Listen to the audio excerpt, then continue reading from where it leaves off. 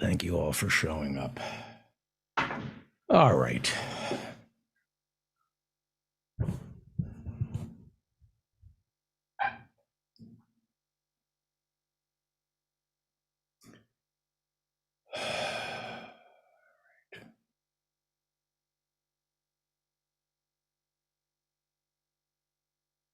There's no music or anything in the background. It might be time for a Feldman vacation. Oh, yes. A camping trip, maybe a river cruise, or a week in LA so you can really schmooze. It's a very long show, 2 times a week. Could it be your brain has sprung a leak? It's time to take a break and get out of town before this whole thing comes crashing down.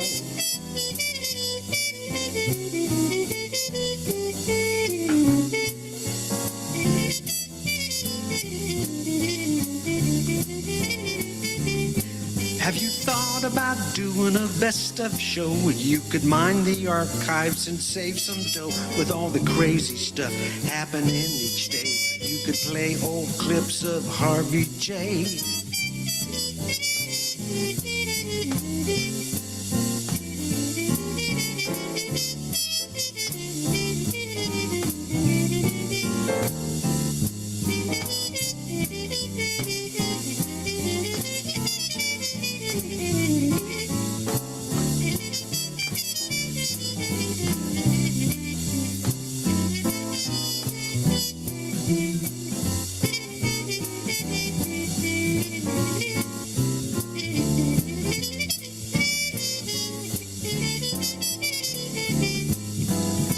It's time, I'm sure, for a Feldman vacation. So go up to Nantucket, find the man who can suck it.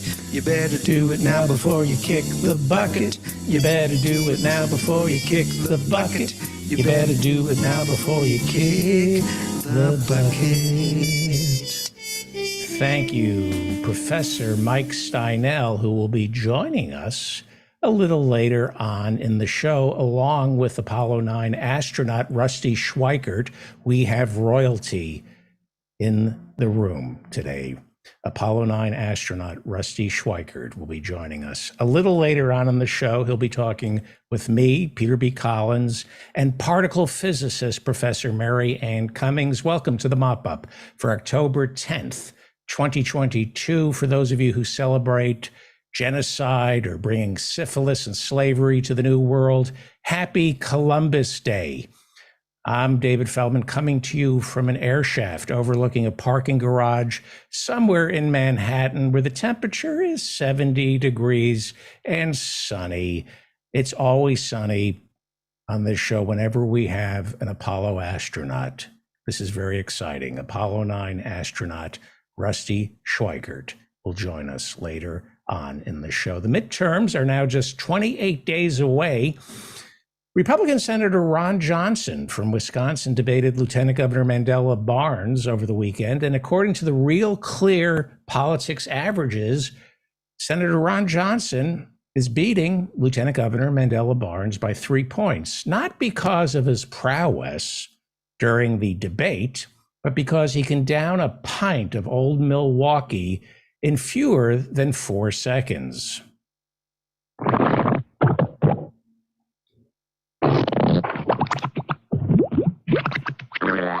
Isn't that great?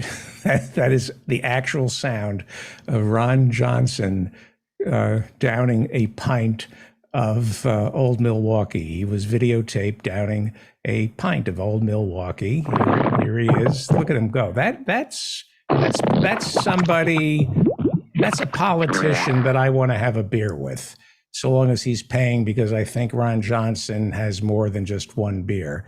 Not only can you have a beer with Ron Johnson, he's comfortable in his own skin.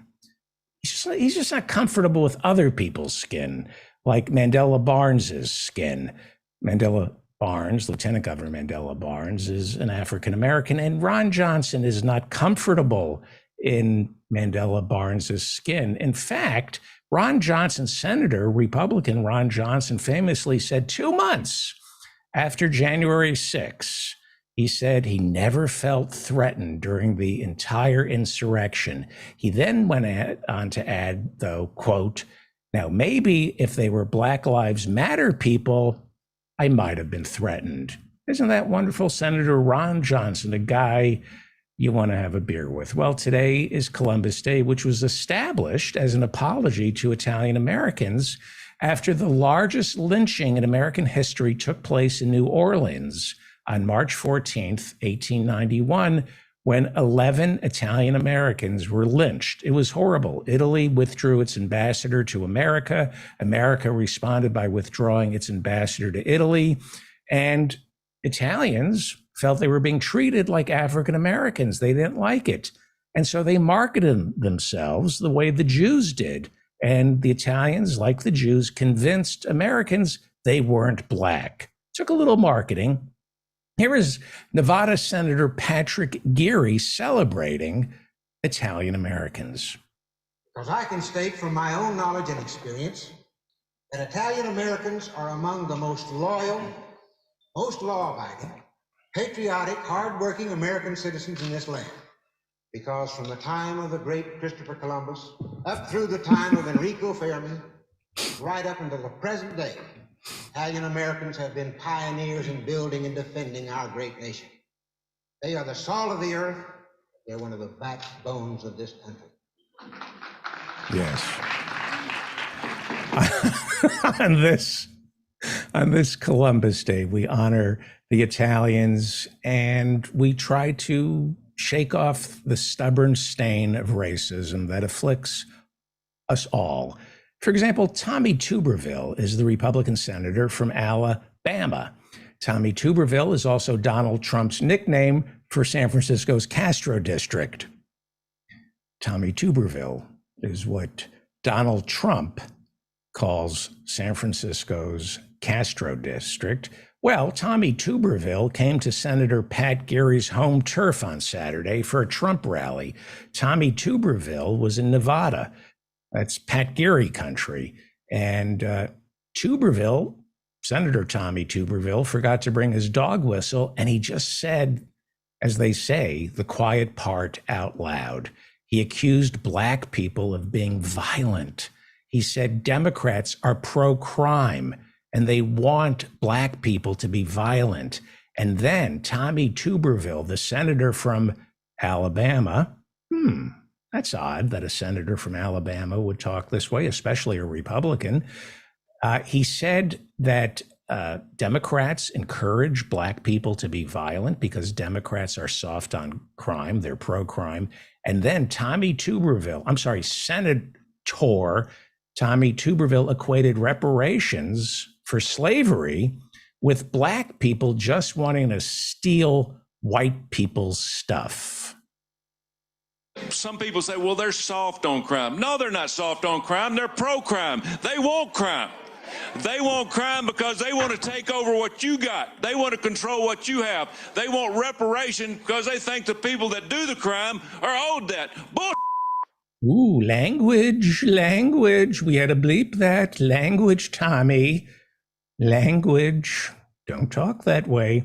That's Tommy Tuberville. I didn't know you can get a concussion from coaching football as well. I didn't know that football coaches also suffered from CTE. This guy, Tommy Tuberville, opposes hate crime legislation, you think, and he wants to appeal Obamacare. Well, it's more than just saying BS. He said, I won't repeat, we had to bleep it. That was unacceptable. The stuff about Black people being prone to crime, that's okay, but we bleep the BS word. See, what Tommy Tuberville is suffering from, he's not a racist, he's just got poor manners. He lacks civility. That was always the great thing about the people from Alabama or Ole Miss, where he used to coach. They were gentlemen. They were very civilized. When they were lynching Black people, they didn't curse because they would bring their families to the lynchings and they wanted it to be family friendly. And now he's cursing, he's vulgar. And the Republicans have picked up on that. They're not upset with the racism, it's his language. It's okay to say Black people are criminals and they want what white people have. But there's no need to shout bullshit. No. Here is Nebraska Republican Congressman Dan Bacon defending Tommy Tuberville, but saying, yes, he thinks Tommy is using the wrong language. Here is Congressman Bacon, unkosher. Are those comments appropriate for a sitting U.S. Senator, Congressman? Well, I wouldn't say it the same way, but there is a problem in our country with crime. Congressman, there is a different way to say that. I mean, most people heard I would be more those polite. comments and felt not just polite, but a lot of people heard those comments as being racist. Yeah, that's not the way I present things, but we got to be honest that we have a crime problem in our country. But do you We have feel as though liberal those prosecutors comments releasing. cross a racial line, Congressman? Do they cross a racial line? I'm not going to say he's being racist, but I wouldn't use that language.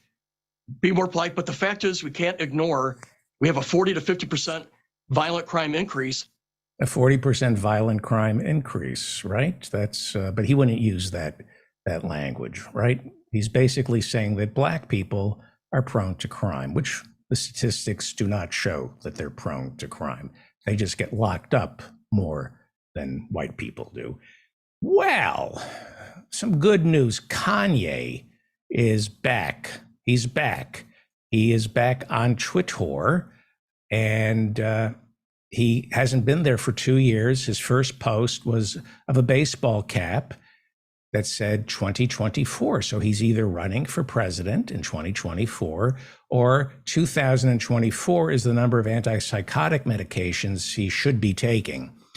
He was welcomed back by probably the new owner of Twitter, Elon Musk.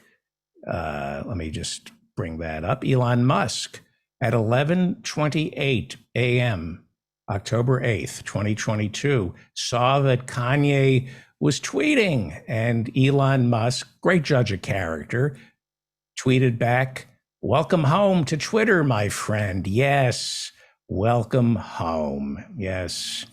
And then, boy, was he welcomed home to Twitter, right?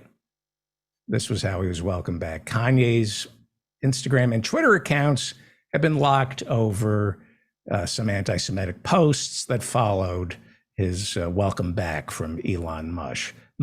Elon Musk? I wasn't talking about his penis. I was talking about his last name, Elon Musk. Kanye should not be on Twitter. He should be on a couch talking to multiple shrinks.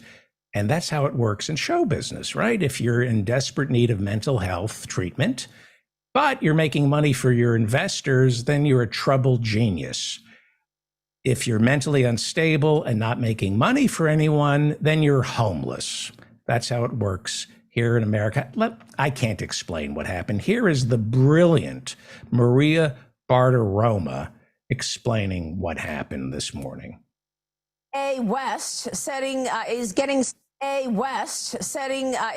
suspended from Twitter. He got suspended yesterday after an anti-Semitic rant that violated company policies. West tweeted this: "I'm a bit sleepy tonight, but when I wake up, I'm going DEFCON 3 on Jewish people." Hey, I don't mind you going DEFCON 3 on Jewish people. It's DEFCON, DEF-CON 3. There's no such thing as DEFCON 3. That was going to be the original name of CPAC, but it's DEFCON 3. Now, please continue with the anti-Semitic tweet. The funny thing is, I actually can't be anti-Semitic because black people are actually Jew. Really? Oh, I'm not going to say that. Okay, go on. The tweet in question has been deleted. The suspension from Twitter comes after West was knocked off of Instagram on Friday because he was wearing a White Lives Matter shirt again over the weekend.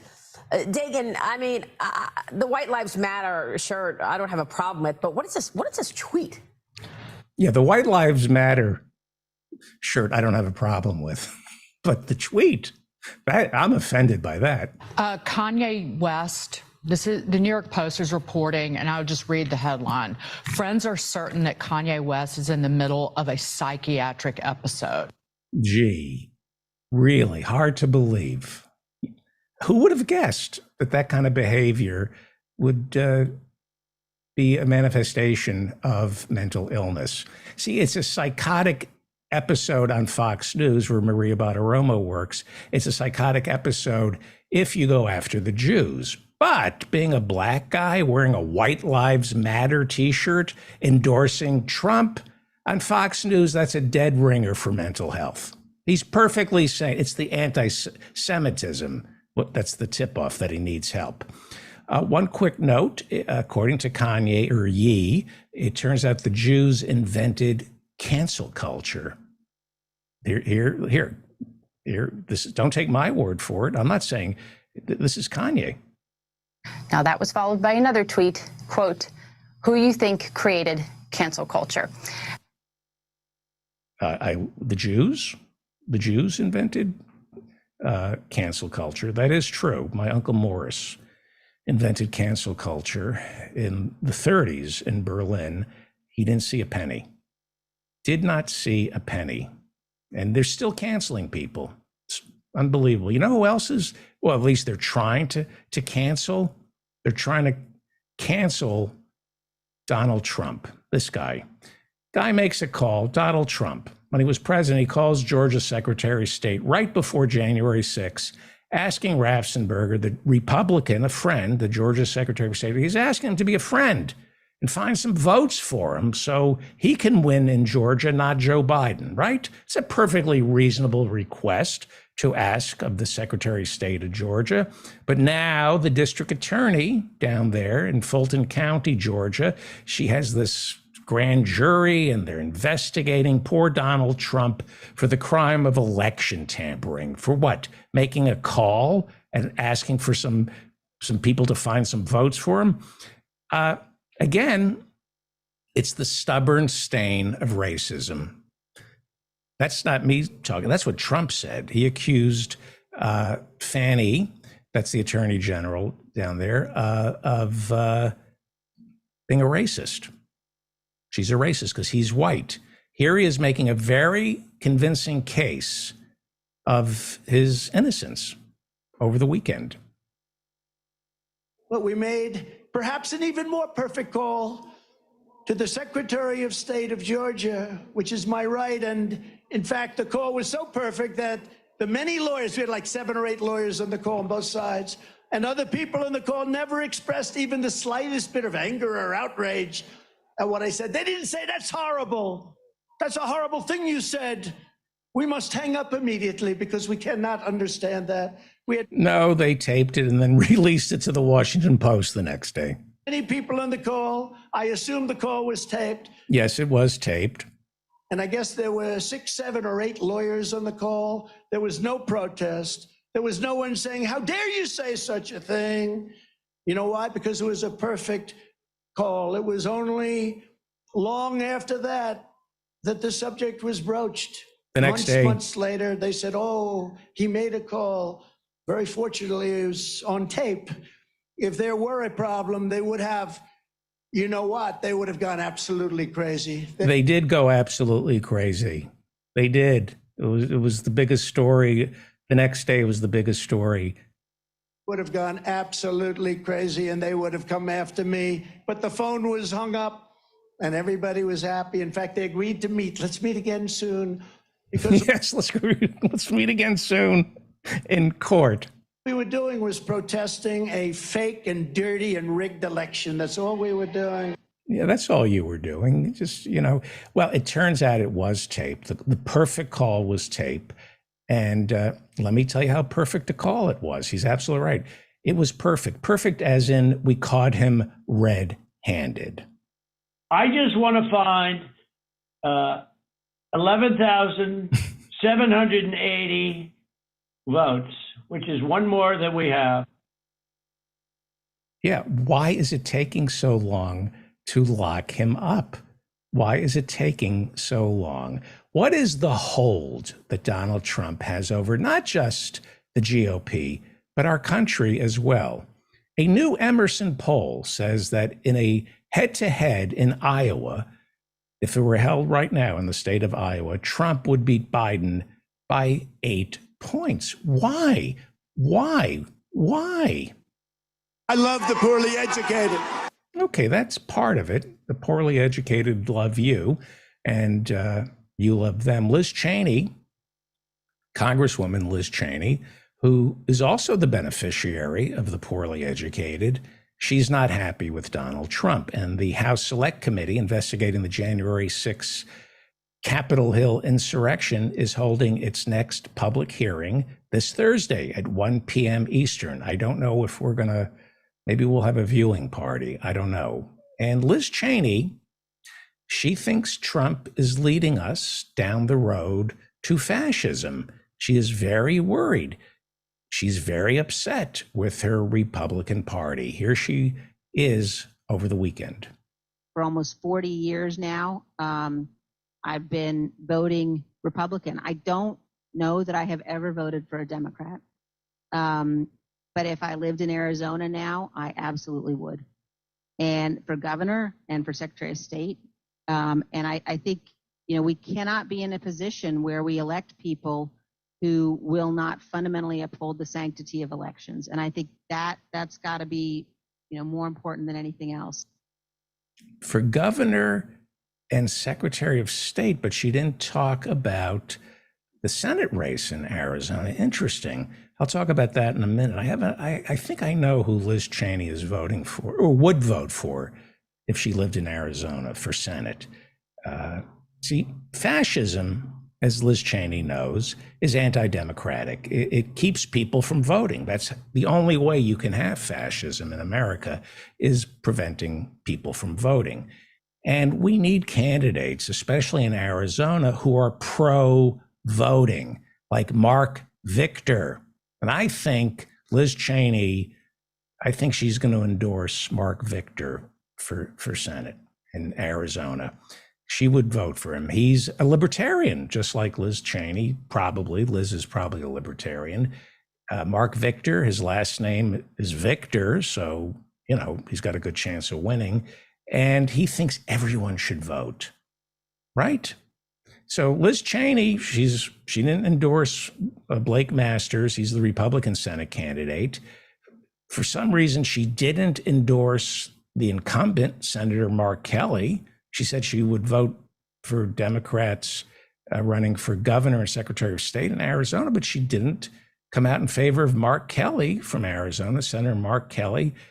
He's a Democrat. That might be part of it. But more importantly, he and his wife, Gabby Giffords, are anti-Second Amendment, all because of something that happened to Gabby Gifford in the past. I can't remember what it was, but it made her anti-gun. I think Liz Cheney in Arizona should endorse Mark Victor, because this guy is pro-democracy. Here he is over the weekend in the big debate between Blake Master and Senator Mark Kelly. Here is Mark Victor saying everybody should vote and we should always be voting. That should be up for a vote. What should the age of consent be? This is something that reasonable minds disagree on. That should be up for a vote. Yes. He thinks everything should be up for a vote. That should be up for a vote. What should the age of consent be? This is something that reasonable minds disagree on. That should be up for a vote. Yes, that should be the age. Why isn't Matt Gaetz endorsing this guy? The age of consent should be up for a vote. Something tells me Mark Victor's idea of voting on the age of consent only happens when the police show up and he goes, okay, fellas, raise your hand. How many of you think she looks like she's over 18? Okay. Reasonable minds, he says, disagree on what precisely should be the age of consent. Reasonable minds. Yeah, like Alan Dershowitz. He's a reasonable mind, isn't he? He just, he wrote this piece in 1997 for the Los Angeles Times. Here's a reasonable mind, Alan Dershowitz, who wrote a piece in 1997 entitled "Statutory Rape is an Outdated Concept." Then the subhead is, if a 16-year-old can choose abortion, should be able to choose to have sex. And he goes on to write that it should be sex with anybody. sex, not just somebody her own age. That's Alan Dershowitz, a reasonable mind, right? That's Alan Dershowitz. I mean, there's no more reasoned mind than constitutional scholar Alan Dershowitz. Why would he be? Has there ever been any indication that he would want to lower the age of consent? It's not like he was friendly with Jeffrey Epstein or anything, right? It's not like he hung out in Jeffrey Epstein's apartment in New York City or down in Florida and might or might not have gotten a back rub from an underage girl. I think he said it was a perfect massage, just like that perfect phone call that Donald Trump had.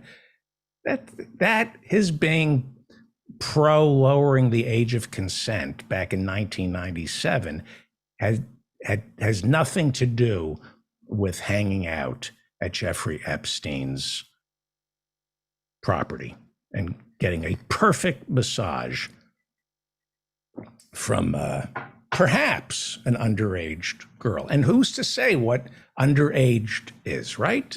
Reasonable people like Alan Dershowitz and Senate candidate in Arizona, Mark Victor, they disagree. It's okay. We disagree. Matt Gaetz and I disagree over what is the age of consent. And of course, Alan Dershowitz was Trump's attorney during the first impeachment. So, people love Trump. They do. And what's not to love? I mean, other than everything about him, what's not to love? Other than every molecule on his body, what's not to love? From his spray on tan to his cap teeth and double D man boobs. That golden mane of fake retriever fur on top of his head, that's the least of his sartorial concerns. But in all fairness, he was the greatest president in American history. I'm not saying that. Jim Marchant is saying that, and he's running for Secretary of State in Nevada. And so he knows more than I do. Is this the greatest president in American history or not?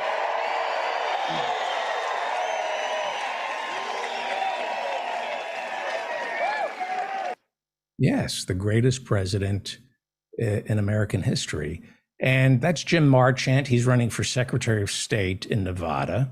Brilliant man. He's endorsed by Arizona Congressman Paul Gosar, genius, Congressman Andy Biggs, and the brilliantly batshit crazy founder of the Freedom Caucus, former Trump White House Chief of Staff Mark Meadows.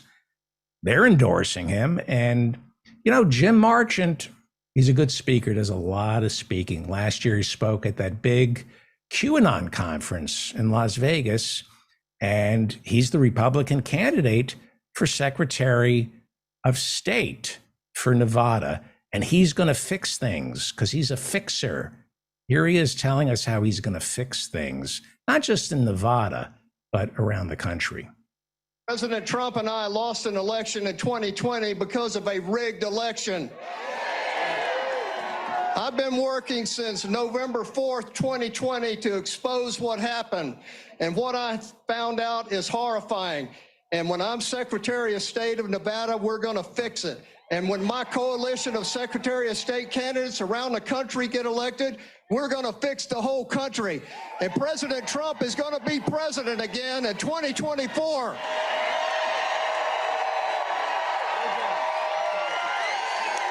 He's a fixer. He's a fixer. We need secretaries of states who are fixers, like Brian Kemp, who was the Secretary of State down in Georgia. And 4 years ago, he fixed their elections so that the next gubernatorial race would be on the up and up. He expunged, 75,000 black people from the voting rolls, and he fixed the elections so he could become governor, and Stacey Abrams couldn't. That's who we need as our secretaries of state, fixers like Jim Marchant. Everybody should donate to Jim Marchant, and let's pray that QAnon devotee Jim Marchant becomes Arizona's Secretary of State, because he's a fixer. And you know what? He should be fixed. like a cat. Should be strapped down, and they should tie his urethra and his mouth completely shut. Well, Trump supporters, how can you not love Donald Trump? People love Trump, especially women. Women love Trump. They love him. They do. He's everything they wish their husbands could be. He's kind. He's a good father, and he listens. That's really what a woman wants in a relationship. A man who listens. And Donald Trump He listens. Here's a Trump supporter waiting to see him speak on Saturday in Arizona. Here she is. She knows that her husband could never measure up to Donald Trump and be the man Donald Trump is. That's why I love him, and I think he's the kindest, gentlest man. He listens. He's not a bully like they try to, and he's mean, but he's absolutely, just look at his children. They don't smoke. They don't drink. President Trump, he did something right. Yes, he did something right. His children, yes. That's how you judge a man, by how his kids turned out. And I have to say, they've turned out pretty good. Eric, Ivanka, the other one, Don Jr. They've only been criminally indicted for fraud by the New York State Attorney General just a couple of times. Only a couple of times have they been accused of conducting fraudulent charitable organization fundraisers and inflating the value of their real estate to get bogus loans. The New York State Attorney General has only indicted them a couple of times. They're great kids, right? He must have done something right. Where's his namesake? Where's Don Jr.? I don't see him. Don Jr. Don Jr. 2 words for you. 2 words for you. Joe Biden is a freaking idiot. I'm sorry, Don Jr. Could you say that one more time? 2 words for you. 2 words for you. Joe Biden is a freaking idiot. All right, that's that's Don Jr. And it's hard living in the shadow of a great man like Donald Trump. It is. You're always going to live in the shadow. You can't measure up. You're always going to be measured against him. Not only that, for poor Don Jr., he's engaged to the brilliant Kimberly Gargoyle. The brilliant Kimberly Gargoyle. She was an attorney in San Francisco, a prosecutor in San Francisco. And she was married to California governor and love stud Gavin Newsom. So in the back of Don Jr.'s mind, right, he's living in the shadow of a love stud like his father and Gavin Newsom. Like Kimberly shared a bed with Gavin Newsom. They were married. And Gavin Newsom, you know what he looks like. And he made it on his own, except for the Getty money. But, Gavin Newsom made it on his own, and he was amazing in bed. That's why the entire state of California on Kimberly and Gavin Newsom's honeymoon night were treated to this sound. Ladies and gentlemen, leaders and fighters for freedom and liberty and the American dream, the best is yet to come. And you thought Tampa was flooded. No, it's tough having Donald Trump for a father. It is. Don Sr. told Don Jr. that he could have Kimberly. This is true. This has been in several books written about the Trumps. Don Sr. said to Don Jr., I could have Kimberly, but you take her. Now, that is very generous for a father to do that. Fathers to do that first. We all want to do that for our sons.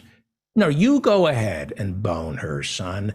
I can have anyone. So you bone Kimberly. You can't do any better than that. I can. And it's nice for a dad to do that for a son, to give him, the excess. But I bet even though Don Sr.'s so generous, letting him bone Kimberly, I bet Don Jr. still feels like less of a man. Like I said, it's tough living in the shadow of a great father. That's why this podcast, The David Feldman Show, is such an abject failure, because I would never do that to my kids. Adam Laxalt is the son of another great man, Senator Paul Laxalt. He was the great Republican senator from Nevada. He was also Ronald Reagan's best friend. And Adam Laxalt, he, like Don Jr., living in the shadow of a great father, he's running for Senate in Nevada, wants to flip it red.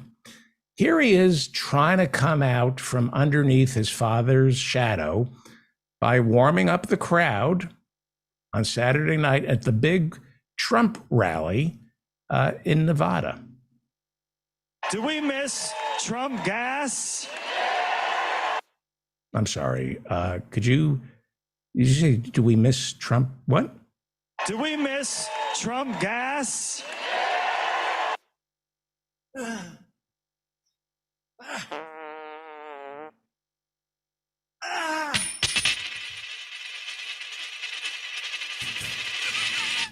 That's the sound. That's the sound Donald Trump makes when he. Here, listen.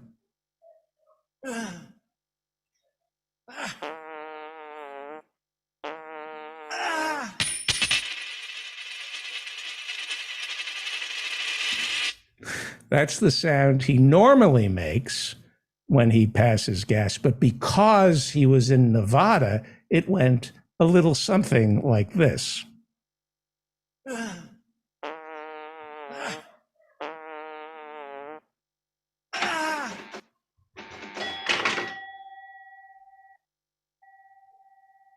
The jackpot didn't quite, that's too bad. I had a see, because it was in Las Vegas. I was hoping to win a Peabody with that one. That was, all right. See, my kids never have to worry about living in my shadow. Yes. Well, you know who really hit the jackpot? Because it didn't work. My jackpot. Yeah. Okay, but you know who did hit the jackpot with Donald Trump? Former chairman of the House the House Intelligence Committee, Devin Nunes. He hit the jackpot with Donald Trump. Right before leaving office, Donald Trump awarded Devin Nunes the Presidential Medal of Freedom. That's incredible that, Devin Nunes deserves it. The Presidential Medal of Freedom, it's been given to Rosa Parks, Mother Teresa, Margaret Thatcher, Duke Ellington, and now Congressman Devin Nunes. And he deserved it because when he was chairman of the House Intelligence Committee, Devin Nunes said the House Intelligence Committee shouldn't be investigating Trump for his ties to Russia. No, he said we should be investigating the FBI for investigating Trump and his ties to Russia. And that's why he got the Presidential Medal of Freedom. And then Nunes quit Congress to run Truth Social. That would be Donald Trump's social media or media social company, and it's doing really well. It's doing great. Truth Social. That's why there are 2 Justice Department investigations into Truth Social looking into allegations that Trump and Nunes misled investors, claiming Truth Social was more successful than it really is. But it is successful. You know how I know it's successful? Because the Justice Department is investigating it for fraud. They wouldn't be investigating it for fraud if it weren't successful. The Justice Department is notoriously jealous of Donald Trump. Here is Devin Nunes praising Donald Trump this week for Trump's most important gift, and that would be giving us Truth Social. Can you imagine where we would be had Donald Trump not went out and created Truth Social? We would be in a very, very dark spot. And it is very possible that maybe, just maybe, the most important creation in Donald Trump's whole career will be the creation of Truth Social. And I don't say that lightly. I mean, I actually, as you know, John and Amanda, I believe that to my core. It's why I left Congress to go and do this. And what a sacrifice you made leaving Congress to be paid off close to $1 million a year to run Truth Social into the ground. What a sacrifice, not that you just made, but all of us made, not having you in Congress. Well, Truth Social is about the truth, and Congressman Devin Nunes knows that Trump wants to fight misinformation. That's what Truth Social is all about. Devin Nunes, he's all about the truth, and so is Kash Patel, who worked for Devin Nunes on the House Intelligence Committee while Devin Nunes was telling the truth about Trump. While Devin Nunes was making sure people didn't falsely accuse Donald Trump of taking orders from Vladimir Putin, Kash Patel was right by Devin Nunes' side, because if there's one thing Kash Patel can't stand, it's misinformation. Like his old boss, Devin Nunes, Kash is out there fighting for the truth. Here is Kash Patel Saturday in Arizona opening up for Donald Trump. And the radical left-wing media have teamed up to feed you disinformation campaigns from Russiagate to Ukraine impeachment 1 to Ukraine impeachment 2 to January 6th. Those lies have to be defeated by one thing, the truth. See, there's lies. The media is like I don't know if you heard, but I always thought there was the first impeachment was over the Ukraine phone call. And then I always thought the second impeachment was because Donald Trump incited the insurrection on January 6th. But Kash Patel, the standard bearer of truth, is telling us that both impeachments were over Ukraine. I think that's what he's telling us. To Ukraine impeachment 1 to Ukraine impeachment 2 to January 6th. Those lies Ukraine impeachment 1 and Ukraine impeachment 2. You see, the media just spreads lies about Trump.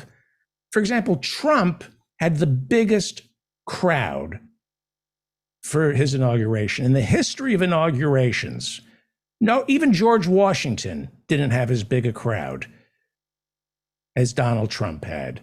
Trump had the biggest crowd for his inauguration in 2017, but the media, working with the Park Service, doctored photographs, and they said his inauguration, the crowd side was half that of Barack Obama's. And I almost believed it because I was watching it on television, right? But they were doctoring the video as well. I almost believed that Trump's crowd was smaller than Obama. And then luckily, White House press spokesman Sean Spicer came out the next day and set us all straight. This was the largest audience to ever witness an inauguration, period. And you would think that would put an end to the misinformation that Donald Trump can't draw a crowd, but it doesn't stop. The media doesn't leave him alone. They lie about January 6th, right? All they want to talk about is the nearly 200 cops who were brutally beaten and how Nancy Pelosi and Mike Pence almost got hanged. That's all the media wants to talk about, but because they're sick and they're jealous. So they don't report on how big a crowd Trump drew on January 6th. Do you know the biggest crowd I've ever seen? January 6th. And you never hear that. You never hear that. It was the biggest crowd Donald Trump ever drew. It's the biggest crowd he ever drew, and you never hear it. You never hear that. Trump drew bigger crowds than any president who ever tried to lead an attack on the U.S. Capitol. But it was not an attack. It was overflow. The crowd was so big. There were so many people who showed up for that Trump rally. They couldn't seat them all. So there was overflow. The Capitol became like the overflow room. Like, you know, when they bury the Queen and not everyone can sit in Westminster. Some, like most people have to stand outside and then storm Parliament and try to kill a few MPs. That's what happened on January 6th. And they don't report that all it was overflow from a Trump rally. That's what Donald Trump said. Do you know the biggest crowd I've ever seen? January 6th. And you never hear that. It was the biggest. It's so unfair. I'm freezing. Fuck me. God damn it. God damn it. I need a new computer. I'm frozen. Let's try something else. Nope. I'm back. Oh, see, you just need to curse God, kids. See what happened? Let that be a lesson to you. Anytime something goes wrong, say, God damn it. God will hear it. He'll wake up and he'll fix things. Did you see that? That's how it's done. You know, you gotta smack God around sometimes and remind him he works for us, right? And all this misinformation that is going on, like climate change, speaking of God, right? The mainstream media is spreading lies about the oil companies killing us. Luckily, Tommy Tuberville was there at the Trump rally to correct the record. God changes the climate. God changes the climate. If they wanted to get off of this climate change junket that they're on, they could do it, but they don't want to do it. Yeah, it's a climate change junket. It's like a press junket. They're being paid to promote climate catastrophe. But the oil companies, here, one more time. God changes the climate. God changes the climate. God, if you took all those millions from oil and gas companies, the way Tommy Tuberville does, you'd call the oil companies God too. See, lies and misinformation. Let me just pick my nose here for a second. There you go. All right. Lies and misinformation are dangerous. They get people killed. Words have consequences. Thankfully, Trump's opening act, Marjorie Taylor Greene, was there to warn us that words hurt. Hillary Clinton declared us all deplorables, and ever since that day, the media and the Democrats and those in charge have treated all of us like we're second-class citizens. That not only means how they feel about our views and opinions and our speech, it also means our lives. Democrats are killing Republicans, and it's the most dangerous thing in this country. Yes, that's the most dangerous thing in this country. Democrats are killing Republicans. Thank you, Marjorie Taylor Greene, for telling us that. And then she warned that America is being destroyed by radical communists like Joe Biden, who want to replace you. Yes, she says they're getting you killed. This is what Marjorie Taylor Greene says. They're getting you killed because they want to replace you. And that's always a good thing to say in front of thousands of people in Arizona who love guns more than they love their own children. Joe Biden's 5 million illegal aliens are on the verge of replacing you, replacing your jobs, and replacing your kids in school. And coming from all over the world, they're also replacing your culture. And that's not great for America. No, you're great for America. Okay, Kari Lake, you're a candidate for governor of Arizona. You gonna let someone from Georgia like Marjorie Taylor Greene come to Arizona, your own home turf, and out batshit crazy you? I don't think so. Let's reminisce now. Let's go back to the good old days, just a few years ago when President Trump was in charge. Remember this? We had a record-breaking economy. We had law and order, safe streets. We had a secure border. Man, I'd never seen anything like that. It was tight. We were optimistic. Everything was going well. And now, 19 months later, it feels like we're living in a third world country. Yes. Okay, ladies, time to take a seat. Here is batshit crazy Arizona Senate candidate Blake Masters wanting to make America great again. 2. right? He wants to make America great. And you don't have to go back that far anymore to make America great again.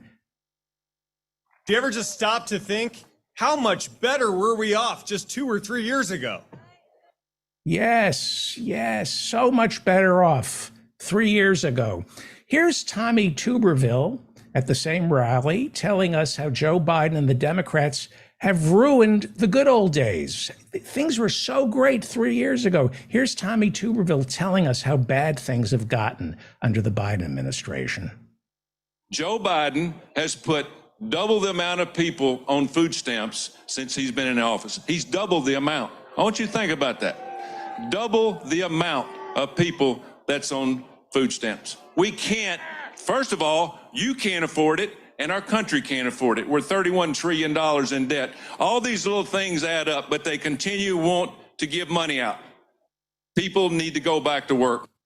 Go back to work. Go back to no food stamps. The Biden administration, last year, they announced a 25% increase in food stamp benefits. That's the largest increase in American history. And this is how bad it's gotten under Joe Biden. SNAP, the Supplemental Nutrition Assistance Program, has been increased by Joe Biden. It's gone up $36 since he took office. It's now $157 a month per person. And it's just making people lazy. I mean, $157 a month? Get back to work. People don't want to work anymore. A family of 5, right? Their SNAP benefits have jumped from $450 a month when Trump was president to $600 per month under Joe Biden. Family of 5 is living on $600 per month in food stamps. Get back to work. The kids need to get back to work. The single moms have to get back to work. We can't afford it. We can't afford it. You know, there were those tax cuts for the wealthiest 1%. We can't afford it. We can afford the tax cuts for the wealthiest 1%, but Joe Biden, he's ruined everything. 2 years ago, think of it, 2 years ago, everything was so good in our country, and now it's going to pieces. It's falling apart. It's falling apart. It was so much better than it is now, especially unemployment, right? Here is Michelle Fiore. She's running for treasurer of Nevada. She's a big supporter of Cliven Bundy. She announced on October 19th, 2021, that she was running for Nevada's governor, right? In 2022. She announced in October of 2021 that she would be running for governor in 2022. And then there were reports that the FBI was investigating her for campaign finance fraud. So she dropped out of the race for governor and decided to run for treasurer of Nevada. You know, if the FBI is investigating you for campaign finance fraud, why not become the treasurer of Nevada? She's also the Nevada Republican Party National Committee woman responsible for fundraising in the state, and she knows her numbers. Here is Michelle Fiore over the weekend. Under President Trump, we had a little over 3% unemployment. Do you know the last time that happened? It was 1969. Under Biden and Obama, we're at 10%, right? And even more now. That's right. See, it's misinformation. They're trying to convince us that unemployment is like down to 3%, and they're telling us that they have to raise interest rates to raise unemployment. We're being lied to by the Federal Reserve and Joe Biden. Unemployment is 10%, 11% now. Don't trust the Federal Reserve or the Department of Labor. You need to trust Michelle Fiore. Here is her latest campaign commercial. And, you know, she may not be too good with numbers, but take a look at this. The one number she can count to is 2. We need outsiders, fighters, not the same old boring, moderate, compromise, blue blazer politicians. Let's start with a 3-shot plan. ban vaccine mandates, ban critical race theory, and stop voter fraud. The Joe Biden administration is coming after me. I'm Michelle Fiore, and I'm ready for the fight. I didn't know push-up bras pushed up from the knee. Why is she wearing red? Is there something she's afraid of, Sean Spicer? Period. I don't understand. She's afraid of what? Period. Oh, okay. It's a period joke. Anyway, let's talk about Ukraine before we wrap it up. Andy Biggs, who asked Donald Trump for a pardon after January 6th, says this never would have happened. What's going on in Ukraine never would have happened if Donald Trump were still president.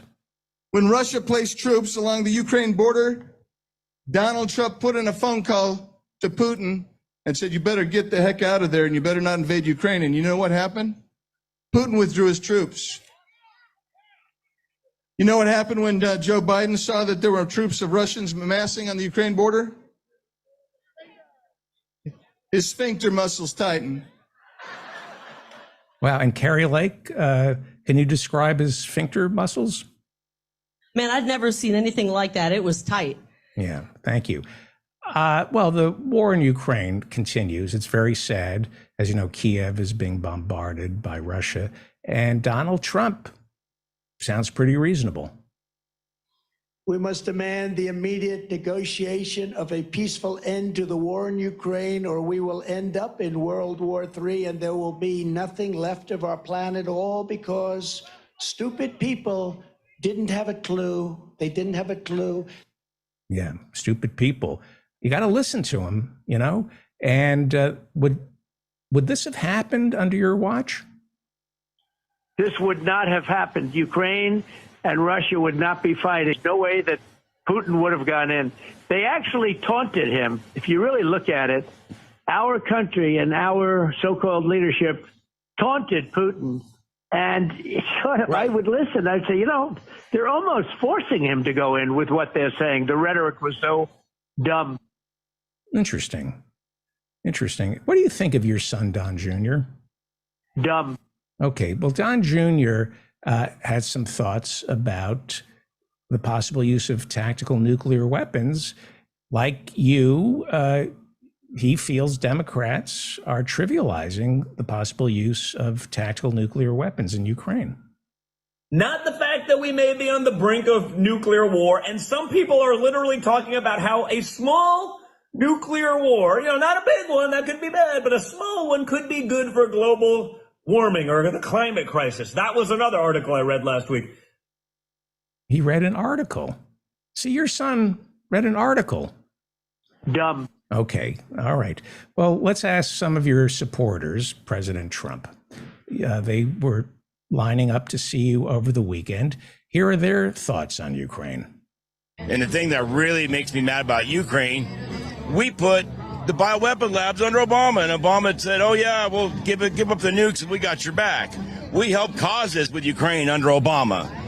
So I understand why Russia's in there doing what they're doing with the whole denazification of the Donbass region, because so many Ukrainian nationalists seem to be full-blown Nazis these days. A lot of the media I've seen come out of the Russians taking POW, these guys got swastikas all over them tattooed. And I'm like, oh, our media doesn't like to play that, though. It's really interesting how that works. Kind of like a Trump rally with all those similar-looking swastikas. Here's a Russian woman doing a phony Russian accent outside the Trump rally in Arizona. She was asked to opine on Ukraine. With the Russia and the Ukraine conflict, what's your... My opinion, you know, I grew up in 40 years, you know, under the Russian thing. And I love Putin. I love Putin. Putin is making the right, you know, but the American people is built over there. He wants to clean them out, you know. He wants to get rid of Americans? Clean them out, all the biochemical place, everything, and the nuclear thing. Yeah. We'll have to talk more about this because he's a good president, you know. Number two of the President one. Number two. I love him. She loves, what do you love? And I love Putin. I love Putin. She loves Putin? She should move to Montreal. Donald Trump, she loves Putin. What do you love? I love the poorly educated. Dead babies.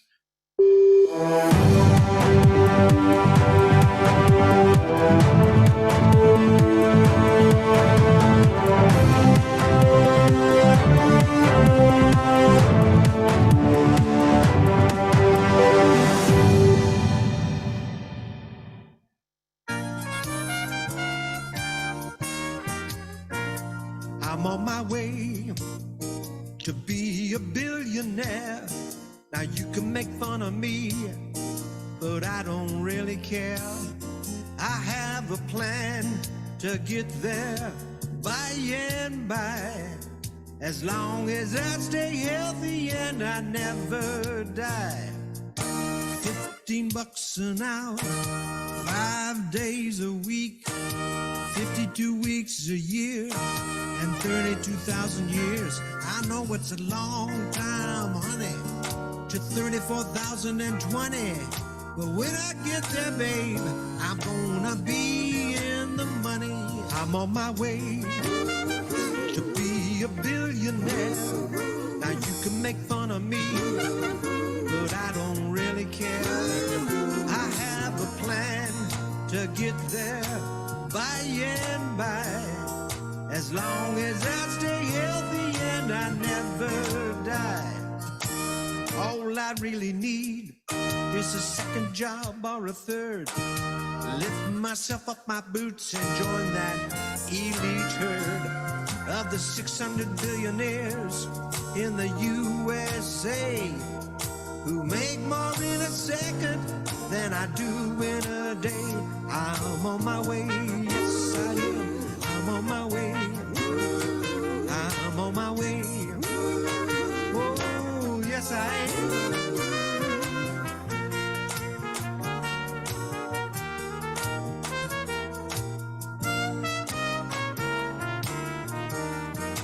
I'm on my way to be a billionaire. Now you can make fun of me, but I don't really care. I have a plan to get there, yes I do, by and by, as long as I stay healthy and I never die. As long as I stay healthy and I never die. As long as I stay healthy and I never die.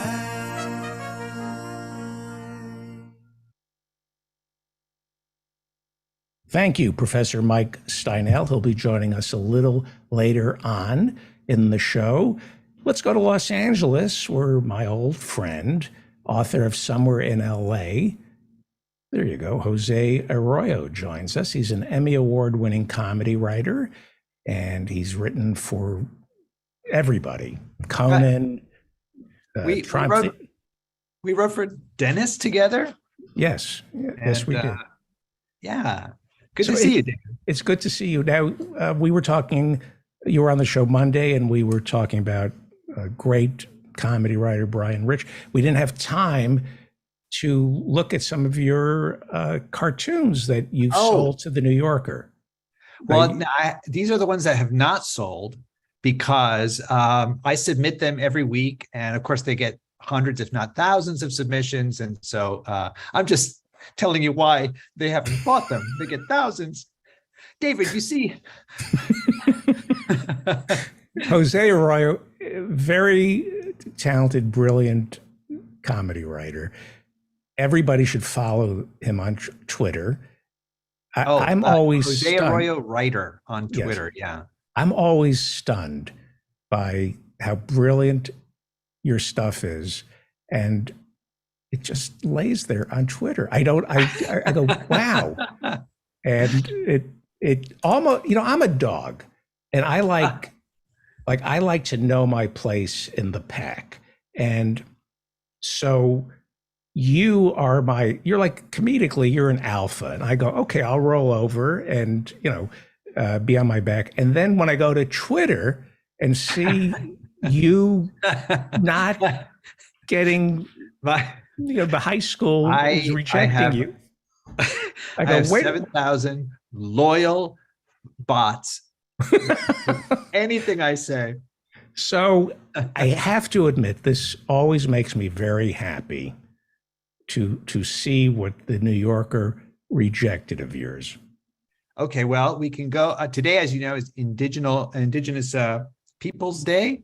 So I submitted 2 for their daily New Yorker. They have an online cartoon that's more sort of topical than the stuff that they would put on the in the magazine. So today I had this one.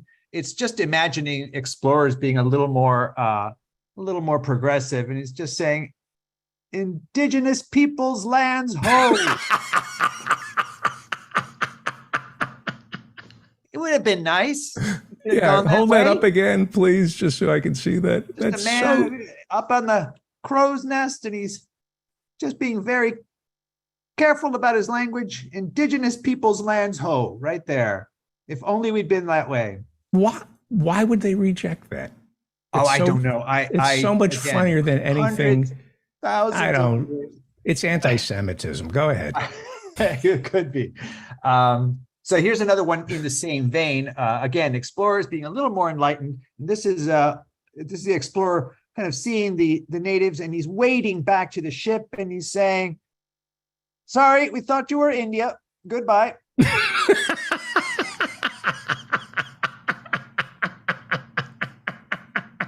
I don't know why I think of just one of Monty Python's guys. Sorry.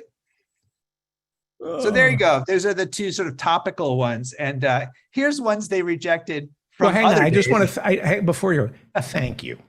This is perfect for me, as you know, because it makes me laugh. They're absolutely brilliant. It's very generous of you to do this on my little show, but most importantly, you're being rejected. And it makes you feel superior. It doesn't make me. It's just. Oh, come on. No. It doesn't make me feel superior. It just makes me feel like maybe the world makes sense. Oh, I see. Well, I'm not sure if it makes sense, but if you had the need to feel superior, why do I have the need to feel inferior to you by showing me these failures? I feel like I'm the bottom of the bottom or something. No, that's Lindsey Graham. Go ahead. Point for you. Oh, not really. No. So here's one. This is God. I think I published this one on Twitter. This is God staring at the earth, and in his thought bubble, he's watching, the world from his throne, and he says, "Oh no, I've been staring at the moon this whole time." Which I thought would explain why we're in the mess. Right. Watching the moon this whole time. He's old. He's like old. 6 billion. Watching the moon. All right. So those are kind of a whimsical. And then here's one I thought was perfect for the New Yorker, because it's 2 women talking at a cafe. And one of them is saying, "I'm married, but I haven't given up hope." Which again is a play on that I'm single, but I haven't given up hope. No, that's not what it says. Oh. I'm married, but I still think the right man is out there. Sorry. Yeah. I'm married, but I still think the right man is out there. Actually, that's a better caption. All right. Well, that one. Okay. Okay. We'll keep going. Again, these are more thinking, well, what if this is what they might like? I don't know. Right. Here's one of a woman coming home. The guy's sitting on the sofa, and she just says, "My therapist wants to talk to your parents." Again, we're thinking not a good sign, right? We're not a good like sign. The New Yorker, it might be, they like therapy jokes, they like urban stuff. Here's I love that, by the way. I could see that. I could see that on my mother's refrigerator. On your mother's refrigerator, I really think that one's like it's its own magnet on a refrigerator. It's very, very urbane and so on. Here's one that's more sort of on the nose. It's just a man putting into a hole that's the size of a manhole with his golf club. And he's saying, all I know is I'm having a better time. Just because it's a bigger hole. It's Trump. Exactly, it's Trump. All right, here's one for you because you're a dog lover. It's a bunch of dogs wearing VR glasses and they're just sort of standing around staring. And the caption is, see, we're playing poker. It's a take on the classic dogs playing poker, right? By Renoir. They're doing it in the metaverse. Now that I really love. Thank you. That should, I mean, that's perfect for the New Yorker. It felt that way before it got rejected. I really thought that was like greased. It was going to go in. It was going to win a Cartooning Award, whatever they have. I don't know, but I thought that one had a chance. Oh, thank you, Joe Joe in Norway is saying so good. Well, thank you. Yeah, well, they love you here. Let me dampen it down now. So this is one. This is one of a real estate agent showing a couple a home that is covered in giant playing cards. And the real estate agent is saying, "Wait till you see the deck." Hold it up. I want to see. I love that. It's a straight up pun. It's just a woman. We just got their little laptop or whatever, and the couple's walking through the house, and there's just giant playing cards on the walls. And she says, "Wait till you see the deck." I love that. I do. Because it's so punny that, you know. I thought you were going to go with, do you think, honey, living in Los Angeles, we should be living in a house of cards because of the earthquakes? Oh, I see. Well, I think with that footnote, it might have had a chance. But... No, not at all. Not at all. I apologize. Not at all. So those are some of the many more. Well, more.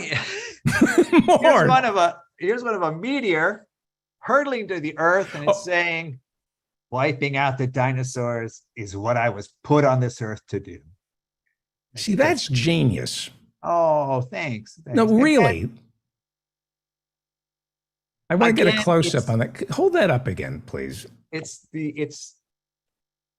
There you go. Wiping out the dinosaurs is what I was put on this earth. And I didn't do the actual continents because, as anybody knows, the continents back then didn't look like the ones we have now. So I did a sort of Gaia kind of knockoff. I don't know. But now it's interesting. We have astronaut Rusty Schweickart on the show tonight from DART. He's helping move asteroids out of harm's way. Oh, that's right. They shot, NASA recently tried to divert the course of one or something. Yes, and Apollo 9 astronaut Rusty Schweickart will be here to talk about that. So he would love that cartoon. Fantastic. Go ahead. One more. I could sit all day. Thank you. This is the one that got quite a few likes for me on Twitter. Into the double digits. It's a guy in front of a boardroom. He's giving a presentation, and there's clearly a clown among the board members, and the clown is saying, "Can we see that as a pie chart?"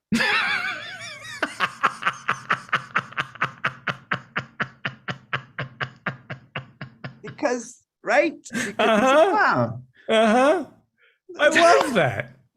Now, so you're putting these up on Twitter? Yes. Have you thought of doing I could look at those forever. Doing a book? It's occurred to me. I don't know if I have very self-conscious about my drawing and my art style. So you're a genius. You really are. I'm in all seriousness. I mean, everybody. I'm being serious. Everybody loves your cartoons. They do. They're perfect. I'm glad you enjoyed them. So onward. Tonight is the deadline to submit for this coming week. So I'm going to go back and do. I can't say the ones I'm drafting for this next submission, but the writers, the cartoonists in LA are sort of a smaller subgroup, and we meet for dinner like once a month, and we catch up, and it's. I've ordered the frog's legs. you order the frog's legs? Sam Gross created one of the classic ones from the National Lampoon. I think it was the cover. And it was a restaurant, and it says, "We serve frog's legs," and out of the kitchen, like a frog on a cart without legs, looking dolefully up at the diners or something. What we should do as a segment? Chris Kelly. Oh, Chris Kelly. And I always say hilarious. I say the two comedy writers who taught me how to write are you and Chris Kelly. I've said that over and over again. Just you, both of you taught me how to think differently. Well, you taught me how to delete unnecessary words, David, and that's why my podcast is 9 hours. So, but one of the I would love to do this with Chris because his father is Sean Kelly. Yes, great cartoonist. Yes, and ran the National Lampoon and brilliant writer. He just passed away, and Chris grew up hanging out at the National Lampoon, and yes. his father would give him the day off from school. I think Wednesdays was when the cartoonists would stop by his dad's office to pitch the cartoons. That was the ritual. Yes, the cartoonists would go all over Manhattan and stop from one place to the other, going down in terms of pay. So they would go the higher priced, the places that would pay you more, you would try to hit first, and then you would sort of work your way down to the cheaper or sleazier magazines. I don't know how much the National Lampoon paid, but I remember Playboy had, because Hugh Hefner was a cartoonist himself, had a very generous pay, and so the New Yorker, of course, had pay and prestige. So I'd be very curious to hear what. It would be a fun episode to have you pitch the cartoons to Chris. I would love to see if Chris could come up with a caption for some drawing I made. He's an amazing comedy writer. You've met him. Yeah. You know him. Yeah. So what's it like having dinner with the cartoonists? And where else can you publish? Where else? Who else is out there? There's a bunch of magazines that still accept cartoons. I guess my problem is, one, I might be a little bit elitist in saying, well, I want to give it to the New Yorker. That's worth spending my time. But I'm not officially a cartoonist. What I want to be, of course, is a screenwriter. I want to write, comedy, half-hour comedies, and I'm looking for work in that area. And this is sort of a sidelight. So I guess I worry about giving myself too much time to explore other markets. Really, because I think these are, if I had your gift, or, I would just do that all day. I may be running from my gifts and just saying, well, I want to do this other thing, Because the life with COVID. Oh, yes. That you should be pitching that to a network. That's so fun. Everybody go look at life with COVID. Follow Jose. It would be in my media folder. If you scroll down, you'll find it was just a daily panel that I did about having COVID, and COVID was the size of a beach ball. This character, which was the spore, would hang on to me and touch my face all the time and annoy me, and just for the 10 days that I actually had COVID it is mind-boggling that you're not even pitching that as a show. It's so fucking brilliant, Jose. That's very thoughtful of you. Thank you. It's I wish it weren't true. Believe me, I wish you were a loser like me. But it's everybody go follow, please.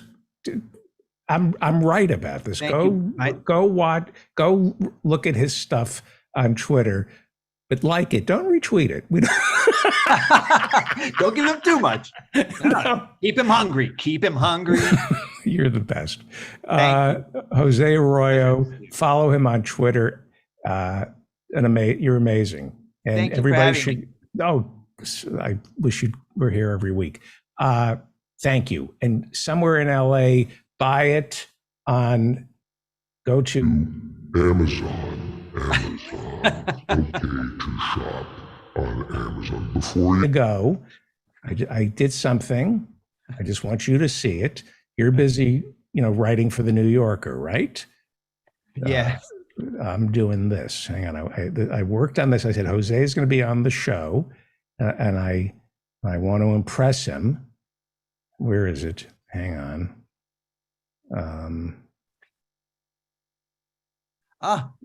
Hang on. Your chat line says, have Jose's book here in Ireland. Well, thank you. That's awesome. Wow. Thank you. Yeah. Okay, here we go. Hang on. What's going on? Do we miss Trump gas?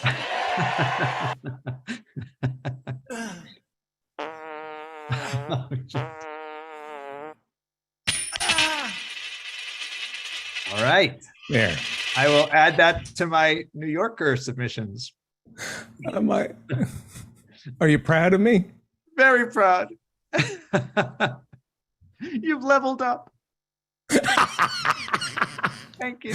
Thank you. All right, take care, everyone. Thank you. We have to go now to, we have a tight schedule here. Let us now go to London, where Sir Arthur Grebe Streebling is standing by. He is a friend of King Charles. You grew up with King Charles, is that correct? Hello? Yes, Sir Arthur Grebe Streebling. Hello, how are you, sir? Finally, you returned my call, you obstinate foreigner. I've rang you 5 times this evening. Where is my chicken tikka biryani? I'm not familiar. No, this is the David Feldman show. What? Oh, yes. The American chap. Yeah, I do apologize. I ordered a chicken tikka biryani approximately, 3.5 hours ago. And the bloody thing hasn't turned up. I'm rather upset. Very hungry. I've been rather bunged up, and the old biryani is very good at clearing the tubes. Clearing the tube? Yes. You mean the subways? Well, yes, one could call it that, if one were being obtuse. I don't understand. So you eat a type of chicken and then rush hour for your mass transit flows better? More like a rush. 12 seconds, really. All comes out at once. Like you have bullet trains in London? No, not really as consistent as a bullet. More of a watercourse, a stinging watercourse. Anyway, So America has to. This is what we need to do. We're so you have congestion pricing, I believe, in London, right? I'm definitely paying the price right now for congestion. Yes, And so you charge more to get into London, and that encourages people to take the tube, right? I think we're at cross purposes here, David. What I'm trying to say is We're talking about diarrhea, right? Yes, I'm talking about diarrhea. Yes. I think what you're doing here is a classic mistake. Classic mistake is crossing purposes of public transport needs and immense need for ejaculation from the anus. Yes. Now I'm bunged up, as it were. If I were indeed an underground train, I would be a pileup right now and there. Now you are 73 years old? I think you'll find I'm 75, David. Oh, so you were older than King Charles growing up? By a smidge. By a smidge. And you have one front tooth left, is that correct? Well, one real front tooth, yes. I have a selection of... I had a friend who worked for the BBC at one of their studios, anyway. And I had him made me a number of bespoke false teeth sets. But yeah, I've got one of my originals left. Yes. Mm-hmm. And how's Mum? She's starting to smell a bit. Mm-hmm. So I'll have to get the creosote back out and give her another once over. But she's fine. Still got that glorious smile on her face, and Yes. That's sweet. And I she's sitting. Yeah. I accidentally hit her yesterday, Oh. and she rang like a bell. So much creosote. She's gone rather firm. Mm-hmm. So supposed to Did be you followed. Did you apologize? I did more than that. I got down on my knees and less said about that, the better. And begged for forgiveness. Yes, that's exactly what I meant. Yes. And where did this happen? This happens last time you said she sits in a rocking chair in your bedroom. Well, I have my lackey Bernard. He moves her around a bit. So wherever I go, if I ring the bell, he comes up and grabs her by the wrists and drags her in the chair. So no matter where I go, whether I'm sitting on the lavatory, which I hope to be doing anytime, soon as this bloody chicken tikka biryani arrives, I'll be off there like a shot. And but I may not. In fact, what I'll do. Hold on, just a second. Bernard. Yes. Could you put Mummy in the toilet now, please? Just in case the Yes. Yep. Same to you, swine. Is he German? No. It's very, very much English. Did you call him swine? Yes, is that like cheers? Is that how you wrap up a sentence by saying swine? A bit of banter, a bit of ribbing, so to speak. So yes. Mum is in the lavatory with you. Well, I can hear him bumping her around upstairs now, so she'll be there in a couple of minutes. Right. How long has she been? Mind the stairs. Yes. How long has she been gone? Oh, she's still there. He's like around. Oh, yes. Breathing, you mean, and alive? Yes.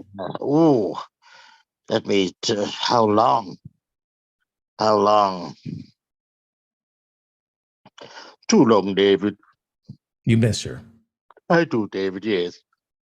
Yeah, but she's still with us. She is in a sort of not in spirit. Shell.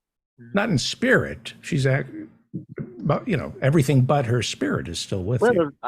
To be fair, since her passing, she seems to have more spirit than she had when she was alive.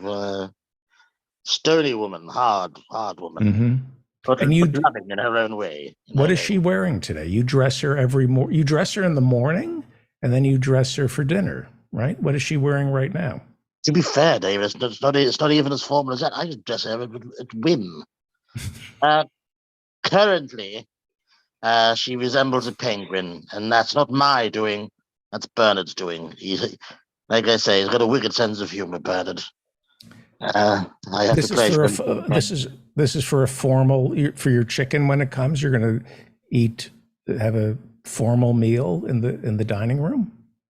Well, no, she's in the toilet waiting for the ferocity. I think this meal will create in my bowels will suggest it would take too long to her dragged into the parlor to eat, then dragged upstairs again. So she's waiting in the toilet for me to scuttle up there and yes. Okay. Sir Arthur Grebe, thank you, Sir Arthur Grebe Street. Will you join us Thursday? If one is capable, yes. Okay. Will you give your mum a kiss for me? Best not. Not in the penguin suit, at least. It would feel a bit odd. Ordinarily, it would be fine, but not in the penguin suit. Yeah. Oh, that it feels kind of cross species. Yeah. Not into this furry malarkey. Yeah. Would it be furry if it was a penguin? I think it might be more feathery, more beaky. Are birds furries? I've heard of this phenomenon.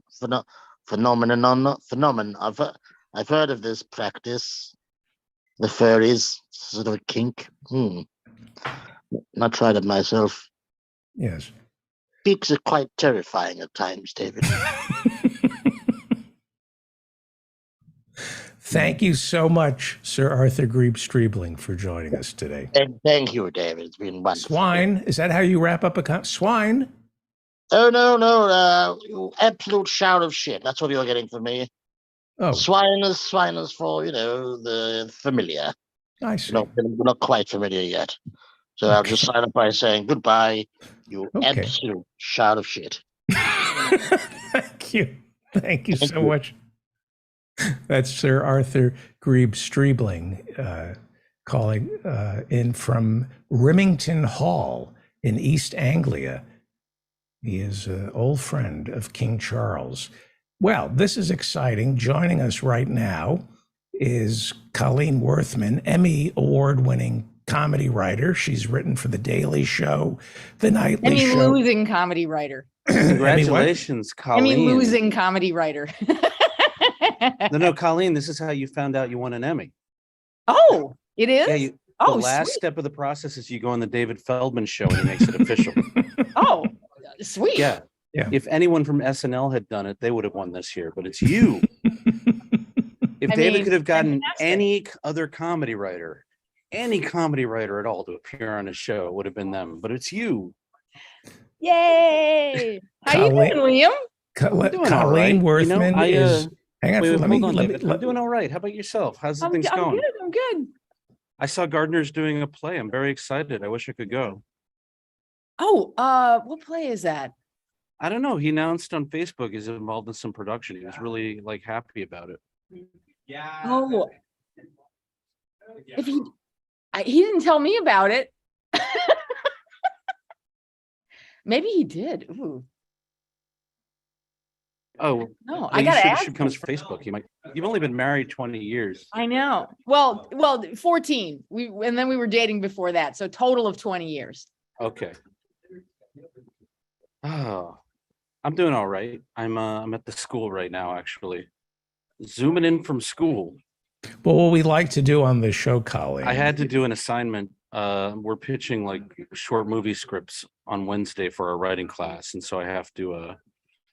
I just had to come up with a bunch. I took German this morning. Nice.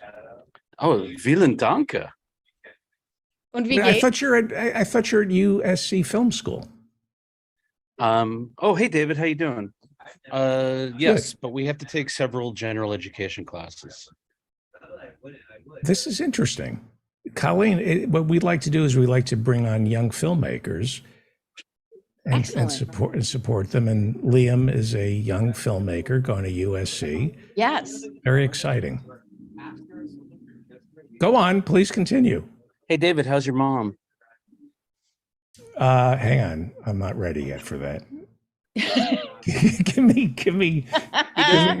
By the way, Colleen, he doesn't mean emotionally. He just means in terms of making it a joke. I'm sorry. Colleen, you broke up. What was the question? I was telling Colleen the day that David's mom died, he cried because he found out she didn't have any money to leave him.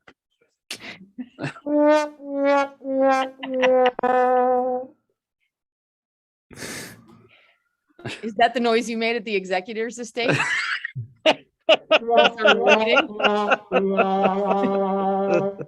This was after they read her will. This is me. And the worst part is it was written in good news, bad news joke format. Good news is you're getting everything your mom owned. The bad news, she didn't own anything. Yeah, in the back of your mind.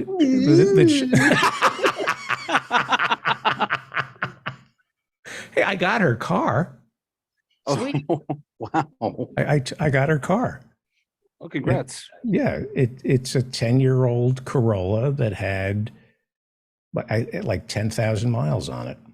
Wow, you got a 10-year-old Japanese. It's like they read your wish list. It's like they read your dream journal. Yeah. So, should we talk about what's going on in the news? Oh yes, this bit. That's much better than conversation. I thought we could talk about Kanye, perhaps, or maybe I love when I'm like, I will work for free, but also I want homework first. I want a writing assignment to go with it. People say to me, I come on the show and you have nothing to talk about. So I thought we could talk about men being worse drivers than women. In the UK. In the UK. Why do you think that is? Men are more likely to get into a car accident than, you know why? Because women are, they won't shut up while we're trying to. All right. That womp womp noise. Oh, hang on. Here's the thing is I saw you sent us the headline. I was like, oh, this is just another way for David to deal with his women issues. It's like, absolutely, it's just an excuse for David to start piling on women. All right, so I have Colleen Worthman on the show, Mark Twain Prize, the Academy Awards, the Nightly Show, the Daily Show. You won a Mark Twain Prize and an Emmy. Yes. She lost the Mark Twain Prize. She lost to Chappelle. She was up for it.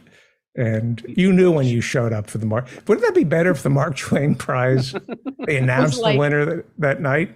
Yeah. Like, and you had to bring all the guests, all the people who were going to do tributes, and you're all sitting in your like cabals. Like 4/5 of them don't get to do anything. Right. I like that better. Who wants to? Who? If you know who won, what? Why is it? Why would I watch it? I knew Jon Stewart was going to win this year, so you know. So you want to cut to a very sad Eddie Murphy, just like trying to hide how angry he is. Yeah, that would make me happy. So I'm up for a daytime Mark Twain Prize. I wrote that for Marty. Oh, they did? Emmys. Oh wow! When he said, I have an Oscar. It's a daytime Oscar, but nevertheless. Marty Scorsese? Yes, Marty Scorsese. So forget it. I thought I'd make it easier for you guys. We can just talk. No. This is a great game. What other headlines do we have? No, I thought it would be fun. No, David. I love a good David Feldman bit. No, I'll bite for a second on this men in the UK driving thing. I think it's because, the men are driving and they see like a man's bald head and they think it's the cheek of a woman's ass, like on Benny Hill. And so they're like, Colleen, is that why he was constantly slapping them? Yes. Yeah, just rolling down the window and sort of. So it's Benny Hill's fault. Yeah. You're saying that all these, I see. He's basically a mass murderer.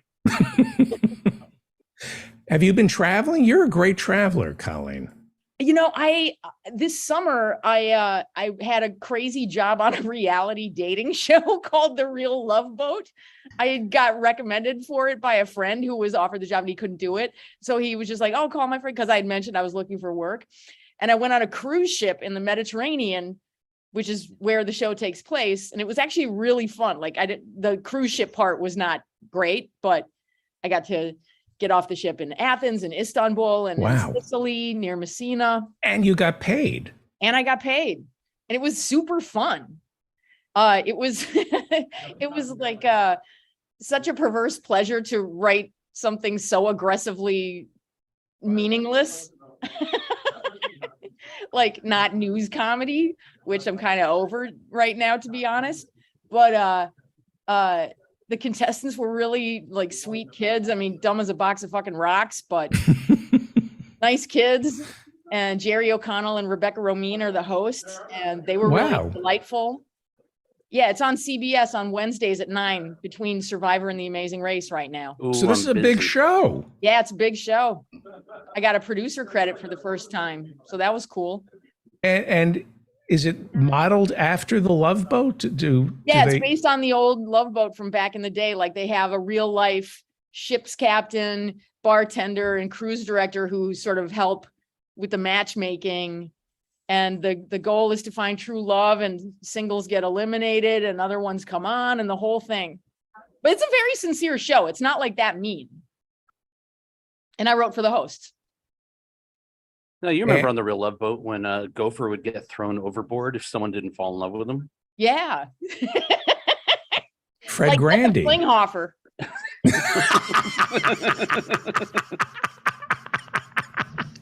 Do you know that one of Klinghoffer's kids became an executive at Comedy Central? What? Yeah. and a lot of comics were doing Klinghoffer jokes. Oh my God, they didn't do the homework. And like you found out later, Mr. Klinghoffer didn't like the joke about his dad. Oh my God. And also they were doing jokes about the Love Boat after 1985.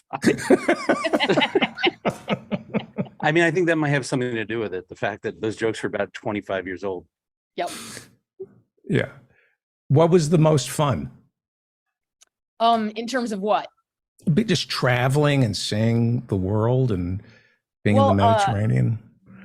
We should have you on, Professor. She's Adnan. on right now. Yeah. Professor Adnan Hussein is teaching a class on the Crusades. And on Saturday, I went to the class. He's teaching people how to kill in the name of Christ. Yes. People have lost the art. Sign me up. Yeah, finally. They kill, but not in the name of Christ. And he was giving a tour of the Mediterranean. Oh, wow. Yeah, you would have loved it. And then it would be I would be interesting. like, oh, that's where we did the challenge in the lavender field. Oh, that's where they like covered each other in oil from the olive groves outside Messina.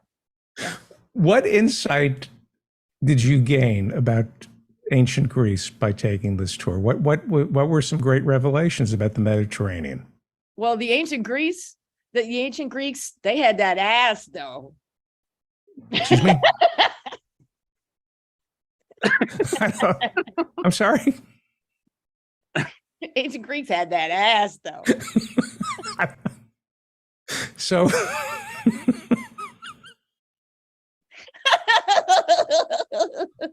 So what did you read? What did I read? Yeah, well, did you? Honestly, I was so busy. I mean, they were basically making a full hour of TV every other day.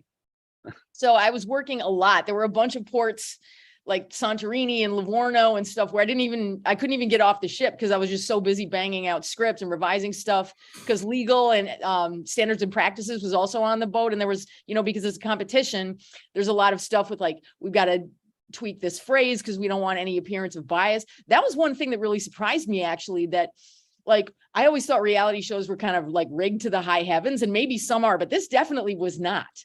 Like the story producers, who are the people like sort of tracking the incipient romances between the different contestants, they were very, very scrupulous of like, I think she's having some issues with him, but she doesn't really want to say anything, but I think she also has her eye on so-and-so. And they were hands off. What insight, first of all, how old were most of these contestants? I would say like 24 to 34. Okay. And what did you learn about love? That what attracts people to one another? Sexiness, smile, positivity. In this show, it was definitely not intellectual prowess. Well, are they looking? So I would think the women call the shots, correct? It would switch from port to port. Like on one port, the women would be in power. So the women would choose who they wanted to be paired up with for the next challenge. And then at the next port, the men would choose which women they wanted to pair up with for a challenge or whatever. So it switched back and forth that way. So there was never like, it wasn't like The Bachelor where like all the women are like competing for the men, Okay. So okay. I kind of like that aspect where the power balance was always shifting.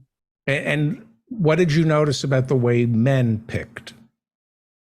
That it was, I mean, honestly, the men and the women pretty much picked the same way. Like, I feel like we had a chemistry. They're really gorgeous. I think they're funny, all the stuff. But could you predict who was going to pick whom? From watching the singles, yeah. Yeah, because they'd be like, you could just see it in their eyes. They were like, me want. And is there a standard beauty? Could you look at somebody and say, this is beautiful, he or she is going to be the magnet more than somebody else? Yes. Yeah. But kind of all of them were pretty good looking, conventionally good looking. It's not like there were any real odd looking people on there. Okay, but if I were to go to a plastic surgeon and say, here's what I need, Uh-huh. what should I ask for other than a paper bag? Just a complete do-over. A page one rewrite. Right. Tip to tip, top to toes. But if to our male listeners, we have a lot of incels, or as you call them, Basement masturbators. yes, Shout out to the DMs. we have a lot of male listeners who masturbate in the basement. Right. I find women really respond to like guys who are maybe overweight, balding, have a beard, went to school way later in life than they should have. Like, I find that that's what women really want, David. But if I had to go to if one of our incels, because a lot of incels want to look like a Chad. Right. So what does Chad, in your estimation, what would your Chad be? The one, by Chad, I mean the one who's going to Get it. get it. What should he ask for? The chiseled chin, strong jawline, kind of jacked physique, not necessarily bulky, muscly, but like very fit, very toned, at least a bunch of tattoos if you want to get this kind of gal that was on the show. What else? That haircut that guys have where it's like really, really short, like crew cut short, and then kind of like a bunch of floppy hair that goes this way. Not a Proud Boys haircut, but like adjacent to that. I'm getting really depressed. Don't. No, it's just hour 4 of the David Feldman show. Nothing to do with you. I mean, you asked, so I'm telling you. All right. And women? Women have to be like 110 pounds or less. Okay, but tell us something we don't know. What? I mean, do you want me to lie? They have to be really smart. They have to. But I don't think is that really true about being 110? I thought that was just Madison Avenue punishing women, but that men aren't attracted, or most men aren't attracted. Well, you can be curvy skinny or skinny skinny. But there were like definitely no big girls on the show, and there were no big boys on the show either. And actually, I think it would be really interesting if they did do that, but they didn't. Right. And they're not doing a gay Love Boat. No, I wish they would. I mean, actually, I don't know. I think it would be great to see. Mm-hmm. I think that would be really fun. But it's just the first season, so who knows? And what kind of traveling did you do? Like, did you do any sightseeing? Yeah, in Athens and Istanbul, I went, I had kind of like a half a day off or a whole day off. So I just wandered around. In Athens, I went to the big, the central market where they have all the meat and fish. And that was super fun. I ate a bunch of really delicious things covered in phyllo, like spinach pies and whatnot. Did you have any cheese? Feta mostly there. Really? That's it? Yeah. Okay. Yeah, I mean, because Greek feta is awesome. But then in Istanbul, we walked around sort of in the old. You were in Istanbul? Yeah. Yeah, for a day. I went to the big market, which is the big covered market. The Grand Bazaar, which is like also the spice market, which is super fun. And walked around and just sort of the outsides of the big mosques, like the Blue Mosque and stuff like that. And, wow. Yeah.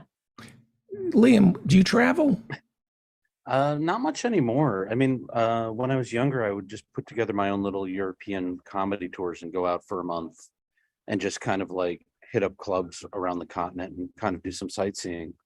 But the past few years, even before COVID lockdown, I was just so busy that getting out of the. In fact, if this thing hadn't come up, like this opportunity to go to the schools hadn't come up, I would be putting together a European tour right now probably. Right. But it's just got to take a back seat to all this other stuff I have to do. How, for you, what's the best way to see another country? Working there, going to museums, eating their food, setting fire to orphanages? What's the best way? Because when I was younger, I used to think I set those Easter Island things on fire, and I feel really bad about it. Well, I mean, that's just a way to It was unwind fun after at a the show. time, and now I'm like, was that a good idea? I like doing it as a stand-up, working as a stand-up, honestly, because then I meet I other agree. comedians and they show me around, and it's like I have a local to kind of be a tour guide because they're just like, oh my God, another comedian I can hang out with who's not like speaking Swedish 100% of the time and who I don't know intimately, you know? I used to think the only way you can see a country is by going to its museums. And then when I was liberated of that, I had a good time. Somebody said to me, no, just eat. Just eat the food and talk to the people. Really? You don't have to stand in line to see the Elgin marbles? No, you can just. When I was in Stockholm, I did get taken to the Vasa Museum, which is a museum that's basically built to showcase one gigantic warship that was built in, I think, the 1400s. Yeah. And the King Olaf of Sweden was like, we're going to build, he was like the Trump of the day. He was like, we're going to build the biggest, mightiest warship the world has ever known. And it had like 5 masts and it had cannons and it had all kinds of shit. And all this beautiful painted carved wood, like figures on it. And just like statues. And as soon as it left harbor, it just sank. Yeah. Like it just turned over and it sank to the bottom of the sea. And so the Swedes, being Swedes, they dredged it up and they built a museum around it. And it's like a work of art, but it's also, I think, a testament to man's folly and the folly of war of all kinds, David. That's what I learned from it. Okay, USC. Yeah. Coming through. Can you imagine what he's doing? In all seriousness. Well, I want to give this a little more than just a joke, Colleen. I wanted to give it some meaning and depth, you know? It's also something called being an artist. Of substance, so I get it. It's very on brand for you. Do you know how remarkable? Cut down on what I eat so I can be less of substance. I don't know if I want to be as substantial as Orson Welles. Maybe Francis Ford Coppola. That's what I'm aiming for right now. Colleen, you're good friends with Liam. I am. I think you write together, if I'm not mistaken. We wrote a script together during the pandemic called It was Revenge very of the funny. Very funny pilot. Now, I had 3 really good jokes in it, and then a bunch of okay jokes in it, and then Colleen had a bunch of great jokes in it. Don't you think it's amazing what he's doing? Yes. I think it's fucking awesome. I mean, USC is one of the very best film schools in the world, not just the US, the world. It is true. I'm very proud of him. But to be taking, I mean, the rigor, the intellectual rigor that they're putting you through, making you learn German, you're supposed to. And also, He told me he wants to do a remake of Triumph of the Will, David. Oh. It's actually Triumph the Insult Comic Dog Of the Will. It's just Hitler up there going, hello, Jews. I'm going to kill you. I'm going to poop on you and then kill you. We don't have our jewelry anymore. What films are you studying at USC? What do they make you watch? Actually, I'll show you something very cool. I'm here right now, and I'm in the Steven Spielberg building. I don't know if you can see. We're right across from the George Lucas building.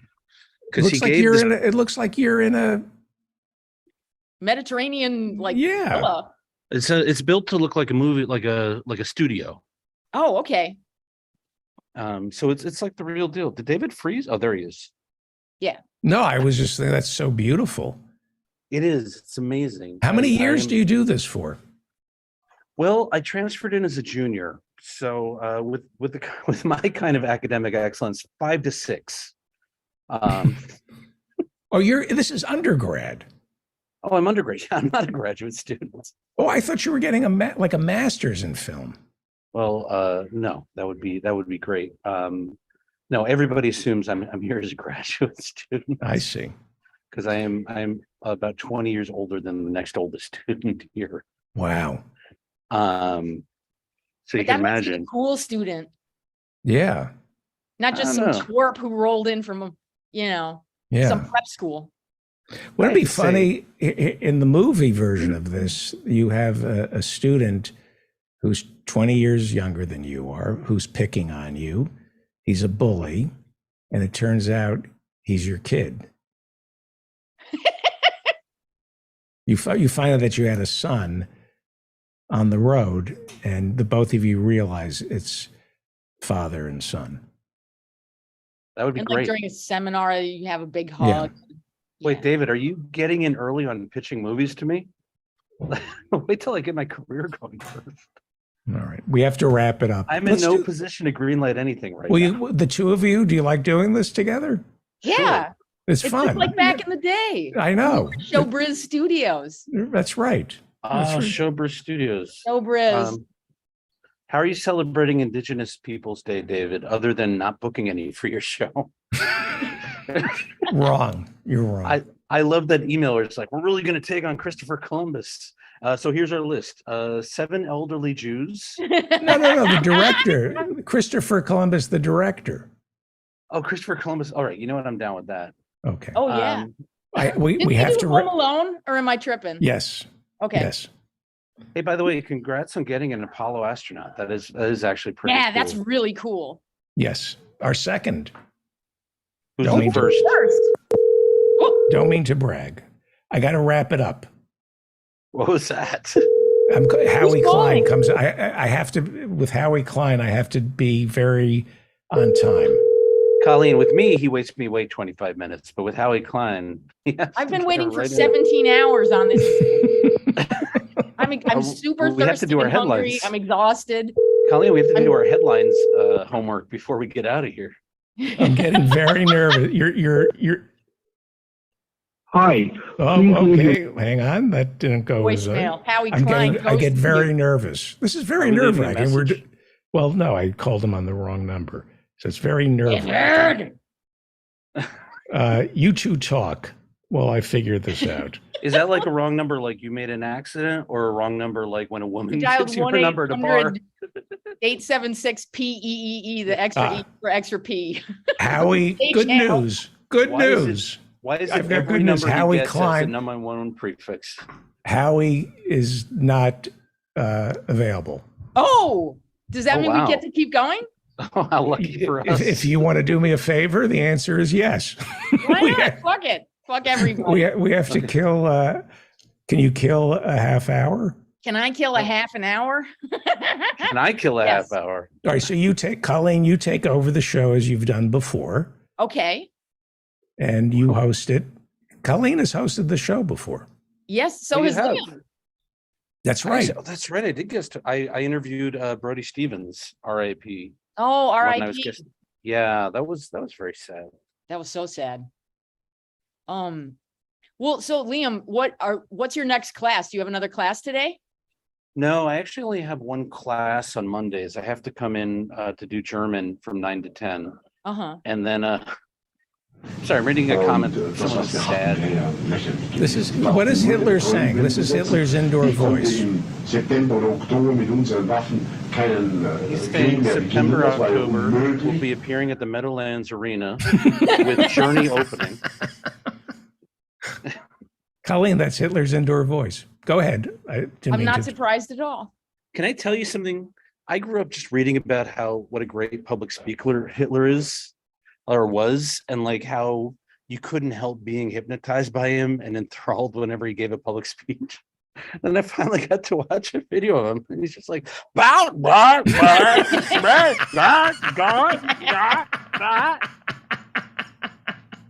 it's like a homeless guy wandered up to the podium and started screaming at everyone. I do Ah, think that- he brought a theatricality, the likes of which had not been seen in public speaking in Germany ever. He was a regular Mickey Rooney during his dinner theater days. That was a very Frank Conniff joke of you. Oh, well, I was about to go into my impression of Mickey Rooney as Adolf Hitler. Is it like, Ladies and gentlemen. I thought you were going to say, and weirdly, he also looked like his character in Breakfast at Tiffany's.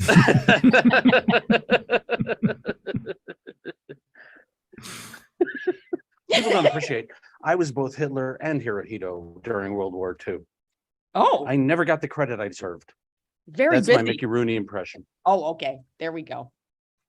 I like it. And now for my Robert Blake impression. I'm gonna need a volunteer from the audience. to murder you. Yeah, I'm gonna need a volunteer from the parking lot to step right up. All right. What do you want to talk about, Liam?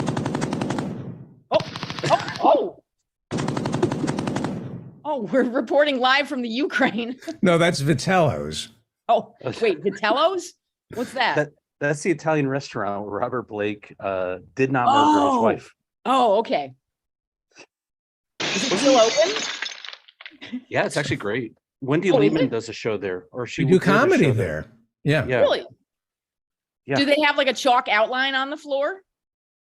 I actually No, this is a true story. I don't mean to interrupt, Colleen, but Estelle Reiner was eating at Vitello's the night Robert Blake allegedly shot his wife. And do you remember what Estelle Reiner said? No, I said, don't I'll know. have what she's having.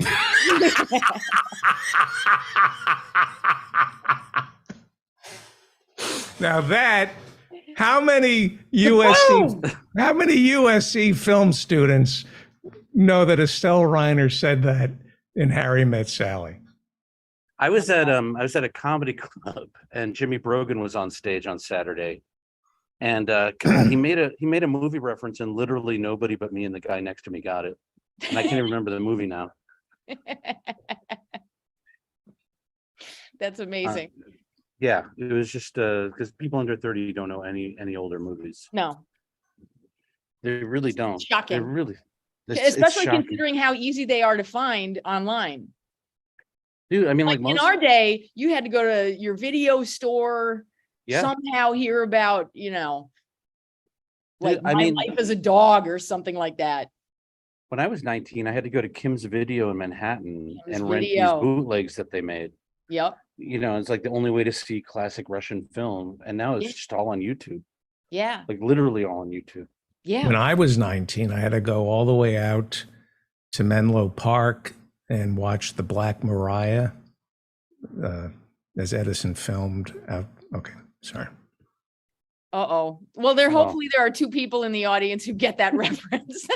David had to go all the way to Coney Island to watch an elephant get electrocuted. I thought you were David going to Feld- say, David, that you had to go to all the way to a cave to look at some paintings of bison. To masturbate to cave paintings. Yeah. He had to go all the way to Old Duvai Gorge to see a woman do interpretive dance.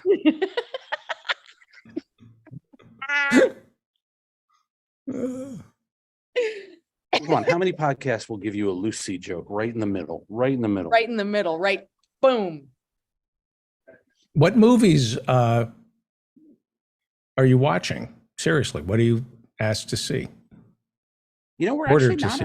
What are you assigned to see? Actually, this week I had to watch Parasite, or last week I had to watch Parasite for my cinematography class. So good. It is a beautiful looking movie. I mean, I just feel like I should be allowed to just say, okay, I get it, and turn it off. Like, it's just like, I want to be able to call Bong Joon-ho and be like, all right, man, I get it. I get it. Speaking of heavy-handed class satires, I just saw that new movie by Ruben Ostlund, who did The Square and like Force Majeure. Oh my God, what is it called?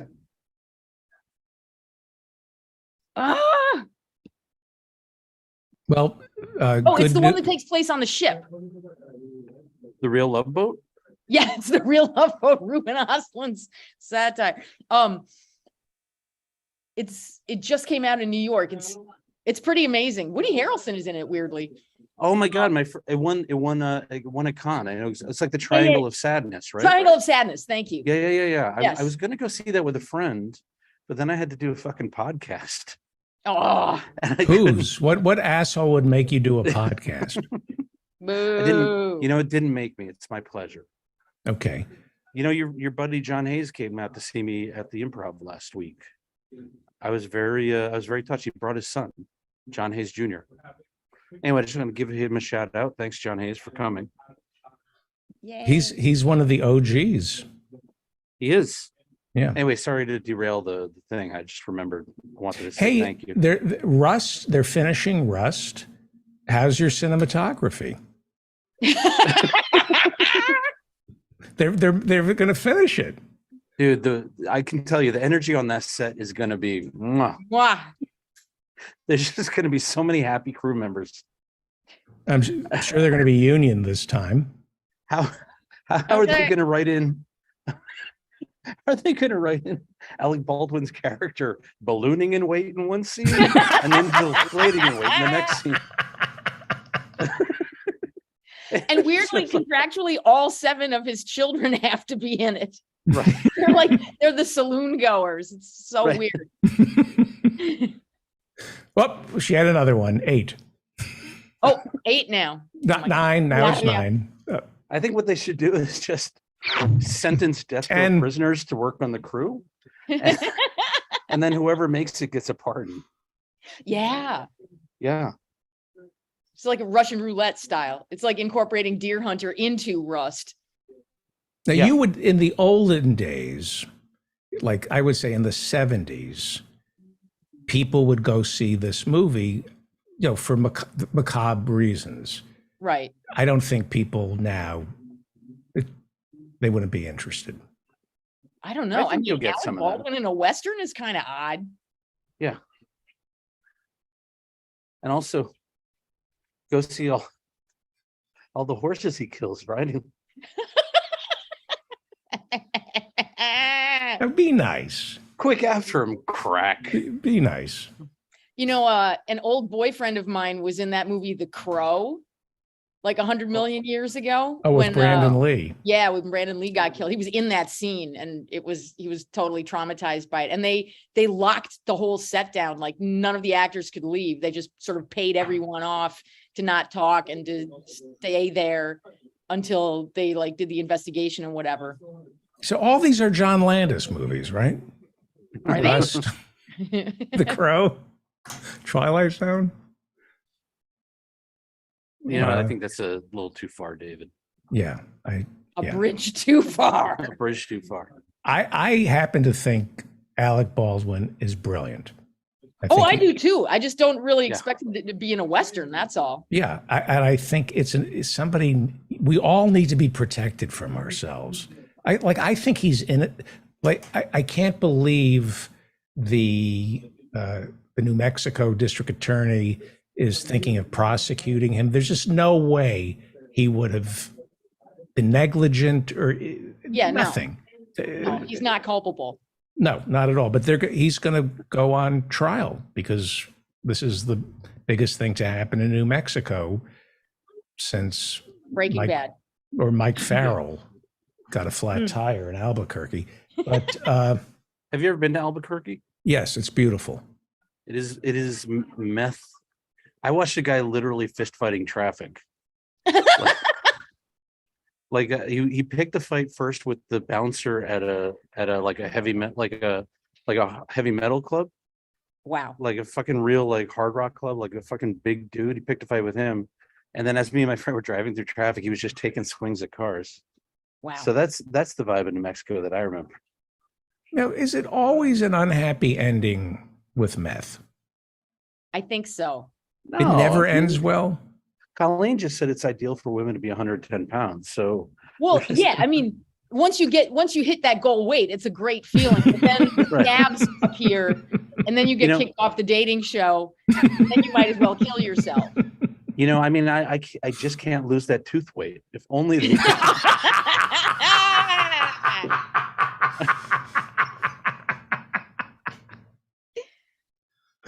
Oh my God. That's brilliant. My brother-in-law's brother became a meth addict, and it was a very, very dark thing. He actually died of alcoholism not too long ago. But when I first met him, he had like just completely rotten teeth. They had like, his parents had kidnapped him and like shoved him in a rehab. And then the next time I saw him, he had a row of perfect gleaming white choppers, which was even more unnerving.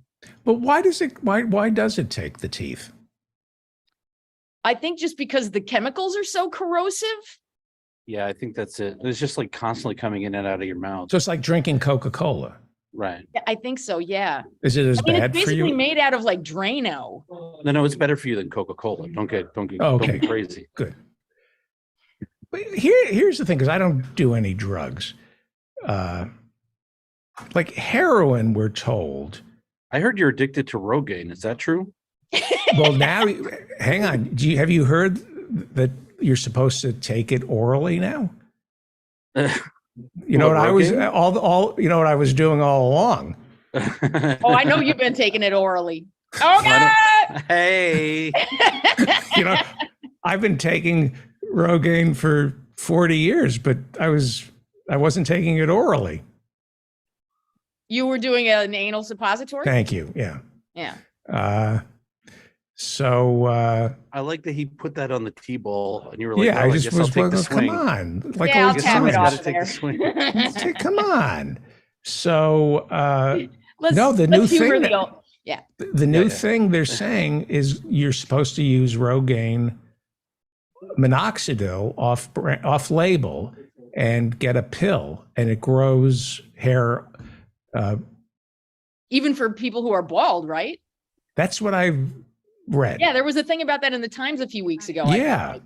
Yeah. Yeah, but it grows hair in strange places, which for me would be on the top of my head. That would be very strange. Because you got long braids coming off your Uh-huh. elbows and like the Right. backs of your knees. I would comb it over inside your mouth. I would comb it up from my armpits and onto my. Oh, I know you would. just to annoy people, not to look better, just to make the conversation uncomfortable. Yeah. You know, I've just decided to lose my hair with dignity. Are you losing your hair? Oh, totally. Why do you think I'm wearing a baseball cap? It's not to protect myself from the glaring sun under this roof. Well, they're doing wonderful things with hair transplants. I just wish they were doing them when I started. I wish they were.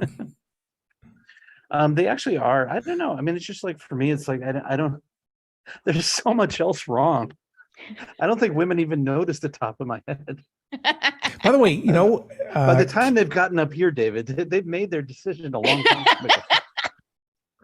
I'm pleased to say Keith Richards is going bald. And this used to bother me and all my hair plug friends. We used to talk about the guy smokes, he drinks, he does heroin, full head of hair. Mm-hmm. Ha ha ha. Now he's 120 and he's losing his hair. Right now he's got a little parking lots right here. Yeah. Have you seen the Stones live? Never. No. Are you a Stones? I would think Liam would not be a Stones fan, but Colleen would be. You'd be wrong. I am definitely a Stones fan. I am too. I just like, the only album of theirs I like is Emotional Rescue. That's the only good album. Seriously? No. No. No, it's a terrible album. But I am a Stone. I love Some Girls. I think that might be their best album, actually. No. It's really good. It is As good- really, really good. Exile on Main Street? Dude, Exile is overrated. Oh, get that. No, I'm serious. You know, all my life I grew up reading all these critics saying like #1 rock album of all time. And I finally listened, I was like, oh, there's some Tumbling Dice is good, I guess. But you know, everything else just sounds like dad rock at the bar. Dad rock. It's You know, he hates Steely Dan. I fucking hate Steely Dan. It's so good. How could you hate Steely Dan? It's like the worst fucking light jazz music with like the worst kind of smarty pants college rock lyrics. I like them. You're wrong. You're wrong. Fuck you. I might be wrong. Hang on for 1 second. But you know what? That's what I said about Colleen, Boston. do you like Steely Dan? Yeah. Not all of it. This is something that wouldn't this be great in relationships? Oh, Hi, I hi. just do it. I just go, eh. Honey, No, she does it. She's not Yeah. kidding. I know, I've I been- legit do that to Gardner. I've heard it. I've been there. oh really? Yeah. I'm And gonna he'll be like, shut up, Colleen, or I'll chain you back on the radiator. And then I go, You go, eh. I think we have the audio would of say- her chained say to the Col- radiator. Any fault of I'd say maybe Colleen has faults, but beating around the bush is not one of them. Which, by the way, is a criticism an ex-girlfriend had of me. Which is the criticism of the what? An ex-girlfriend had of me. It's I turned it into a different kind of joke, David. It's a Oh, I little- see.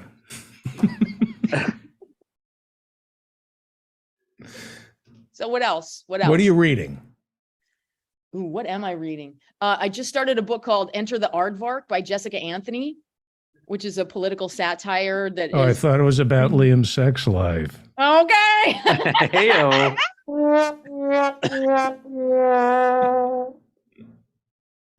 Enter I like the that joke. Enter the Aardvark. Yeah. It came out maybe a year and a half ago.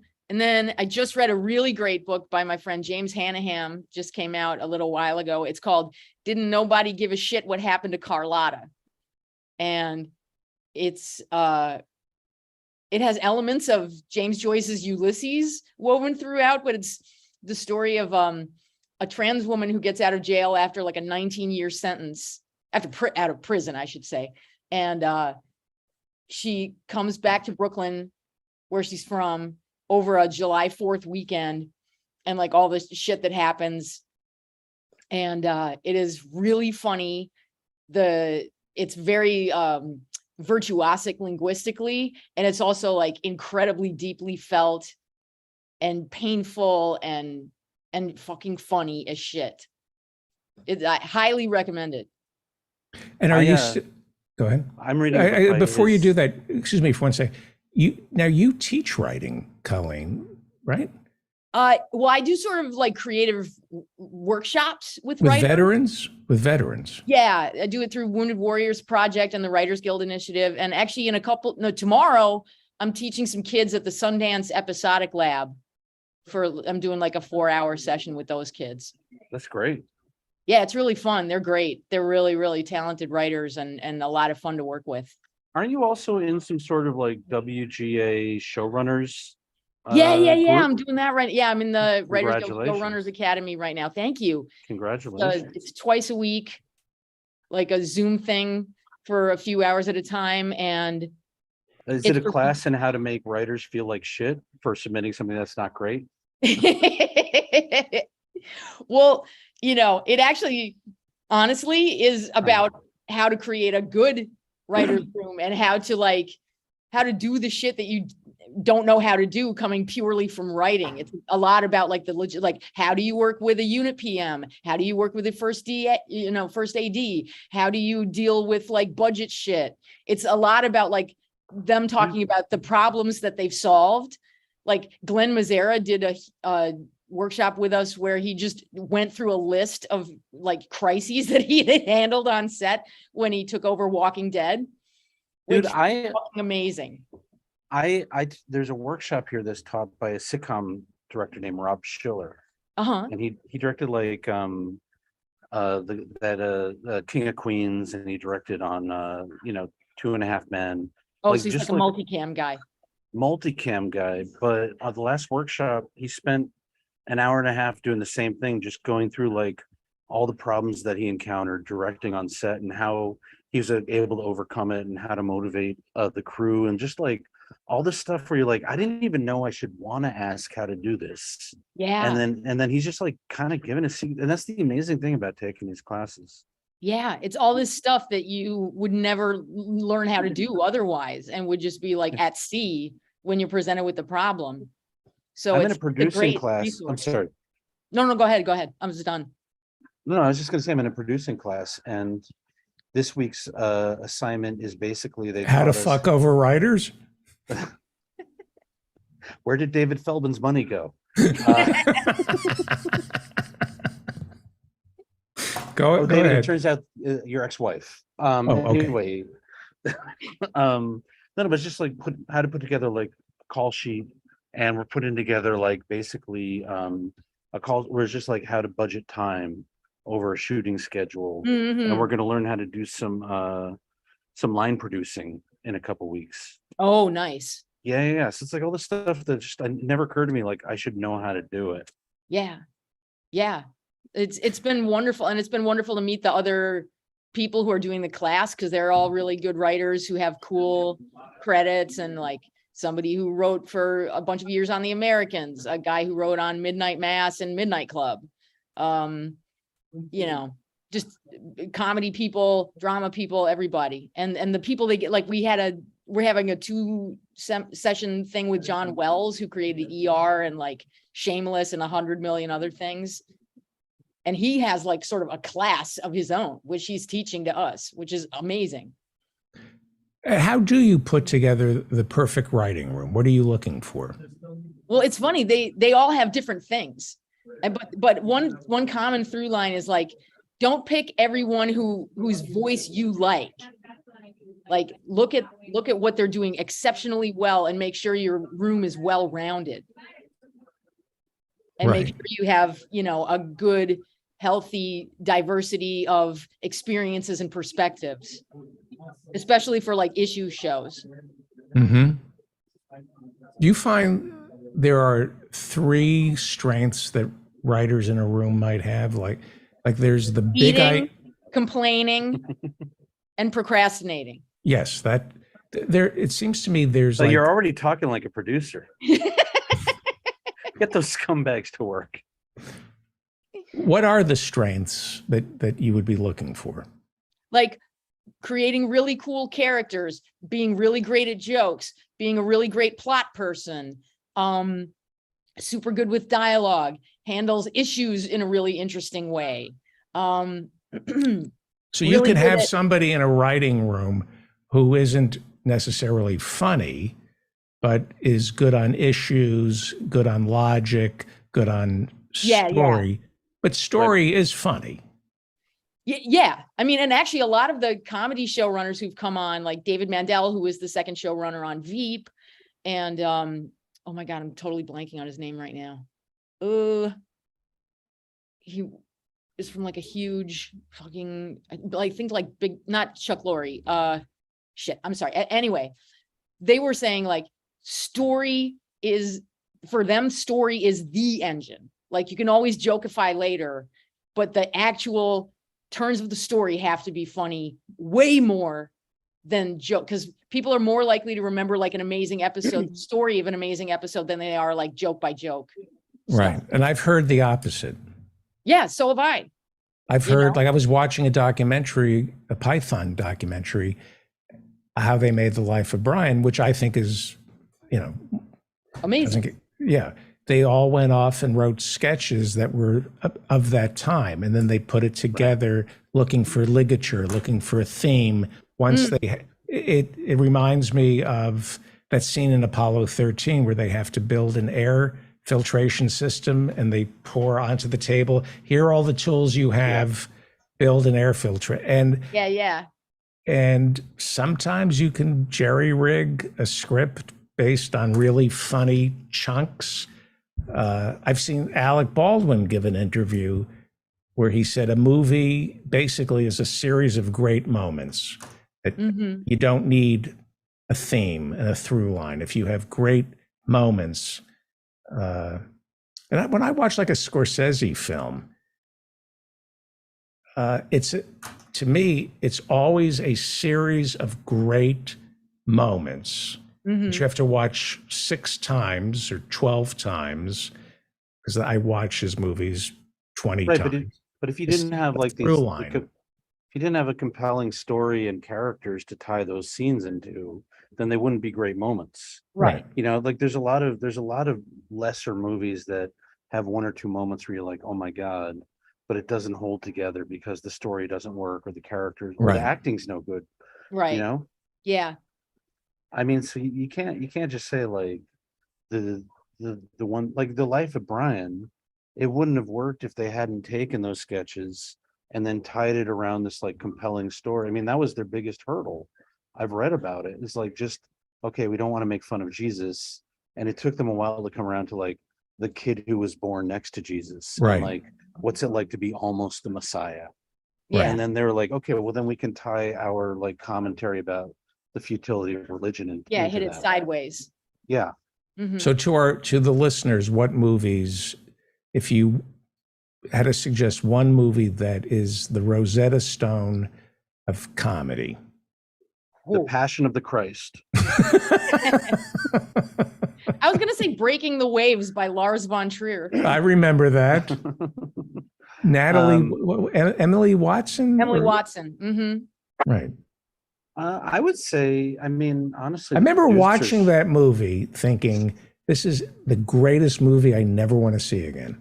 Yeah. Right? Yeah. This is like only once. I kept saying, like The English Patient. This is fantastic. I better enjoy it now because I'm never going to watch this again. So pay attention to everything. That's how I felt about watching Captain America: Winter Soldier. So if you had to pick a movie, what would it be? Everyone's saying The Producers, Young Frankenstein. Robert Smigel says the first two acts of The Producers is the Rosetta Stone of comedy, the first two acts. Everything up to Before Springtime for Hitler, I cannot agree with that. Yeah. Like that's that. Like the What's his third act issue with is- the last act? Yeah. I don't know. He just said to me once he thinks the first two acts are beyond amazing. I would say The Producers is the Rosetta Stone of comedy because it's got dark comedy, it's got conceptual comedy, it's also got really stupid vaudeville style jokes. Mhm. You know, like Hitler was a great painter; he could paint 2 coats 1 hour. Mhm. Like that's like how old is that joke? That joke is like older than Joel Grey's character in Cabaret. You know, I mean, Well, this was great. This is It was- fun. I it like was like talking old ti- movies. It was Just like old times. Yes, it was Yeah. like old times, baby. Yeah. Colleen Well, thank- Worth, plug away, and then we're going to talk Columbus Day with David Cobb.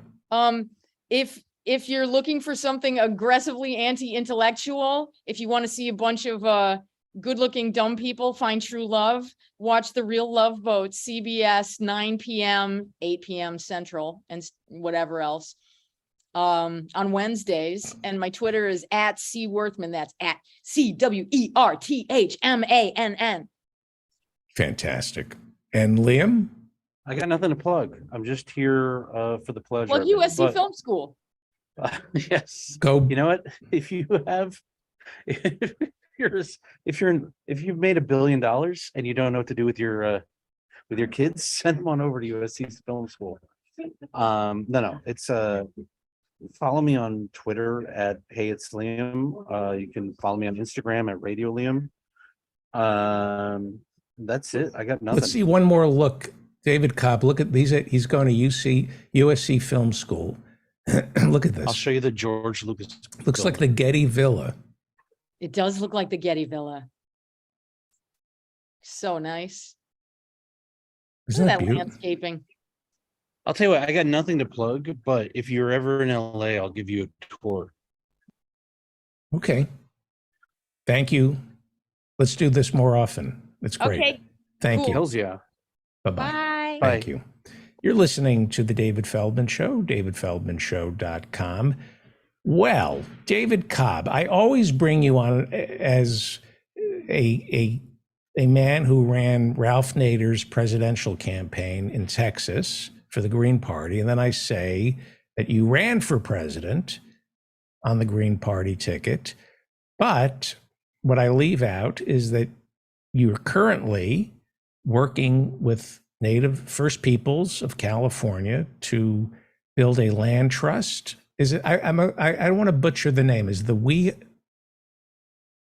Hang on, you have to unmute yourself.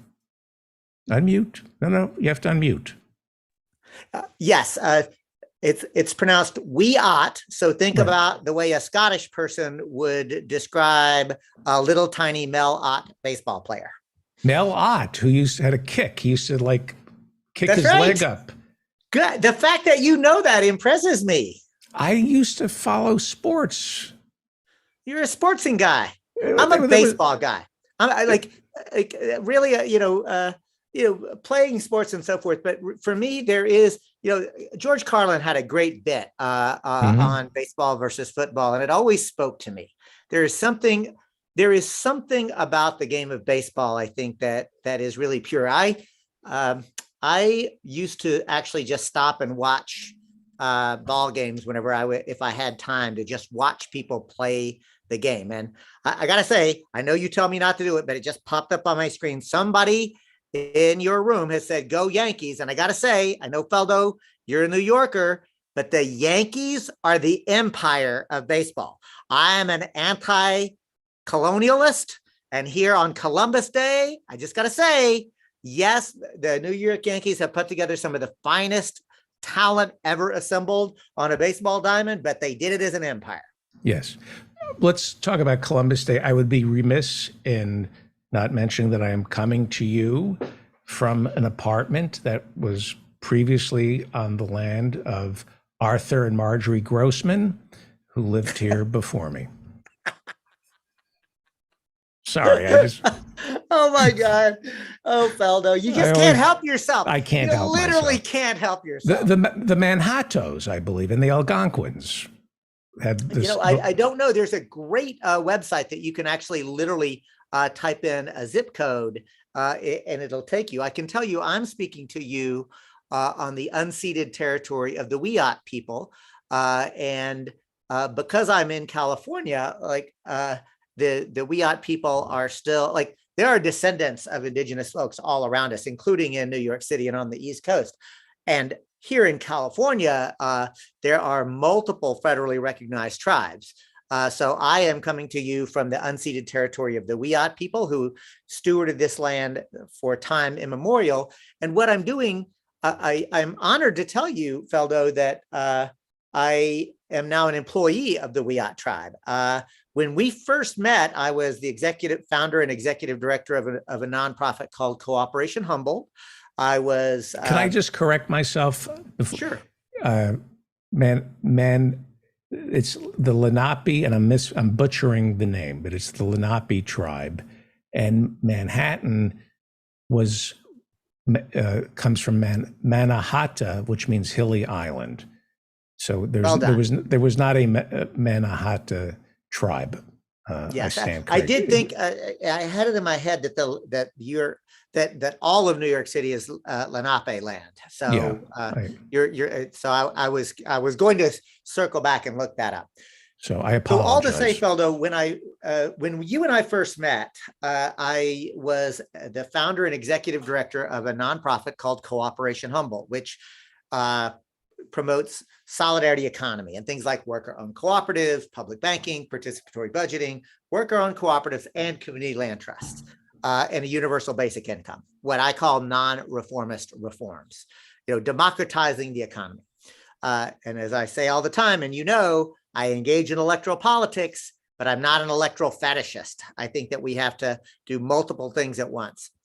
And in the course of that work, I have a good relationship with the Wiat tribe, both the tribal administrator, basically the CEO of the tribe, and the elected tribal chair, Ted Hernandez. And in the course of this work, we decided that we would create a community land trust. And originally we were imagining it would be a typical 501c3, and we would have Wiat on the board and people from Cooperation Humboldt on the board. But ultimately, Feldo, we just decided, since we made it a point that we were only doing this to do regenerative economic development on Wiat ancestral territory, but only on Wiat ancestral territory. We're not, and that it was to heal the generational trauma of this land by healing ourselves and each other, by meeting people's needs in an appropriate way, right? And in the course of that work, we decided, well, really, this should just become a department of the Wiyot tribe, which is a federally recognized tribe. And so I was asked to resign my position as executive director of a nonprofit and put myself under the direct supervision and leadership of the Wiyot tribe, which I did. And I now work for the Wiyot tribe, and I can't tell you details yet, but in 2 weeks, I'll be able to announce, and we'll talk about on this show, the ability to create 40 units of new housing for houseless youth ages 15 to 18 and 18 to 25. So the point is, in 6 small months, our first major deal is about to be announced in 2 weeks. First Peoples, forget Columbus and what he did. What have we done in our lifetimes to the First Peoples? How have we neglected them? How do we make things right? So I'm glad you asked the question so transparently. And I got to say, Feldo, I'm not blowing sunshine up your ass. I really appreciate how you're willing to have hard conversations, like just sort of, vulnerably, right? So here's what I would say. Let's acknowledge that the founding of this country was a founding violence. It was a founding violence against the First Peoples who were already here. It was a founding violence against the enslaved Africans. It was a founding violence against most of the indentured servants who were brought here, many against their will or under great duress, and forced to build this country. The word women and women. And women, it's a founding violence against women. Absolutely. Thank you for that. I am embarrassed that I forgot that litany, because it's a long litany, really. Because when we talk about the first 3 words of the US Constitution, we the people, those are hallowed words in this country. We've been taught to revere them. But Feldo, when the US Constitution was ratified in 1789 or first proposed in 1787, do you know the percentage of human beings that would have qualified to be legal persons in the new country? Just take a guess. What percentage? 7%. You're so accurate. It's 5 to 7%. That's exactly right. Because you exclude. The show is, we should tell people this is a scripted show. So. Listen, if it were scripted, we are not really very good at our jobs. With all our uhs and ahs and so forth. How did you know that? I'm curious. I think I read that somewhere. Yeah, it's accurate, right? And a lot of people miss that number unless they've read it or thought deeply about it, because you do have to exclude all women. You have to exclude the enslaved Africans. You have to exclude the indigenous peoples and First Nations. You have to exclude indentured servants who were not considered full persons. People who didn't own, if you don't own your apartment. If you did not own land, you could not vote in all of the 13 colonies. So again, this is the founding of this country is a founding violence. And so to me, I think that what we owe, and to make it right, like, I don't have anywhere to go, right? Like, I know that my ancestors were last in right relationship on land in Scotland and Ireland. I'm not even sure exactly where, right? Because, my ancestors were poor folk who, so all of that is lost. But, the Wiyot people are not asking me to leave. The Wiyot people that I'm working with are asking me to be here differently.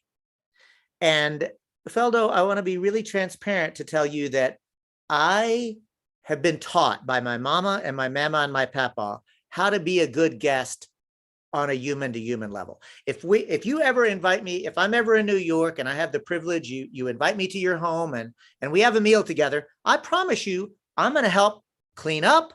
I'm going to help wash the dishes, because that's how I was raised, right? Will you paint my bathroom? Taught me to do that. No, I'm not going to do your bathroom, but I will wipe the toilet seat after I use it. But I'm not going to clean it, but I will wash the dishes. The point now, is, wiping the toilet seat after you use it. Go ahead. All right.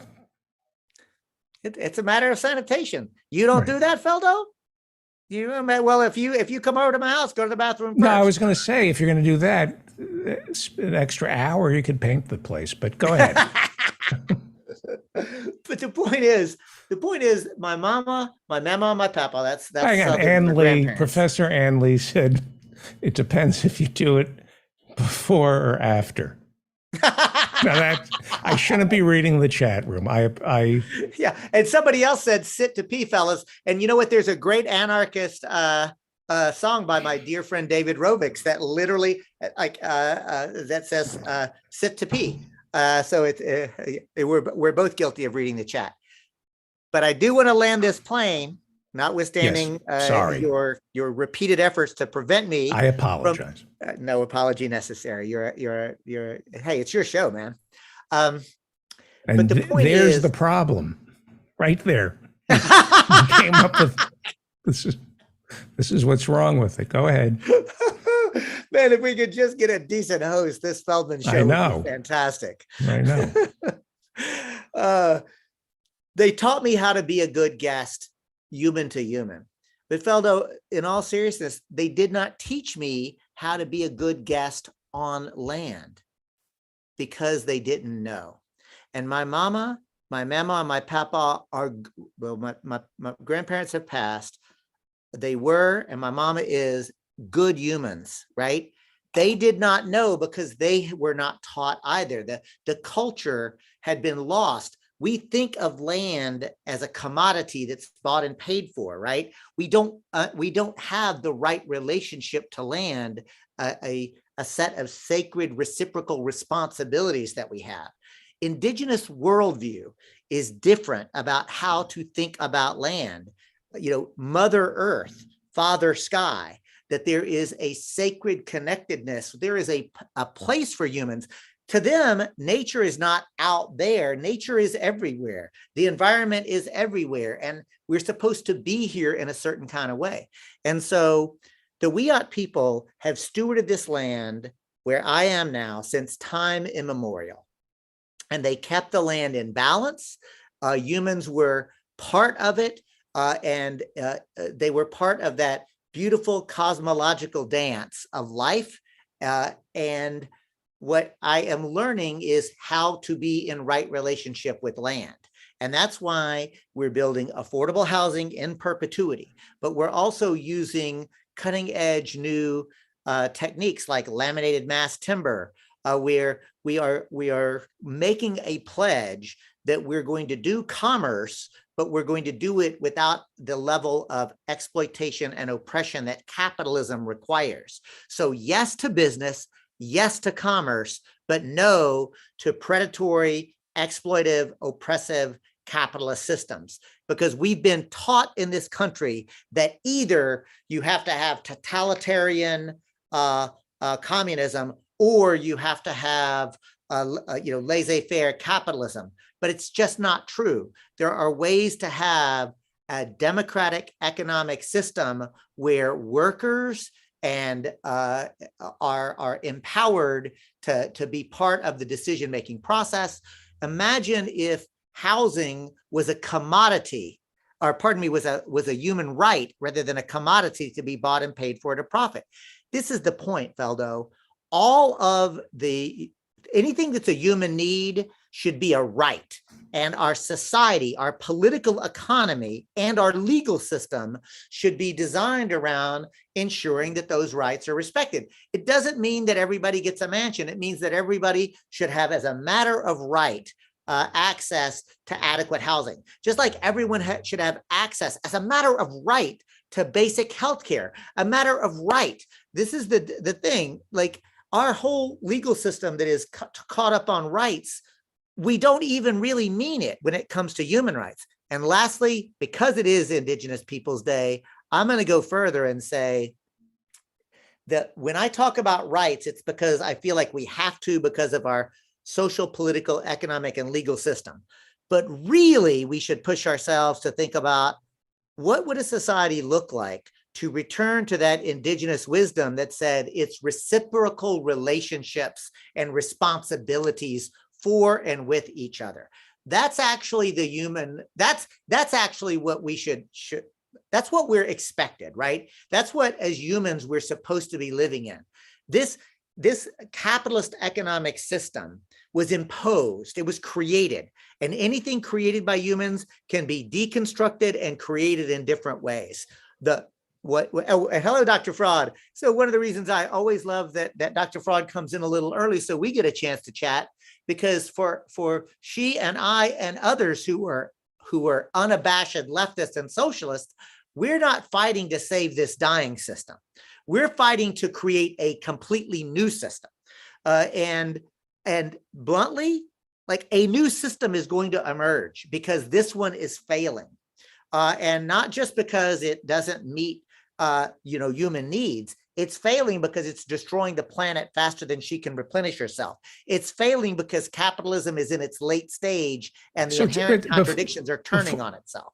But answer my question, please. Yeah, please. What you did, but specifically on a granular level, in the past 50 years, what have we done to the indigenous, the First Peoples? What is the neglect, and what does Congress need to do? How do we make things I'll answer the question. approaching right? It was an attempted genocide, a founding violence of this country. The history is obvious to anyone who just casually looks at it or even casually thinks about it. I will tell you this. I actually will tell you what I've done specifically, and that is I pay an honor tax to the Wiyot tribe. Go to the website honortax.org. I know your crack staff will hopefully put that out. Honortax.org. I was one of the folks who helped to create that, and it came out of work with the Seventh Generation Fund for Indigenous Development. I want to be clear, the Wiyot people did not ask for this. This was others of us saying, how could we make reparations without always having to wait for Congress to act or wait for elected officials to act? This is like, look, I'm of a generation, right? I remember as a college student when John Conyers' bill, may the goddess rest his soul, for the study of reparations, right? So I came out of the anti-apartheid movement. That was like the reparations bill was one of those things, right? And that whole ask was contact your congressperson to get them to support this bill. And as an organizer, let me tell you, there was nothing more disempowering than to be told to go to my right-wing asshole Congress critter to ask him to do something that I knew that there was no way in hell he was ever going to do, right? So now imagine, rather than waiting for Congress to act, the honor tax, I pay 1% of my entire gross income directly to the Wiyot people every year. And it is a self-imposed tax to honor the sovereignty of the fact that they never ceded their rights to this land. They are still here. And I encourage other people to do it. So that is a very concrete thing that you can do, a DIY reparations movement, for example. And I would love to see that spread all across the country. So that's a concrete thing that we could do. Let's bring in Dr. Harriet Fraad, host of Capitalism Hits Home. It's not just in your head. Your thoughts on what David Cobb has been saying? Well, I have thoughts about it. First of all, we did slaughter 55 million Native Americans, quite a few, and took their land and decided they were savages after we savaged their land and their families and so on. But I also think we'd owe reparations to a lot of people, not only to the Native Americans, but also to the slaves and to Black people for a horrendous history of lynching and discrimination.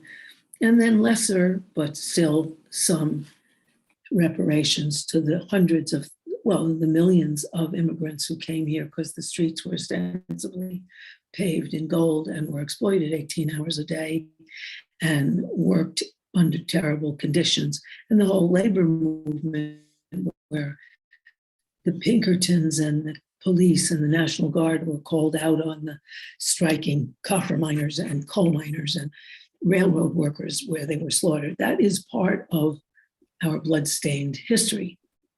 As a nation, I think what we need to do is kind of like what you need to do with a 12-step program, which is we have to take moral inventory of the strengths and weaknesses of this nation and be humbled by our history of savagery. That would be. Look, I think I've said on this show, if not, I'll own it right up front. Like, I am a recovering alcoholic. I've got 30 years of recovery, right? So I can tell you that my lived experience tells me that the first step is to acknowledge that there's a problem. Right. And like, we have to acknowledge what Dr. Fraud just said. It wasn't a successful genocide because there are indigenous people amongst us, but let's say an attempted genocide. And it wasn't personal, right? It was just, that's how empire works, right? Right. Nothing personal. Just like enslaving Africans, nothing personal. Just like the horrific exploitation of my ancestors, the Scots and the Irish, nothing personal.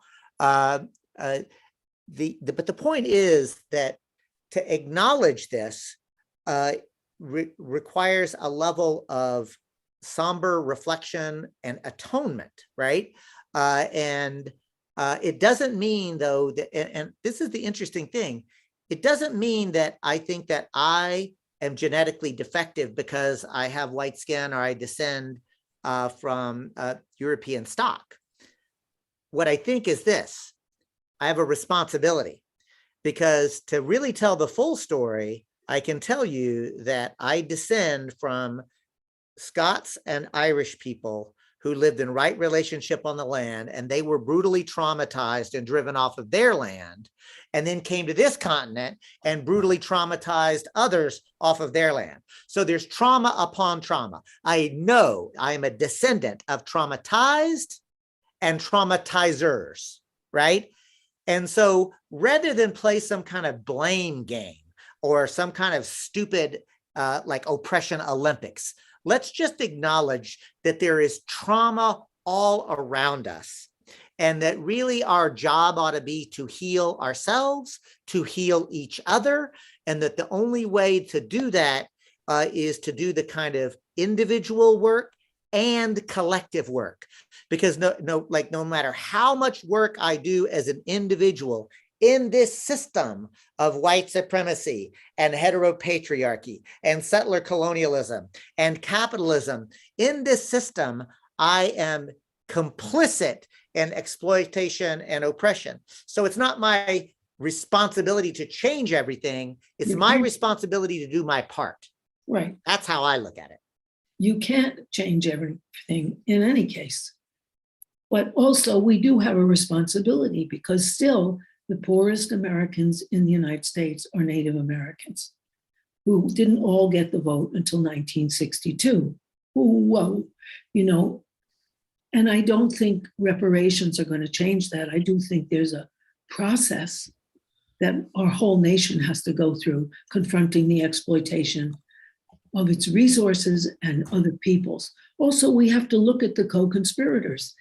In 1454, but it might be 1451, the Pope gave the advice to all the explorers: if you find a land that is not Christian, feel free to take that land, conquer that land, and impose Christianity. So they got permission to rape and pillage from the Pope. The papal bulls, they're called. Yeah, yeah. So there's a, not papal for papal bullshit, or just papal bull as a it is bullshit. Yeah, but that's no, great. if you look it up, that's what you'll. Yes, That's, I'm kidding around, but we have to confront how this land was built and on whose bones. We have to, and we have to look at a different way of living so that the planet and we can survive. But that's I once wrote an article, 12 Steps to a Revolution. The first step is to admit what's down, what's wrong. And one of the others is a fearless moral inventory. And not only of the, I don't believe that's only personal. I think that the 12 steps are remiss in not looking at the social conditions that encourage addiction. But that's not their shtick. It's mine. However, that is important, not to breastbeat and decide who's the most oppressed, but to face it in order to move on to something more humane, which is what you're suggesting. And it makes a lot of sense. And, I want to point out that that the approach that I'm describing and the work that I'm doing with the Wiyot tribe is actually healing, right? Like it's a path forward for redemption together, right? Because look, Dr. Fraud, you're a therapist, right? Yeah. And like I know from my own lived experience that if you come from a place, or for me, if I come from a place of shame and then try to like make amends, it never works. It's yucky. It's yucky. Soaked and yucky, exactly. And it doesn't work because you'll rebel against it because it's oppressive. And so instead of being ashamed of the history of the US, acknowledge it and then say, and what can we do together, right? And that, look, it's like alchemy. It changes the entire thing. And I do believe this, like when people are feeling depressed about the condition of the world, and there's plenty to be depressed about, when they're feeling angry, when they're feeling righteously indignant, I tell people, look, righteous anger is a particular type of anger, right? Like it's because you're mad about something unjust or unfair. But here's the kicker, y'all. If you just stay in that angry place, that's toxic. It's toxic for you. It's not going to solve anything. It's very bad to just be righteously angry. What you have to do is, I tell people, look, try to find a way to address what that injustice. And it doesn't mean that you're going to win. It doesn't mean that you guarantee, but my lived experience has been when I do my best to try to make positive changes, when I try to live my own principles and values to the best of my ability, it is like magic. It changes. And honestly, that's how I can continue to tap into joy, genuine joy, and not get like caught up in all the seriousness. It's why I can laugh even amongst, all of this, why I can love, why I can have, a really beautiful life, even knowing that we're in late stage capitalism and we're in the Anthropocene, because I'm doing my best. Yes, it's also very much, they wouldn't admit this, but the 12-step program is a communist program, from each according to his ability or her ability, to each according to his or her or their needs, right? And that you get better because you're not alone, because you join with others in an egalitarian space. And I think the movement has a lot to learn about that, a non-judgmental egalitarian space. And that is the way that the Cubans just rewrote family law. They have the most advanced family law in the world. They had meetings with 6 million people in offices in Cuba talking about what they want out of a family, and came up with the most dramatic, radical, non-authoritarian family code that has ever been made. But that principle, that together we can, with respect and without condemnation and hierarchy, we'll figure it out together, is a brilliant thing and full of joy. And it is basic communism, which is the most popular program in the United States, AA. It's interesting, isn't it? What's interesting to me, Dr. Fraud, is that if you look at polling data, if you just ask people about the principles of socialism or communism, it's wildly popular. It's the word that has been like the ruling elite did a hell of a job during the Red Scare and continual just a smear campaign, right? Yes. But the principles and values remain. And some of them are very Christian. And I think the United States is particularly afflicted by that because, look, in the Marshall Plan, we wouldn't give them any money if they had any communist teaching at the university. So they fired the communists who went into the labor movement, which helped make strong labor movement. But you couldn't really do that here.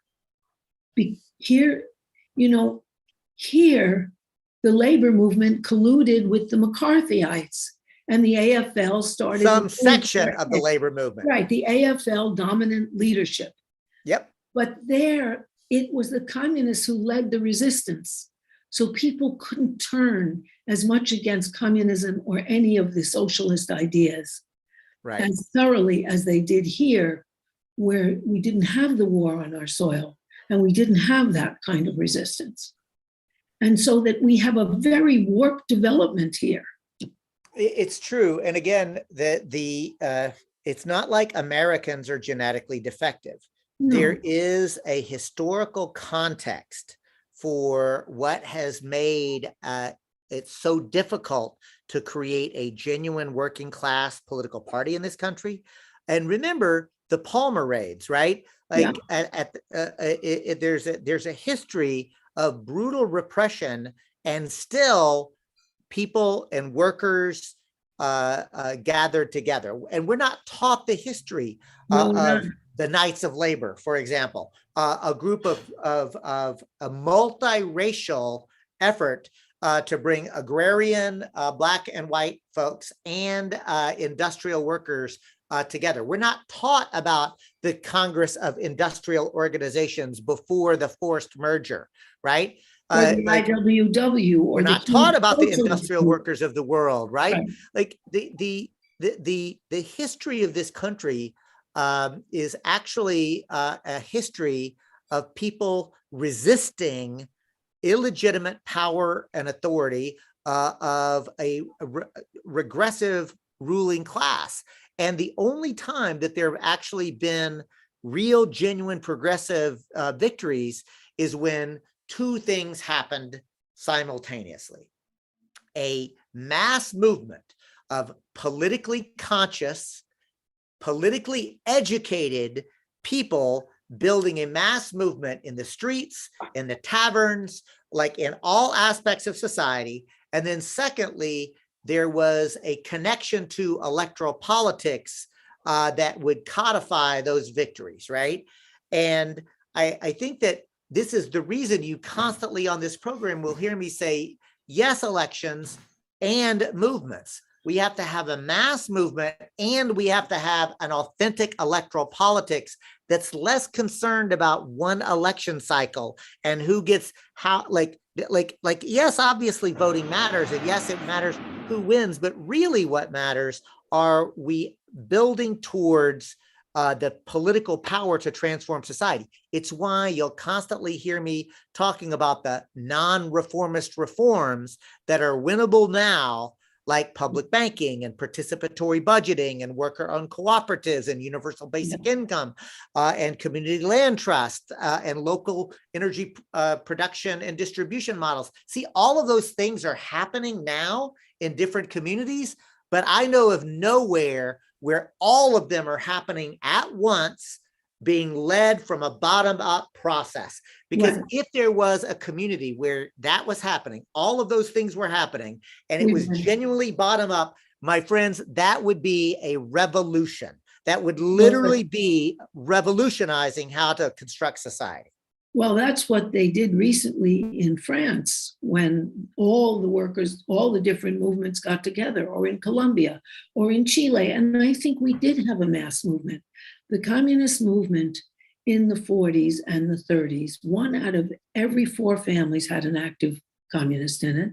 And that was an accepted part of America. That's one of the reasons why, Uncle Joe Stalin was our big ally during World War II, and they lost 30 million people and fought in the streets and were our strongest ally to win World War II. That's why when FDR died and the war was over, they had to have those McCarthyite raids and make people who were patriots treason. Are you there? By the card. Do you hear me? Yeah, we seem to be losing your signal. Yeah, it's happening to me too, Feldo. So we it's on her end. Right. Oh, can you hear me now? Yes. Good. You're We back. had black and white tenant farmers fighting together against the tenant farmer system in the 30s in the South. That's what Hammer and Hoe by Adolph Reed is a book about that. We did have a mass movement, which was crushed. And we can have another one. But it does, I totally agree with David Cobb. It has to be a mass movement where all of the various interests fight for all of us, not just for Black lives or for gays or trans or women or whatever, but all of us, because we are the majority. And we are at a moment now, because the neoliberal center is failing, we're either going to win everything or we're going to win nothing. Like we really are, and that's not rhetoric, right? That's not a clever quip. I am very sincere when I say my assessment of late stage capitalism, my assessment of what is happening now and what is coming. We've got to unite and fight for a new system, because like, even if I wanted to say, well, let's just go back to the old style of fighting issue by issue, it won't work anymore to the extent that it ever did, right? I mean, you could at least extract certain concessions, but the point is you can't extract those concessions anymore.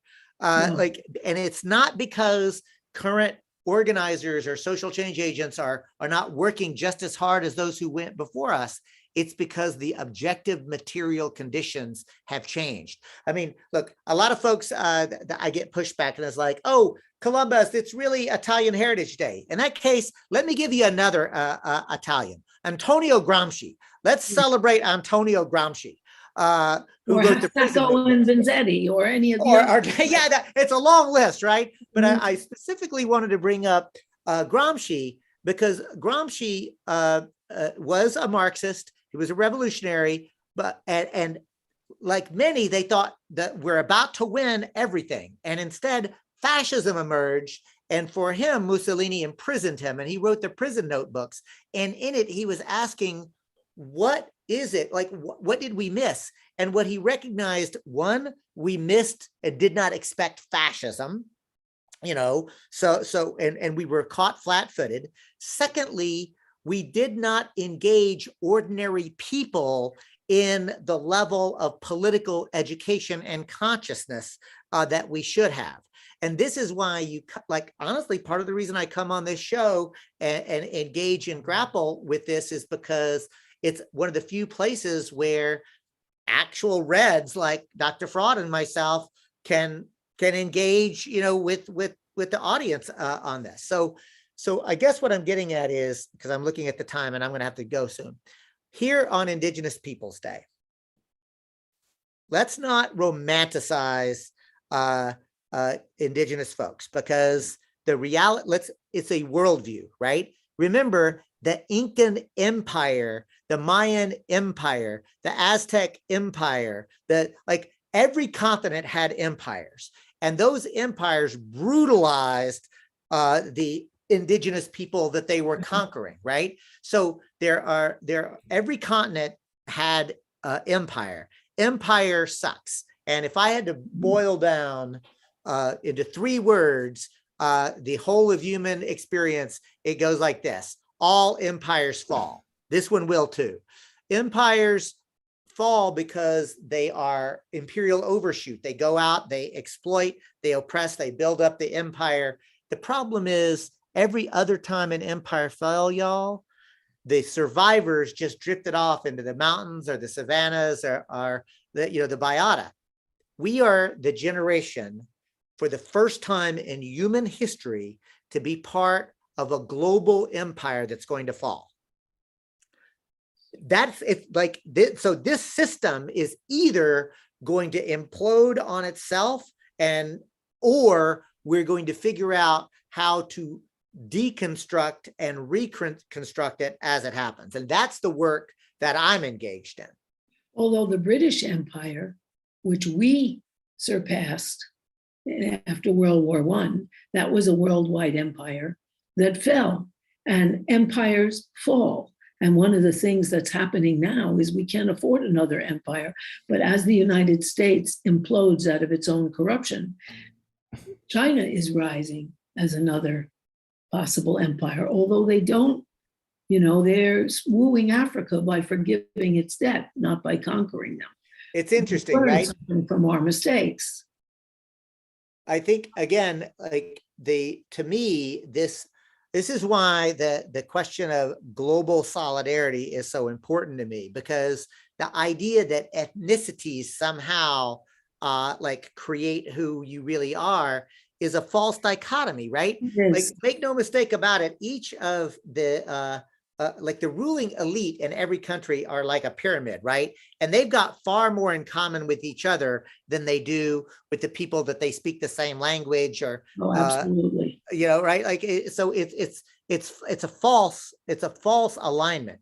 Instead, what we ought to be doing is building a multiracial, multi-ethnic, cross-sectoral international movement where everybody gets free. And I believe that we can do it.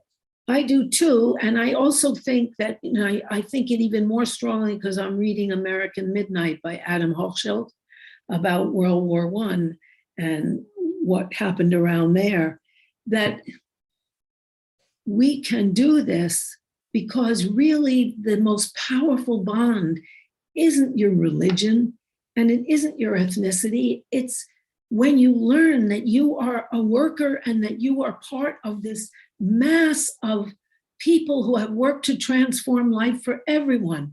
That when I read that, I think, oh, my people, I'm learning my own people's history, because I don't think of my people as any ethnic or religious group, but of the people who always wanted to make life better for all of us.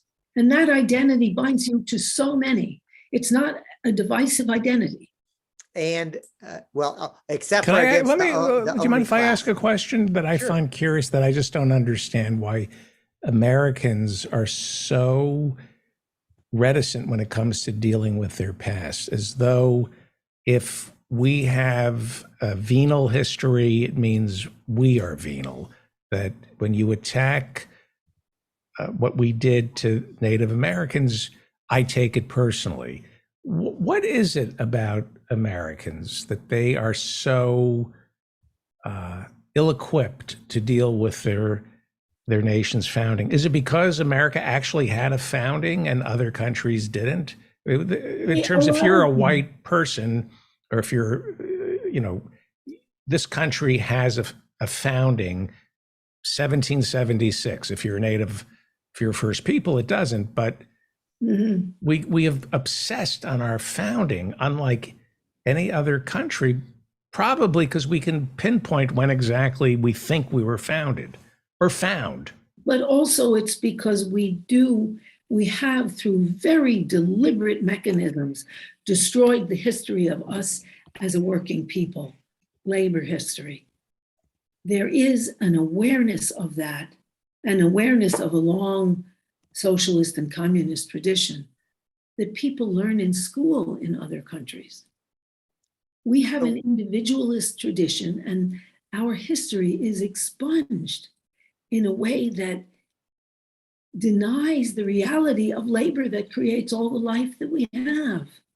It's a sad privation of our collective benefit of the labor of everyone around us, to be an individual. And our idea of freedom is your freedom because you have no ties, self-made person. That's bullshit. You're free because you're connected and you're part of. But there is a terrible distortion in America, that distortion of individualism, which even de Tocqueville wrote about in the very beginnings of our country. Yeah, Democracy in America is a phenomenal read. Another one that I would suggest is Lies My Teacher Told Me. And in that book, what we discover from a history teacher is that American history for children is taught as rah, rah, America. And I think that the reason that there is so much difficulty for so many Americans to actually have the conversation about objective historical truth is because we actually been lied to. Absolutely. And by the time by the time you actually are confronting the actual U.S. history, you're in college. Like that's the first, or you're not in college, but and you hate history because it was that same boring shit. It was phony. And what I'm getting at is, I think that there is a level of cognitive dissonance that's associated, and it becomes a very challenging thing for some folks. And there's a great book. I was just looking it up. It's called Shame: How America's Past Sins Have Polarized Our Country by Shelby Steele. And Steele actually goes through and talks about and examines objectively, like, why is the country so polarized? And we're back to this issue. I really do believe it's important. Shame is not a good way and healthy way to deal with past trauma, either trauma you yourself experienced, trauma that you may have caused others, generational trauma that you just inherited, right? It's not an effective way. It will ultimately turn toxic.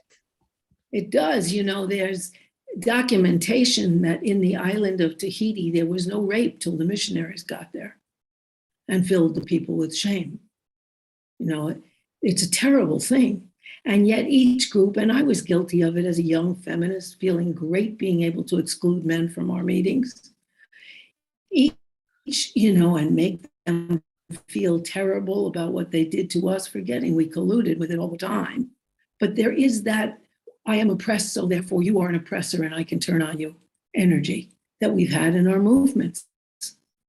And at its core, that's the energy that leads to a kind of cancel identity politics. And it's not helpful, right? It's not a winning strategy, right? Like you can't build a mass movement on finding ways to exclude people for not being sufficiently pure, right? Because we're all going to make mistakes. What we need, instead of call out, we need call in. We need to say, look, Dr. Fraud, like, I'm going to pull you aside because when you said that thing, it hurt, and here's why. And I know you're better than that. And I know that we're trying to build something together. So I don't call you out in public. I call you in for a private conversation so that we can try to do better together. Also that we have to see each other as allies. I remember I was giving a talk about feminism and so on. And this guy came up to me and he said, you're not going to get us guys to help much with housework if you call it shit work. That you got to invite us with something compelling. You've got to find the meaning and introduce us to it. And that was very important. But we didn't see each other as allies, and we didn't look at our own collusion with our own oppression either. And that's something that has to be acknowledged, that you can't be oppressed unless there's something in you that exceeds to this. And that's very important. Calling out the authoritarian structures. It's one of the reasons that I'm so thrilled with Cuba's new family law, because parents aren't given the authoritarian stamp and they're not allowed to hit their children. And they're seen as having responsibilities towards these lives, but not oppressive authority. They've outlawed corporal parents hitting kids. Yes, no. They outlawed gender violence and they outlawed violence against children. Those are crimes. Have we done that here in the United States? No, we haven't. And more states are allowing principals to smash children when they misbehave according to the standards of the school. And there's still debate, Dr. Fraud, in America as to whether or not spanking your kids is traumatic or not. Absolutely. If you read the what is they called? Foundation of Family, what are they called? At any rate, their books, how to break the will of your willful child. And they think of punishments that are severe how to break their will. And it does involve violence and repression. And there are many states that allow corporal punishment. That's, one of the things that blew my mind is that do Americans know that hitting kids is traumatic? What percentage do you think know that? I don't know. But in one of these mass surveys, 1 out of 10 parents, by their own admission, not only has hit their children, but hit their children with objects. Whoa. And that's by self-acknowledgement. And let's be clear, the science is absolute. It's very clear. It is harmful to hit children. There is no debate in the research. There's no debate about that. And yet our policies don't reflect it. Our policies don't reflect that. And Americans don't know that. I've been in polite company where was shocked that certain people not only condone it, but do it and think it's what the kids need. And I'm thinking, I'm going to keep my mouth shut because the food's good here. Yeah, and also because if you insult someone's child rearing, you're insulting their property. Children are property, and you're not supposed to speak about how they're treating their property. I mean, I do, but I'm out of line, clearly. But it's repressed. I mean, can an argument be made that there are certain cultures that think it's okay to hit your kid? That Yes. it's a tough world out there, and that you're being targeted. And if you don't learn the taste of the lash from me, you're going to learn it from the police or someone worse, and I'm going to teach it to you. Is that a cultural thing that we have to honor? I don't think we have to honor things that damage vulnerable people. And there are people that grow up thinking that Black people are inferior, or that women should just stay home and shut up. That's their culture, but we don't have to honor that because it's ignorant and oppressive to other group. Althusser, the French philosopher, talked about the 3 things that keep people down, that teach the lines of dominance and submission from the inside, so you don't need the police. And they are authoritarian families first, authoritarian religion, and authoritarian education that teach you to shut up and obey so that you stop yourself from questioning, no less invite anyone else to have to. And that violence is part of an authoritarian family culture. Right. And it's taken on in this family law, this amazing family law. I don't mean to brag. I don't mean to brag, but I came up with something that I'm very proud of. Good. That when my sons were acting up, I didn't want to hit them. I wanted to, but how could you not? I still do. But I invented something, and I tell this especially to fathers. When you're in public and a son is acting up, you want to establish dominance.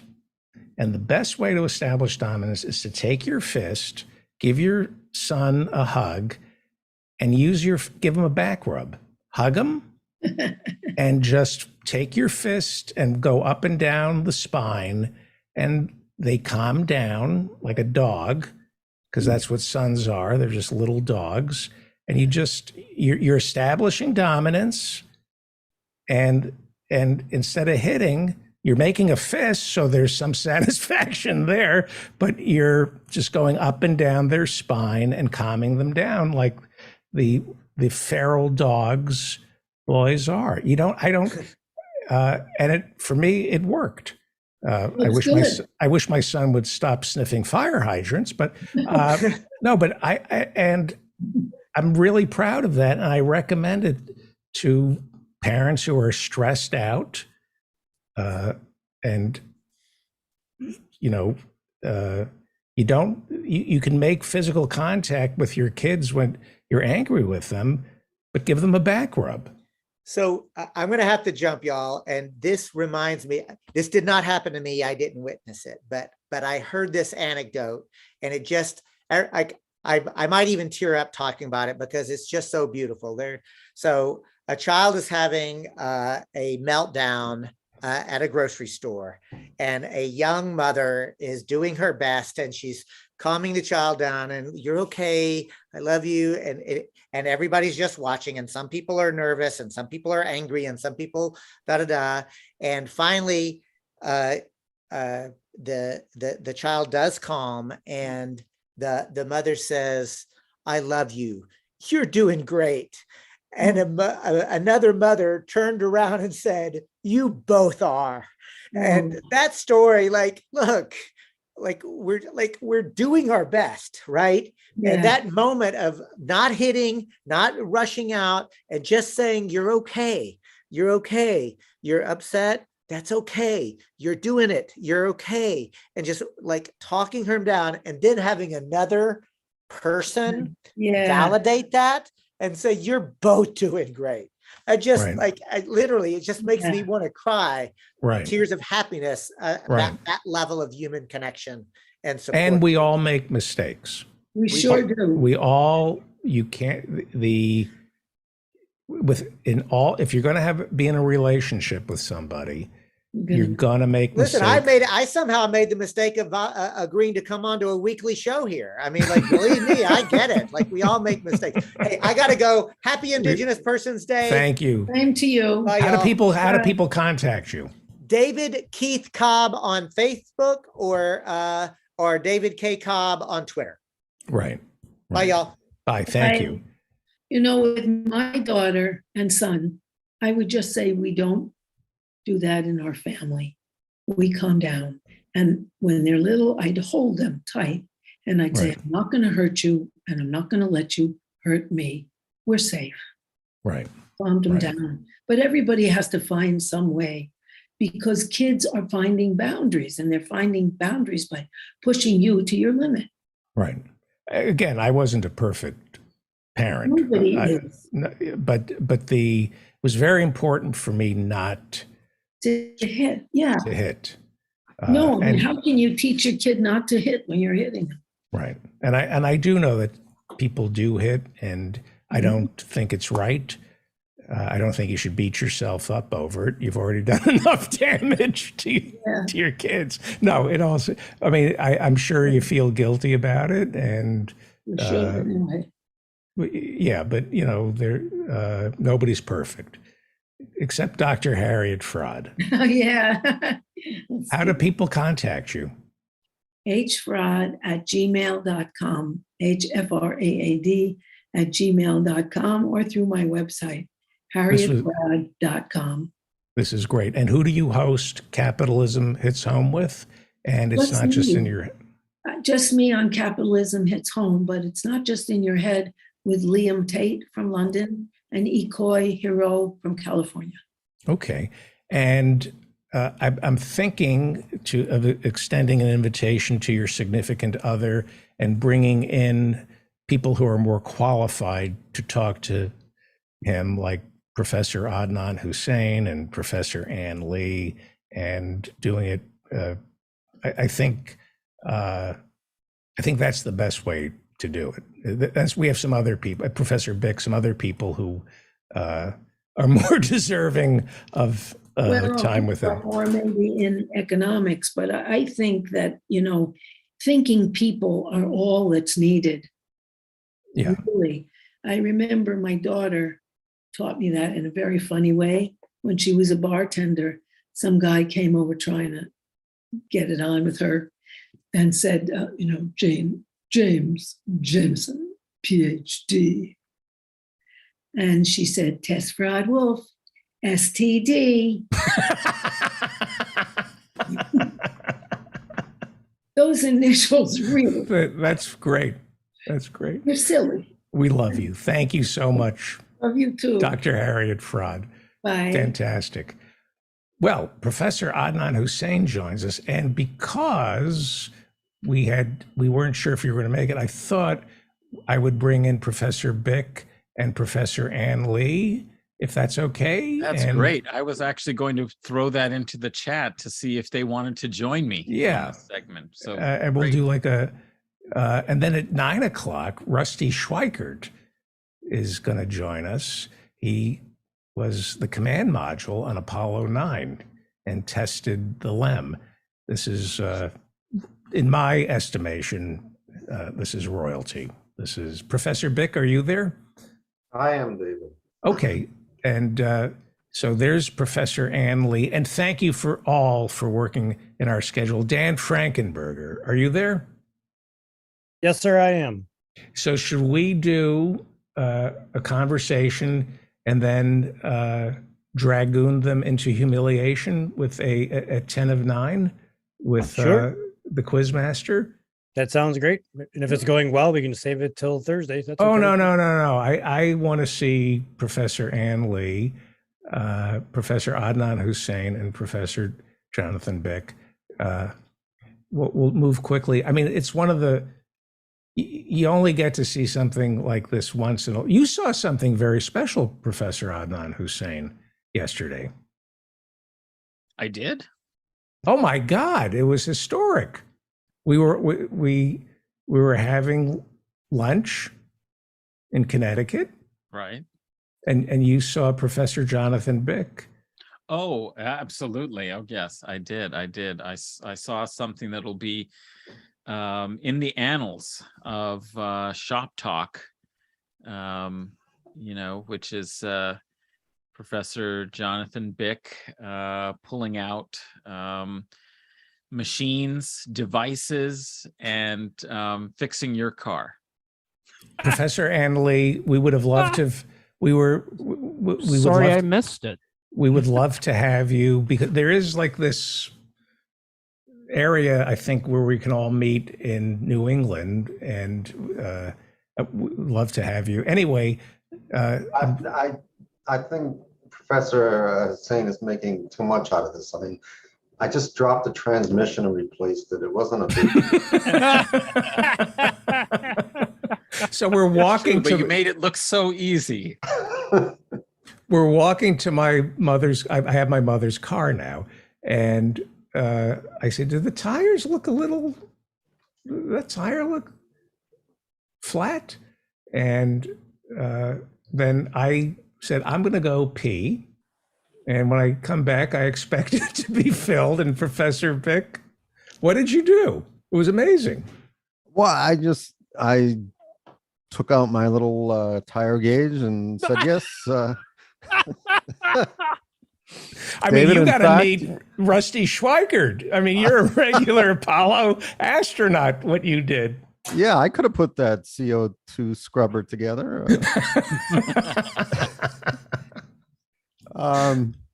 No, you were driving around on a half-inflated tire. Yes, it turned out. So yeah, I just diagnosed that problem, and I had an air pump with me, so I filled it up to the correct tire pressure. Well, it's thank you for doing that. Are my snow tires, did you order them for the winter? I did order them. They should get here by Thanksgiving Day, so I can good. change those for you then. Good. We had a great, Professor Anley, we had a great time out in the wilds of New England. It was perfect. It really was. Sorry, I missed it. Yeah, it was absolutely perfect. I got out of the city, and I was very grateful to know these people. And Zoom, it's interesting. Zoom, it's not that big a leap to go from seeing somebody on Zoom to actually having dinner with them, except the pants, wearing the pants. Well, since Professor Hussein, why don't we start off with what you want to talk about, and then we'll get an update on Ukraine and find out what Professor Bick wants to talk about, and then I'll humiliate you with the Quizmaster. Oh, I'm looking forward to the quiz. I guess just quickly, I noticed that there has been some fallout as a result of the Saudi-led decision to have OPEC or OPEC Plus, that is OPEC and its affiliates, not raise production as the United States actually wants in order to bring oil prices and gas prices down, but in fact actually to cut production by a couple million barrels, which will see the price jump. In fact, I think it already has over the last couple of days. I noticed that there were some pretty dramatic rises already in prices at the pump. And as a result, this is seen as a very pro-Russian gesture or move because it keeps the price of oil high. It allows the Russians to make more money on their own oil. It keeps energy costs overall high. So it means that you can raise natural gas and all the other things as well. So there's been repercussions where Democratic senators and Congress people are now threatening to cut off U.S. military aid and transfers or military sales and support to the Saudis. And this idea that any departure from the path that the United States has laid out for its allies to follow means that it's a betrayal and needs to be punished, and you can't be playing both sides in this issue. You can't be neutral. You can't develop your own policy that might be in your own interest. I mean, nobody has reflected on the possibility that perhaps it is in the Saudis' interest to maximize the price of oil at this point, because that, of course, is also how they make their national wealth. But it is seen and interpreted as simply an anti-U.S. and a pro-Russian gesture. And so, I've just found it very interesting that there's been no mention at all of the fact that the Saudis are still using U.S. weapons for its occupation of and war on Yemen. And so all of a sudden there's a bipartisan consensus that the Saudis need to be punished, for this, but there was never any, similar kind of consensus around other crimes, actual genuine crimes. This is just the Saudis following their interests and perhaps benefiting Russia by they are oil producers. They are part of OPEC. That is a cartel, and they set the price. I mean, and just simply because they don't do what the U.S. wants, this suddenly is a belligerent action, whereas their actual war crimes in Yemen are being ignored, have been ignored. So I thought that was an interesting point. It seems that there's a lot of consensus here. And this is, of course, a reversal. I mean, already Biden had said he was going to isolate Saudi Arabia and Mohammed bin Salman because of the murder of the journalist Jamal Khashoggi. He never acted on that. And when they thought there was an opportunity to get the Saudis to increase production, he's willing to overlook it. So I don't think it's quite a very good look for U.S. policy. And I think it is an indication of the way in which many, many other countries in the world are going to be following a more independent line that suits their interests. And this is going to be a challenge to U.S. dominance. So we'll see what happens with this. I should mention that one of the disservices that mainstream media performs is not explaining that you cannot drill your way out of this. When President Obama put our oil into the world market, the whole idea of fracking and drilling was we would never be subject to the vicissitudes of the world oil market. Right. And then Barack Obama in his infinite wisdom, said, you know what, we got to help out the oil producers. Let's peg domestic oil production to the world market. And so whatever we produce goes up and down with the world oil market. So there's no way to drill our way into cheaper gas. Is that correct, Professor Anley? Well, that's part of it. Although if I let me say at the front end, I think it is ultimately still about profits. I agree with Adnan about this, that it is about in the short term simply propping up Russian profits as well as the Saudis. And the Democratic response is, on the one hand, we've already obligated ourselves to all those arms sales, and slowing them up, I guess, will have some effect on the Saudis, although I think there are other measures that could be much more extreme. And also, I think there's if I recall correctly, there's still a ceasefire between the Saudis and Yemen. That doesn't mean that things aren't happening.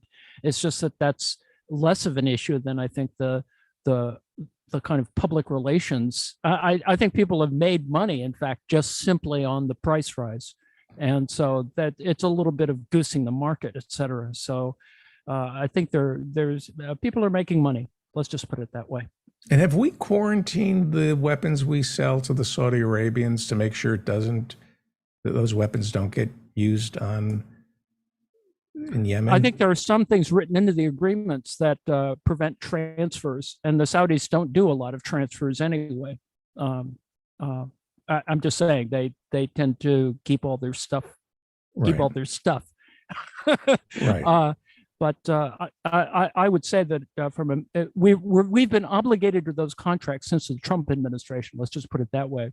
Mm-hmm. The big change was that big major deal that Trump went through with, because it had actually been held up at the end, I think, of the Obama administration. I should introduce Professor Ann Lee writes a nightly update on the war in Ukraine over at the Daily Kos. Everybody should read her at the Daily Kos. She writes under the name Annie Lee, Annieli, and you should subscribe to her over at the Daily Kos. So over the weekend, we heard about the bridge that links Crimea to Russia being blown up, we think, by a truck bomb. And everything I read until this morning was, this is huge news. The tide has turned. The Ukrainians are going to kick Russia out. And, I fall prey to this. I'm rooting for I root for America. I think war is horrible, but if Zelensky and the Ukrainians can kick the Russians out, I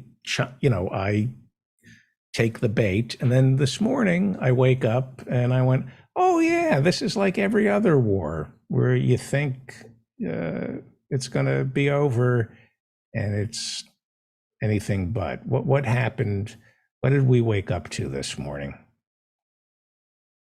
The biggest set of missile launches on Ukrainian soil of the war. I think there are 83 or 84 missile launches.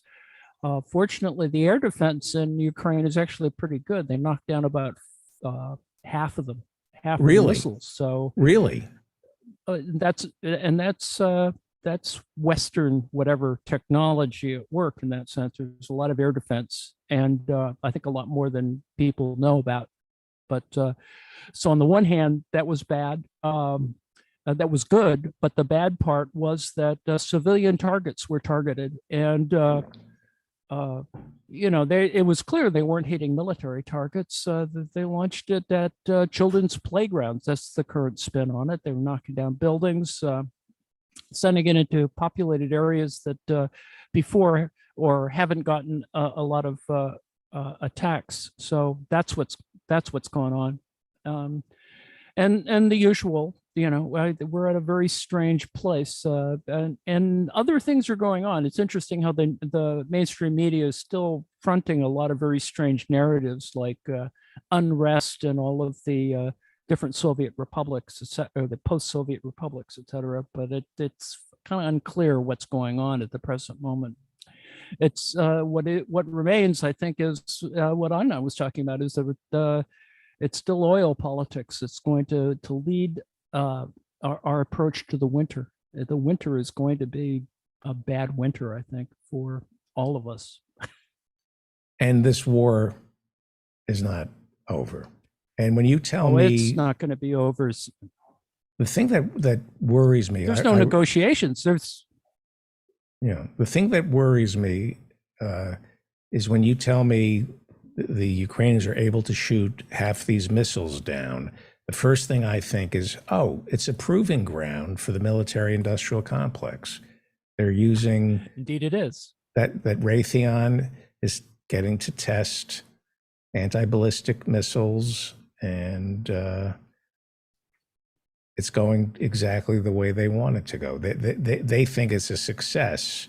They're studying. Wasn't that what Spain? Wasn't that what Hitler used Spain for? Sure. And unfortunately, Stalin didn't send enough armaments. That's kind of what it boils down to, with all due respect to the Spanish Civil War.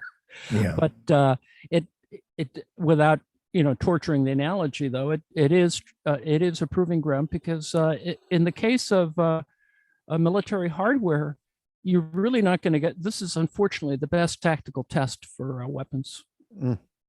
You actually have to launch them against real things from the enemy, the quote unquote enemy. And we're beginning to see, it's unfortunate, but we're learning. And on the other hand, we're also profiting.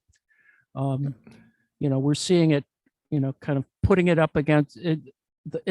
Just a simple example, the Russians are running low on their older S-300 air defense missiles, which they've been sort of converting to surface attacks, and we're trying to get them, I assume that's what they're trying to do, is to get them to launch their newer missiles, their S-400s, to see exactly how our air defense works against them. And it unfortunately comes down to a technocratic solution with the background against which is fuel oil. It's right. It's really insane. And something like 16 million Ukrainians are displaced. Professor Bick? Oh, indeed. So I wanted to make a couple of points. I'll make one point and then ask Professor Hussein a question about Saudi Arabia. And since I've forgotten what point I wanted to make, I'm going to ask Professor Hussein. We're talking about proving grounds and I think all that manual labor and the fumes, the gas fumes and oil stuff from all of the automotive work he was doing may have. Yeah, I think so. May have affected Got to my Professor brain. Yeah. Bick, yeah. So what should the relationship that the U.S. has towards Saudi Arabia? I consider Saudi Arabia to be one of the most loathsome and odious regimes in the world. We have been pals with them because they have a lot of oil, and it's been that way since Franklin Roosevelt. And we just, no matter what they do, we seem to go along with it, essentially. Oh, we may say, oh, maybe you shouldn't cut up a journalist with a bone saw. Big deal, but we don't do anything about it. Don't finance 9/11. Yes, they financed 9/11. Most of the hijackers on the plane. Is that true, though? Do we know that for a fact? I think there's pretty good evidence of it. Yeah. Professor Hussein, did they? Do we know that? Well, I think that was the nationalities of a large number, the vast majority of those who participated. I haven't read up enough to know about how much the financing goes back to, say, those with positions in the state. Clearly, there were members of the Saudi elite that have supported and continued to support and have for many, many years, rather radical groups ever since the US war in Afghanistan, the proxy war in Afghanistan. So this is why when people think that it's a leap to talk about this being a US proxy war in Ukraine, I think we've seen the pattern before. I mean, this has happened in the past, and they worked with Saudi finance to support the Mujahideen then. And since then, those relationships have been forged and continued. But I don't know about all the specifics about whether you can tie members of the Saudi royal family, those who really control the state, the Saudi state. They were disgruntled. They're like, elite. there's Yeah. something like 1,000 disgruntled princes, right? Yeah, there's a lot of princes, and only a few of them get to have these positions of power and authority. They have a fair amount of wealth, but there are factional contestations for control over Saudi policy. And in fact, MBS is clearly a master of this internecine factional family struggle, because he wouldn't have normally been in the strongest position according to how succession had worked among the brothers, right, of the royal family. But he has managed to position himself to being, not only the current crown prince, but actual ruler, really, of Saudi Arabia, in Right. his father's name. I'm going to call an audible because we have Rusty Schweikert here, and I think we're going to postpone the quiz because I want to be respectful of everybody's time. And Dan, is that what we can do it on Thursday? Because no problem. Yeah, we have an Apollo astronaut about to join. This is big for me. This is like. This is almost as exciting as hanging out with me and Prof. John in Connecticut. Not quite, but pretty good. This is exciting. It was very exciting. Professor Bick, anything else on your mind before we? No, I mean, if you take a look at the way the U.S. treats Saudi Arabia compared to other countries, let's take Venezuela or Cuba, for example. It's pretty astonishing, the difference, considering the types of human rights violations that go on there, their aggressive war against Yemen, their contempt for democracy. You can go on and on. The way they treat women in that country. It's pretty stark, when you make a comparison between Saudi Arabia and those other countries, and the discrepancy in the way we treat them. I think that people should analyze that and say, "Wow, I think we have to make some changes." That's all I wanted to say. Fantastic. Thank you all for doing this. It was great. Professor Ann Lee, read her all the time over at the Daily Kos under the handle Annie Lee. Professor Adnan Hussein is the host of the Mujlis podcast and Guerrilla History. Very quickly, who are your guests this week?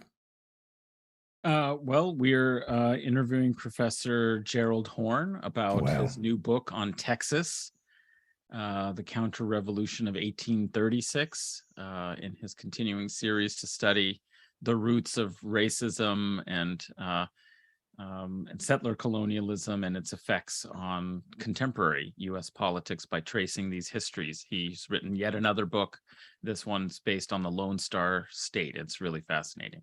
Well, thank you. And Professor Jonathan Bick, we'll see you at office hours teaching The Twilight Zone and Star Trek. That episode, the acting and the writing on The Twilight Zone was so amazing Friday night. I almost couldn't write snarky comments in the chat room. I know you were very quiet. Yeah, only been a couple. Thank you. Thanks. Thank you. Well, this is special. Peter B. Collins has brought in Rusty Schweikert, who is Apollo 9, tested the LEM for the astronauts to land on the moon. And early on, he warned us about extraterrestrial objects hurtling into space and destroying the planet instead of us. And that's not fair. So Peter B. Collins joins us. Why don't you introduce our special guest? I'm going to listen, and then depending on how much time Rusty has, maybe I can ask a question. Hopefully, particle physicist Professor Marianne Cummings can join us, and she and Rusty can speak a language that neither you or I can understand. Thank you. We'll have time for a question from you too, David. Oh, thank you. Thank you. And David, I want you to know that when Rusty got my invitation to appear here today, he didn't immediately say yes. He asked a little bit about the host. And he said that he's had some uneven experiences with comedians in the past. And then I explained that you're a fellow New Jerseyan. You also grew up on a farm in New Jersey. Well, not quite. We visited Neptune, New Jersey. But you knew the story of Rusty's origin in Neptune Township, New Jersey. Wally Schrar Wally Schrar went to my high school, Dwight Morrow High School. Go ahead. So, Rusty, you are in the company of a real fan, and thank you for indulging us with your visit here today. So it was 2 weeks ago that I attended the watch party hosted by the B612 Foundation, of which you are the chair emeritus, and the Asteroid Institute, that was at this fabulous bar at Fort Mason, the Interval, here in San Francisco. And I want to get to the DART mission and the effort to divert the orbit of the little moonlet of Dimorphos that rotates or goes around its larger asteroid. But let's talk a little bit about your history, because you got a scholarship to MIT. You started flying. You drew the attention of NASA. You were one of the youngest people recruited. You ended up in the Apollo program. And as David mentioned, you operated the lunar module. Tell us a little bit about what experiences led you to your work of the last 20 years to prepare us for planetary defense, particularly from asteroids. Well, I think the most significant event or happening which led me to have this rather specialized interest was in the mid-90s, when all of the various fields of exoplanets and things of that kind, things beyond the Earth, let me just say that. There are many, many, many different small fields, if you will, or disciplines, which kind of congealed all under one umbrella in the mid-90s, called astrobiology. And NASA, under the leadership of a particular guy whose name I forget at the time, who came in as an associate administrator of NASA, brought all of that together, all of those different interests in one way or another of life or things beyond the planet into this field of astrobiology. And NASA basically took then the responsibility to examine where is life? What is the extent of life? Where did life come from? How did it form? Did it come from, did life here on Earth actually originate on Earth? Or in fact, did it end up being transported here to Earth and flourish in its own form on Earth? Where is it going? What are the limits to life on Earth? I mean, we understand in our daily lives what it's like, but how salty can water be and still support life? How hot can water be and still support life? How cold, et cetera, et cetera. Now, we didn't know that much about the limits of life. Well, it was a very interesting transition that NASA made, gathering all of this together in the field of astrobiology. One of the things which was very obvious to anyone looking at it was that impacts of comets and asteroids on the early Earth had a tremendously powerful impact on the formation and development, evolution of life. And in fact, it's thought that most of the water on the planet Earth ended up from, or originated from, comet and asteroid impacts. And certainly we know that a lot of the carbonaceous content out of which life really emerged and developed on Earth came with the asteroid and comet impacts that occurred all through the history of Earth. And at one point, I was I went to a lecture at the Morrison Planetarium at the University of California, the museum in Golden Gate Park. And the guy professor from Stanford was talking about the early impacts on Earth, and in particular, of course, the one that wiped out the dinosaurs, the Chicxulub impact. Not only the dinosaurs, but 75% of all the species on Earth, living species, went extinct at that time because of that very large impact. And when he got into talking about and describing that impact, of course, I'm a graduate of MIT, so I studied thermodynamics and that kind of thing. And toward the end of his lecture, he talked about the tremendous shock wave from this Chicxulub impact, which was probably an asteroid about 10 kilometers in diameter. That's pretty big, 7 miles or so in diameter.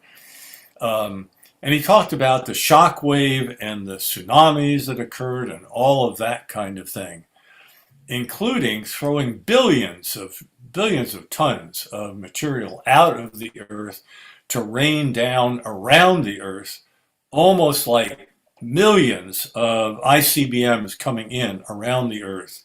And as they come into the atmosphere, they heat up, they glow, they explode even from the heat. The atmosphere became so hot, 1,500 degrees or so, that all combustible material on the surface flashed into fires. And so now you had not only the dust and rock coming in from this tremendous explosion, but you also had smoke joining that. And therefore you ended up with a nuclear winter, as it were. Well, I had been familiar with all that from anti-war activities and whatnot. But the thing that really got me was when he said that because of that tremendous atmospheric heat from all of this stuff re-entering, the atmosphere was so hot that it boiled off about 1 meter of sea level around the world. Now, I had a real understanding of the amount of energy it took to boil off, a pot of water, let alone a meter reduction in sea level. That is an unbelievable amount of energy. That blew my socks. I mean, that wiped me out. So I got, at that point, very interested in this whole issue of impacts. And at that time, or very shortly after that time, around the year 2000, we were finding, and when I say we, I'm talking about the astronomical community, we're finding more and more what are called near-Earth asteroids. That is, not asteroids that are out in the asteroid belt, between Mars and Jupiter, basically in circular or near circular orbits around the sun, but rather ones that swoop in and whose orbits come inside at one point the orbit of the Earth and swing back out again in most cases. Any of the asteroids which come across, whose orbits cross the orbit of Earth on the way in around the sun, or come very, very near to it, are referred to as near-Earth asteroids. And that is what the Chicxulub impact was, a very large 10-kilometer asteroid. So I got very interested at that point. Of course, it was related to the fact that I'd flown on Apollo 9, and my two compatriots and I, Dave Scott and Jim McDivitt, would look at the Earth at night when we were on the night side of the Earth. And I can recall when we were all three glued to the windows looking at the lightning flashes and the weather fronts and all of that. And every once in a while, you'd see a very dim streak of light. And it was almost as if you didn't see it. I mean, it was very, very subtle to the point where you didn't say anything. But then we sort of said, did anybody see a flash of light down there? Say, yeah, I've seen those too. Well, and that's the only appropriate use of the term awesome, wouldn't you say? Well, this was so subtle, it wasn't awesome until we realized that what we were seeing, these little streaks of light, were meteoroids shooting stars, entering the atmosphere, but they were below us, not up in the night sky, but down in the night sky. And of course, the immediate realization is, whoa, they had to come past us to get down there, So, so there we were, So there are those two things which got me very interested in the idea of asteroids impacting the Earth. And again, as the community was finding more and more near-Earth objects, and by the way, those are terms that are not quite interchangeable, near-Earth object and near-Earth asteroid. The near-Earth objects include near-Earth comets as well. But the best way to think about it is near-Earth objects, 95% or more of which are asteroids, and 5% or so are near-Earth comets. But in either case, they have a chance because they come across the Earth's orbit.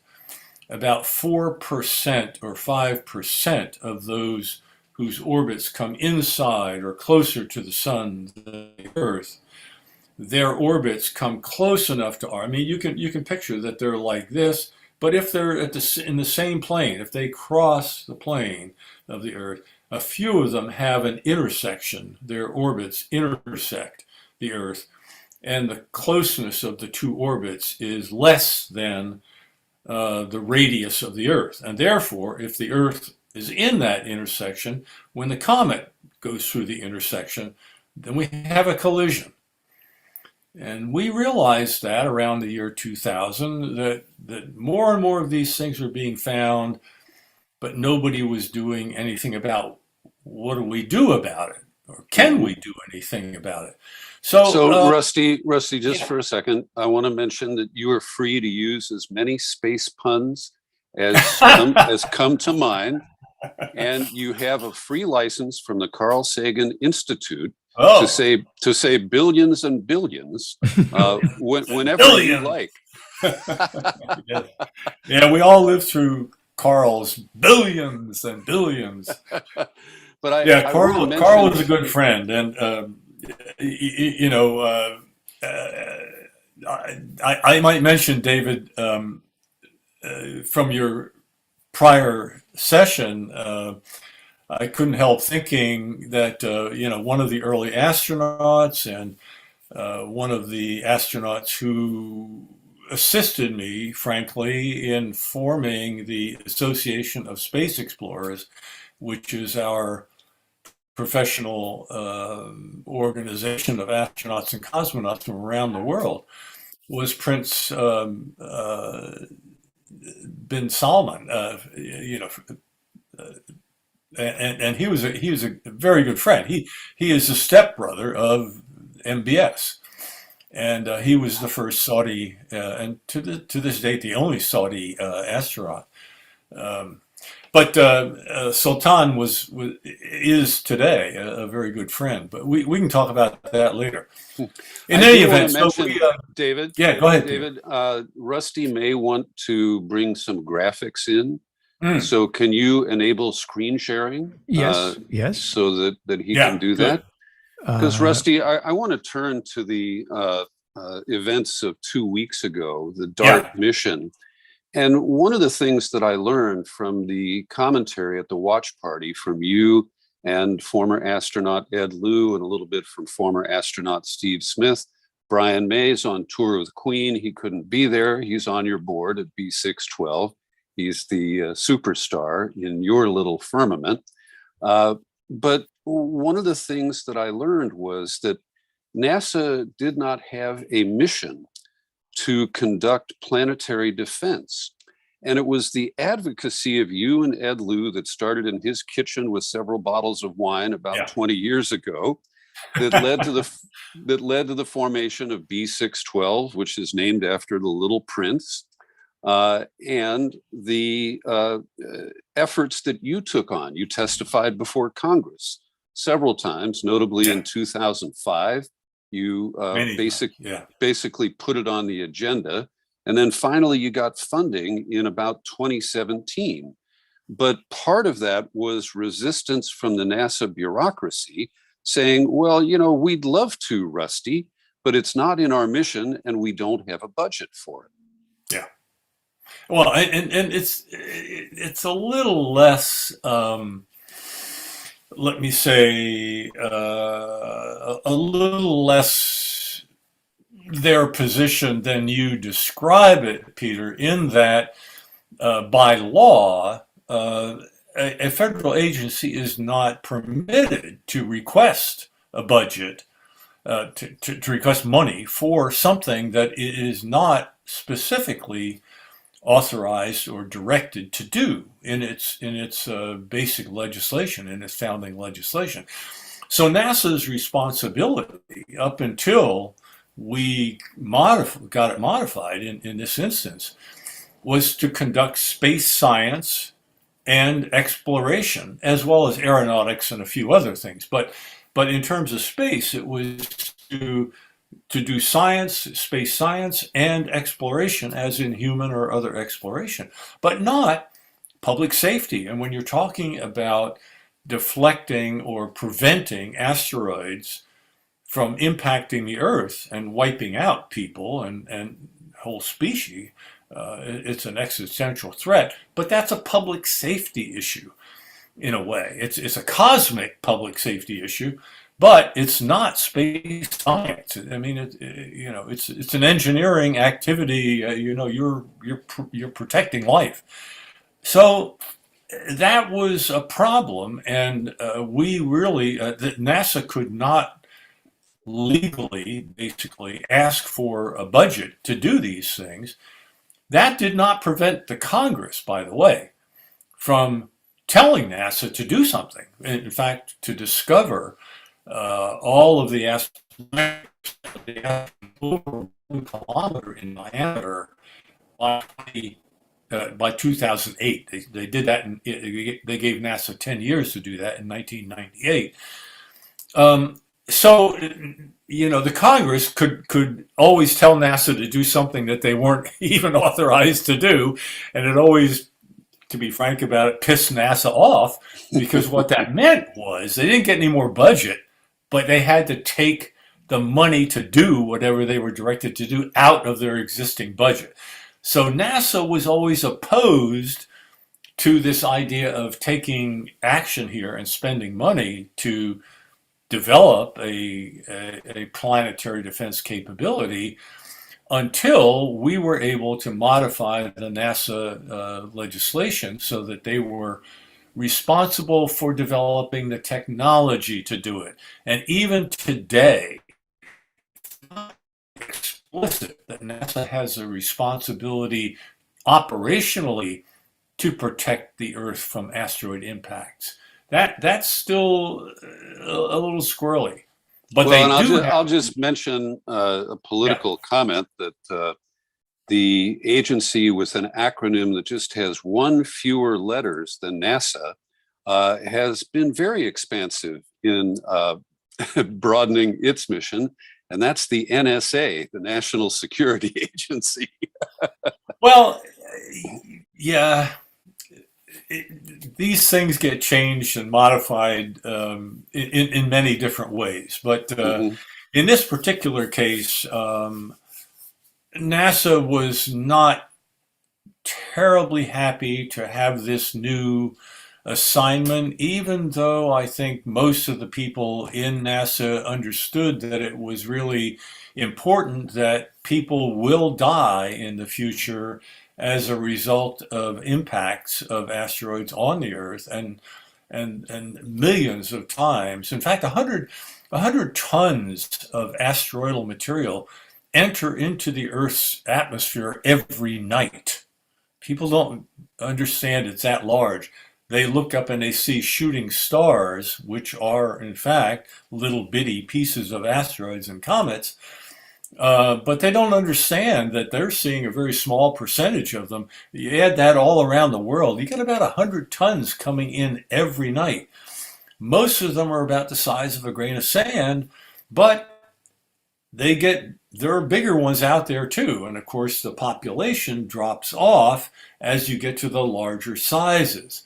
So that's the real issue we're dealing with. Something some people may be interested in is that the minimum size of an asteroid which will create enough energy release on the ground that it could kill people is about 20 meters in diameter, 65 feet in diameter, the size of a house. Think of it that way. Something coming in the size of a house or a bit bigger, a mansion, that's what is capable of creating death on the ground. And above that, of course, it goes on to, wiping out species on the whole planet, when you get up to 10 kilometers, like the one that wiped out the dinosaurs. And Rusty, one of the achievements that you have helped foster, you don't seem to want to take direct credit for things, so I won't load that on you. But B612 and your colleagues, these efforts have led to an inventory of asteroids that could potentially hit the Earth. And that seems to be a really great leap forward in understanding the nature of the threat and being able to assess the risk of an Earth impact from a specific asteroid. Yeah. Let me try to give you a snapshot of that. There is a clearinghouse, the clearinghouse for the entire planet for tracking, for inventorying all of the asteroids, the near-Earth asteroids that are discovered by hundreds of telescopes around the world every night. Every night there are literally thousands of observations made from hundreds of telescopic sites looking for asteroids, and in particular ones that haven't been seen before. And anytime, every morning, every telescope around the world ends up sending in these observations to the Minor Planets Center in Cambridge, Massachusetts, at Harvard University. And the Minor Planets Center, or MPC, inventories all of these asteroids that are found and computes their orbits. And they're not always terribly accurate. I mean, after one night of observing, there's a lot of uncertainty in the orbit. But it's put out on the internet every night. By the way, all of this is wide open. This is not, secret information or anything of that kind. You and I, anybody can literally look at the Minor Planets Center site, get all this information. It comes out every night. And is that the first thing you do? Is that the first thing you do every morning? You pull out your iPad and check the MPC? You know, every morning, yeah, every morning. Peter, you know too much here. Every morning, part of my routine, frankly, as I crank up my computer, is to look to see, have there been any new near-Earth objects discovered, and in particular ones that have a relatively high probability over the next 100 years of impacting the Earth. And we now know of thousands, tens of thousands of near-Earth objects, and there are on the order of I think it's 4,000. I could look it up here, but you know, it is in a table. Every morning I look at it to see if there are any new ones. The ones that I guess I would say are of even the most mild concern, there are on the order of 20 of them. They have greater than a 1 in a million chance of impacting the Earth in the next 100 years, okay? And of a size that could actually do damage on the ground. So that's about the level of concern. But at any moment, you know, one could be discovered, which in fact could be scheduled for an impact a year or two from now. What do you do? Oh, I'm sorry. Yeah, go ahead, David. So what happens? You see something coming, and we've got 2 years. Yeah. Well, I mean, what do you do? You know, if it's 2 years away, there's not a lot you can do.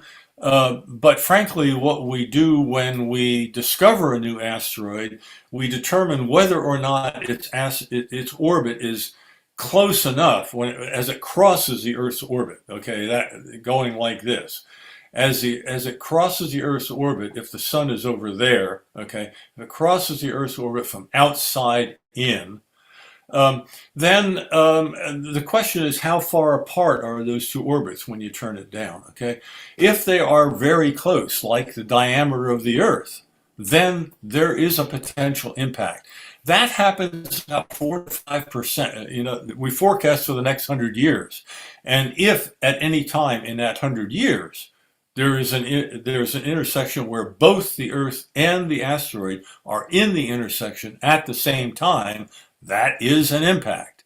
So again, and based upon the accuracy of our knowledge of the orbit, of course, we don't know precisely that the asteroid is going to be there. The asteroid over time is sort of it's a line. It's not just a point, because we don't have a perfect orbit. You never have perfect information in any science. And Rusty, one of the what things you can do is calculate a probability of an impact, and that is put into the table by the Minor Planet Center every morning, and that's what it is I look at and what we're concerned about. But if you know, about 4% of those asteroids that we know of in the next 100 years have a non-zero probability of impacting the Earth. But it may only be 1 in 10,000 or 1 in a million or something like that.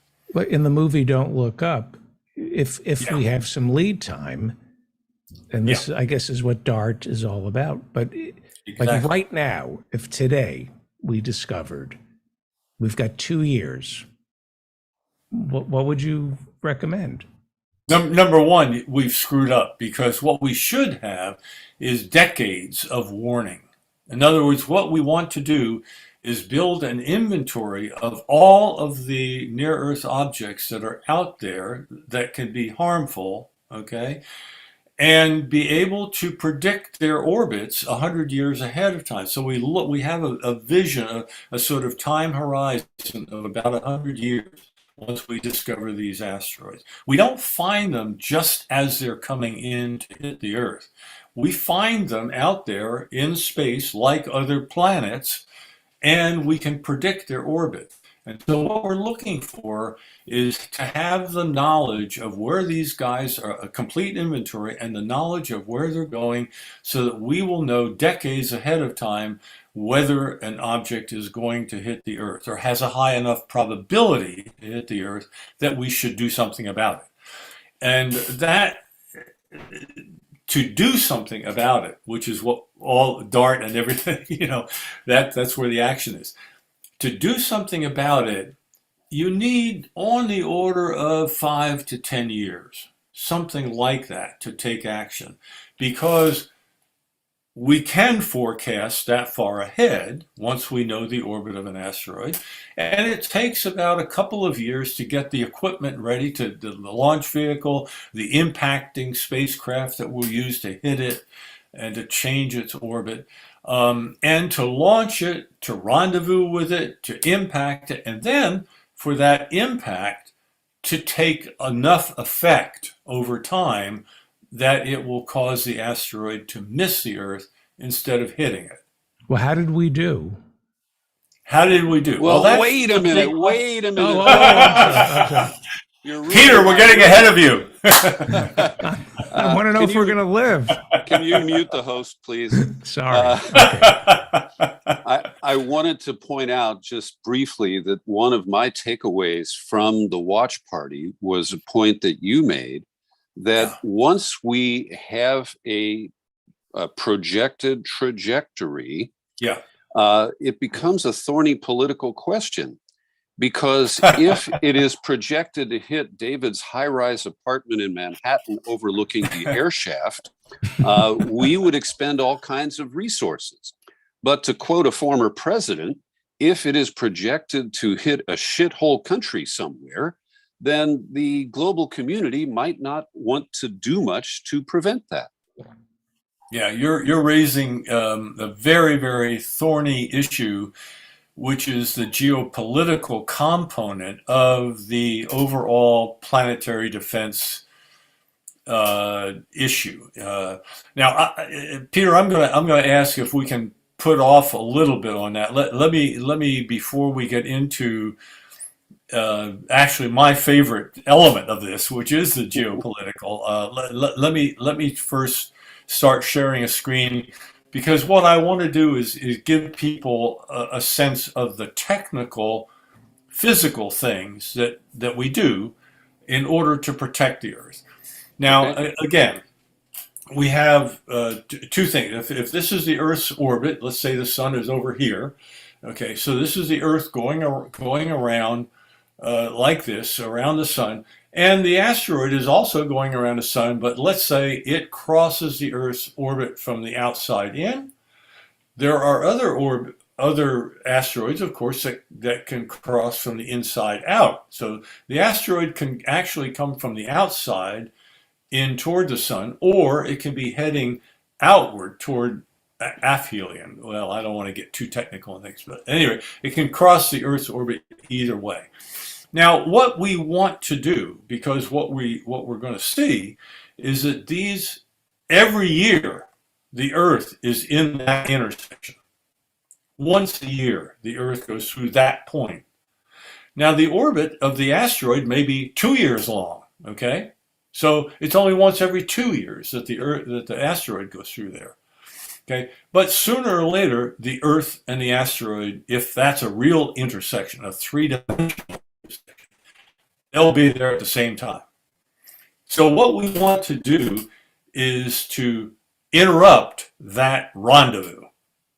Now, the way to do that is not, as most people think, to change the direction of the asteroid. That's extremely hard to do. It takes a tremendous amount of energy to change the direction an asteroid is going. But what's relatively easy to do is to change the speed that it's going. In other words, we can hit it from the back, run into it from the rear, or we can run into it from the front to slow it down. We can speed it up or slow it down. And what that does is it makes the orbit, if I run into it from the back, for example, and speed it up, it's going to end up in a bigger orbit around the sun than it was in. And that will take longer to get around. And therefore, it will end up being late for the rendezvous. Or if I hit it from the front, and slow it down, it's going to end up in a smaller orbit around the sun, and it will go around faster. And it will end up going through the intersection before the Earth gets there. Okay? So that's what we want to do. They were going to be in the intersection at the same time. And what we do by a kinetic impact hitting it is to cause it to be early or late. If it's early, it gets through the intersection before the Earth arrives, or if it's late, the Earth gets through the intersection before the asteroid arrives. What I'd like to do, I'm going to try screen share. This may be a real grab bag here. Let's give it a go. Okay, so Go ahead. I'm going to share the screen, and what we did in the DART mission. Okay, I'm going to say, let me see what we got here. I'm going to go to, okay, this one, and share. And let's see, there we are. And I'm going to go there, and that should go to a full screen. It is. And what we're looking at here is the target for the DART mission. This is actually a binary, not just one asteroid, but a binary asteroid. And I'll explain why that is the target rather than just a lonely asteroid. But this is the main asteroid of the pair, which is called Didymos. And this one going around it is Dimorphos. This is about 600 feet across, or 167 meters in diameter. And this one's, I don't know, 5 times that large or something like that. And these are the actual images. Here, I'm going to start this thing. Okay, so these are the last images coming into the binary pair, and what we're headed for is this smaller asteroid. We're going to run into this head on. It's coming at us here. We're going to run into it to slow it down in its orbit around the larger companion. And there you go. There are the last images before the impact. And at the top there, you can see partial download of the image. But that was what happened the other day. Now I'm going to shrink that one down. And here I think you can see, let me see if I can get this one bigger. Let me go to full screen here. Okay. So this is Didymos. This is the larger of the two. Are we seeing that? Are you seeing that? Yeah, Rusty, we have a frozen image from the red screen after impact.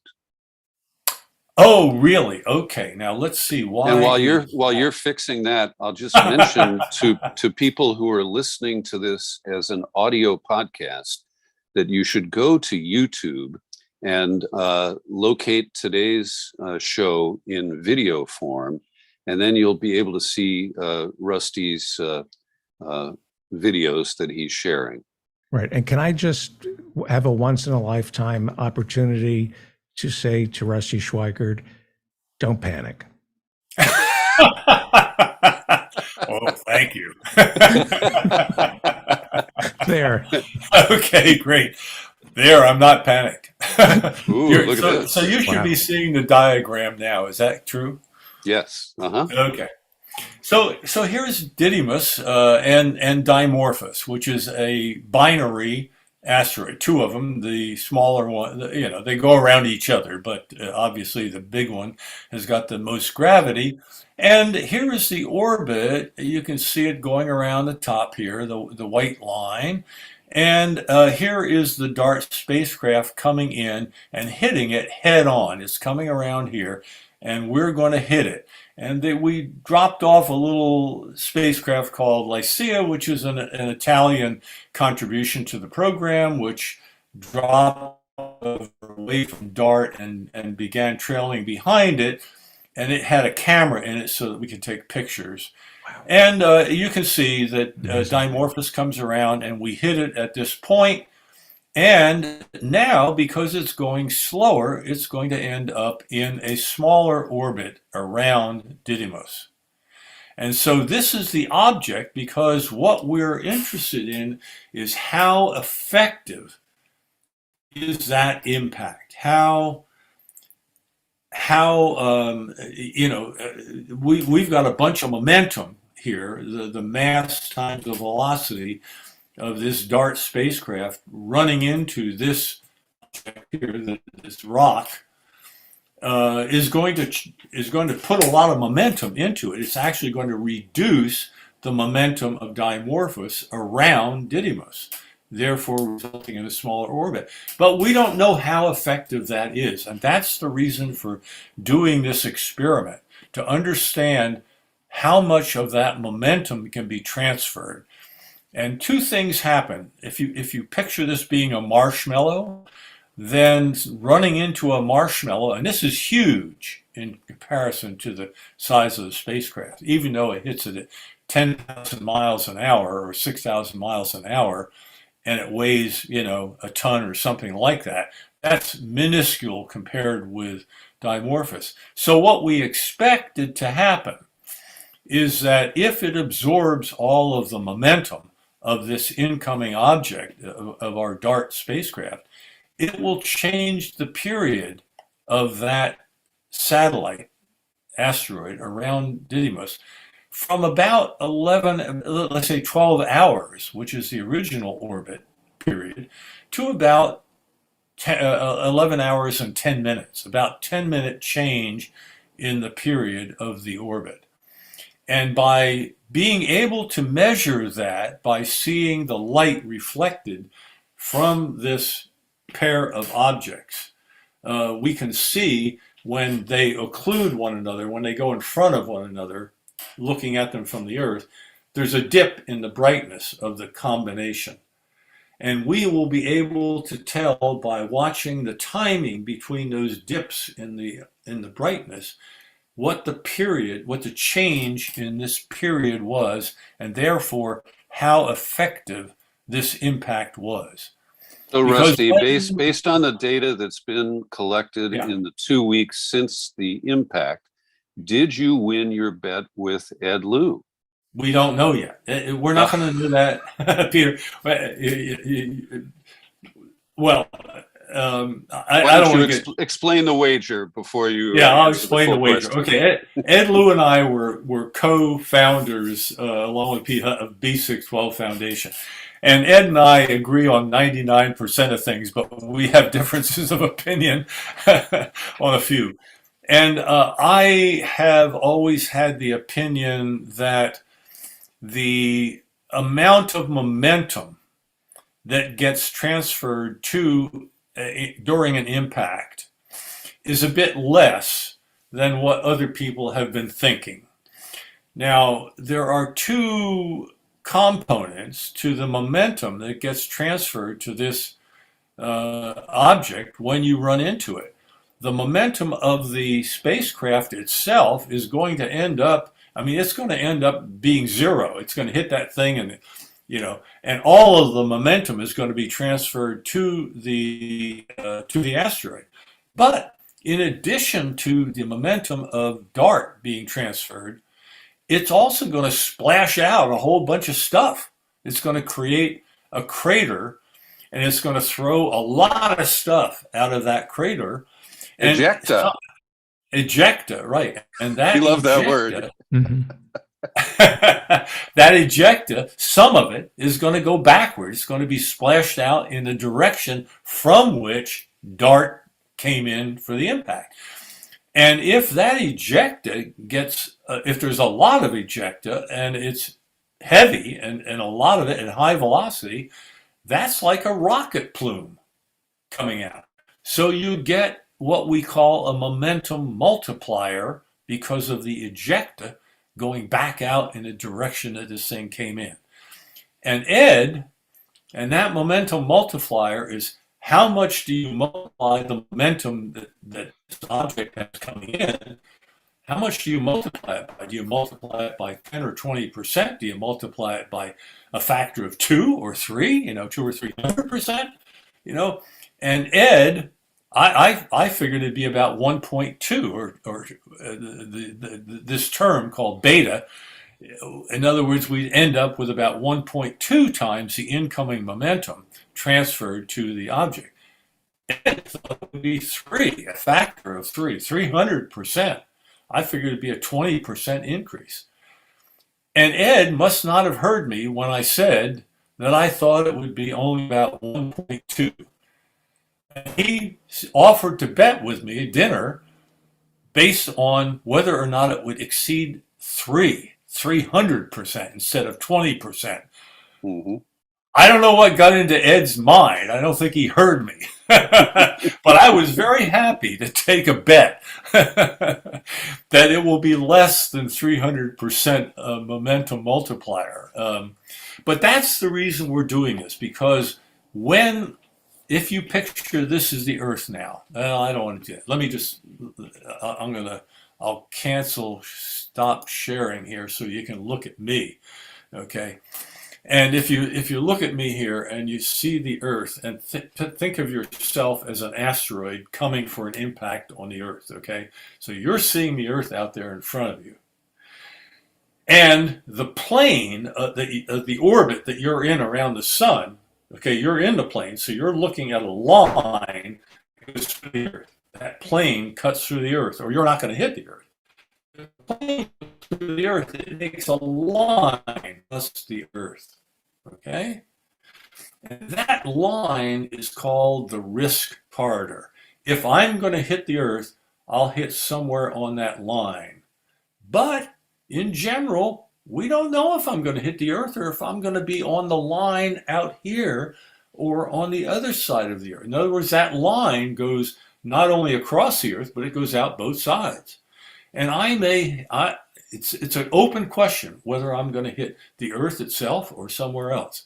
This is all in the uncertainty involved in how accurately we can track and predict an orbit of an asteroid. So at the time we have to spend $1 billion to deflect this asteroid, we will not know for certain whether it's going to hit the Earth or whether it's going to miss it.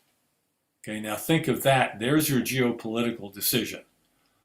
Somebody's got to decide to spend somebody's $1 billion. Whose $1 billion?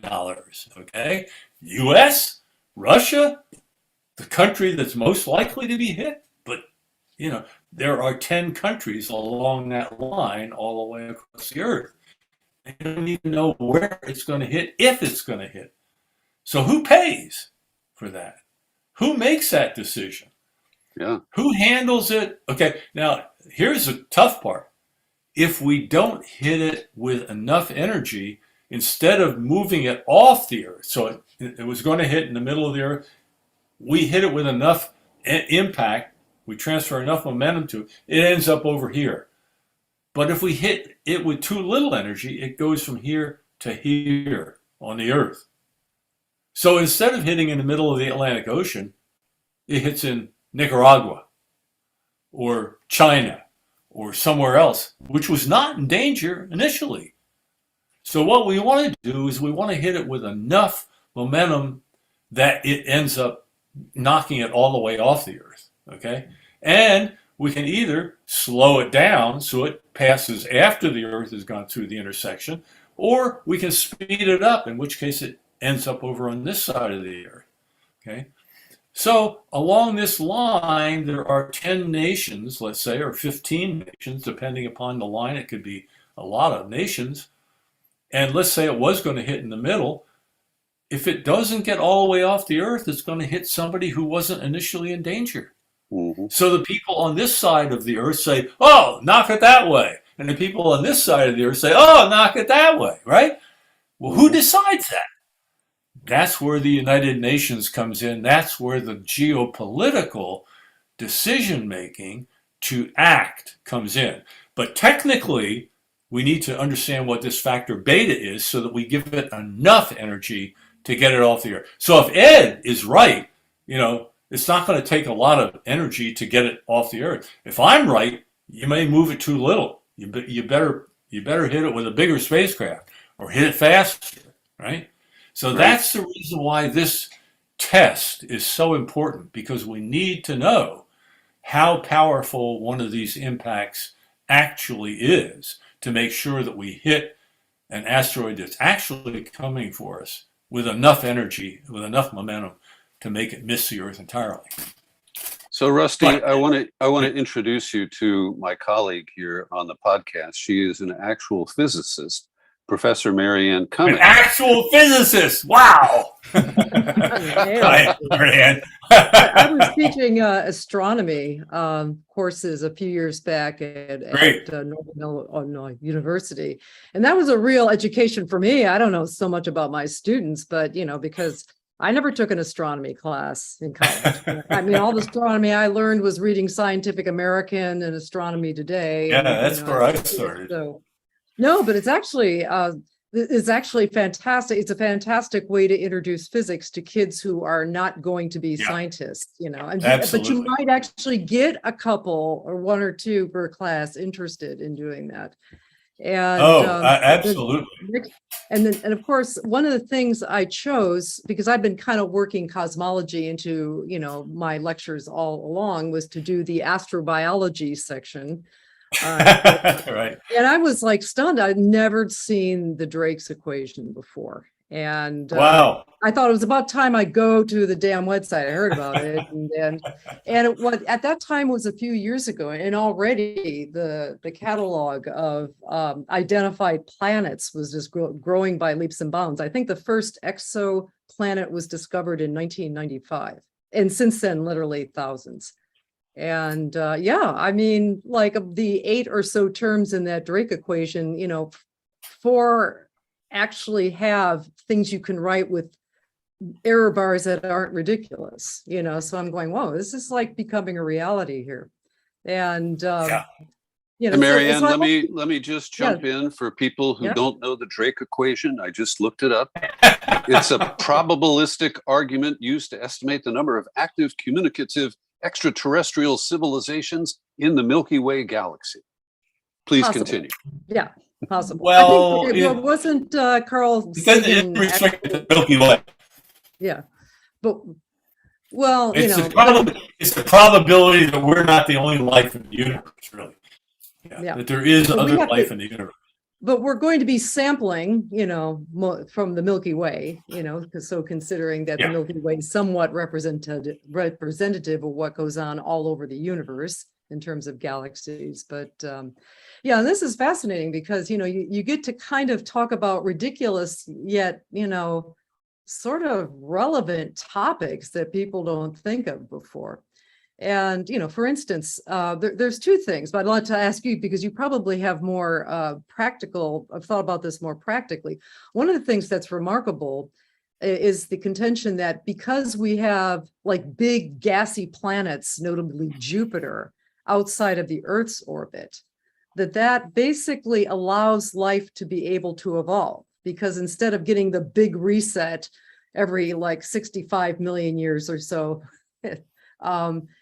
if you didn't have those planets deflecting asteroids, you'd be giving them every million years or 500,000 years, in which case you could never have a stable enough ecosystem for advanced evolution to go on. And do you have any experience with that? It seems a little improbable until, and this is my second question, what are the angles of a typical asteroid compared to the plane of the orbit of our Earth around the sun? Are they kind of close? Is it all collinear, or are the asteroids? Do they have you know what I'm asking? Yeah. Are they mostly within a small angular range? Well, let me go to the second part first, because that's a technical issue, and I can answer it very rapidly, and then get on to what is for me much more interesting, which is the first part of your question. So the most of the asteroids are coplanar with the basic plane of the planets, the ecliptic plane. around the sun. I mean, the dust, the dust that was formed and the formation of the planetary systems is dominated by the angular momentum of the cloud, of dust and gas, which converges and ends up forming the star in the middle, and you end up with basically a plane of gas and dust, which end up forming planets around any star, planetary system. And the asteroids are basically the leftover material, largely because of Jupiter mucking things up and not allowing planets to form too close to it. And those phenomena, all of those factors are true in one way or another in any star system, planetary system that forms in the universe. There are always variations, and the planets migrate in and out from their star in the formation process, and things impact, etc., etc. But basically, the asteroids are coplanar in the ecliptic. But, the ones that we're discovering now, I mean, we've discovered most of the large ones. The only large ones that we continue to discover are the ones that are like 30 degrees to that ecliptic plane. I mean, those are the only large ones that we find now. We found most of them because they're in the plane. But when they're at a fairly high angle, they're much harder to find. So we find those last. But I want to go to the first part of your question, because that is, to me, what we ought to be having this conversation about. Pardon me, David and Peter. We're about to take over your program. Good. Take it. But to me, what is interesting is that if you look at big history, which is essentially the history from the Big Bang to now, it is the biggest of histories. It is from what we know as the origin or the Big Bang to the current time.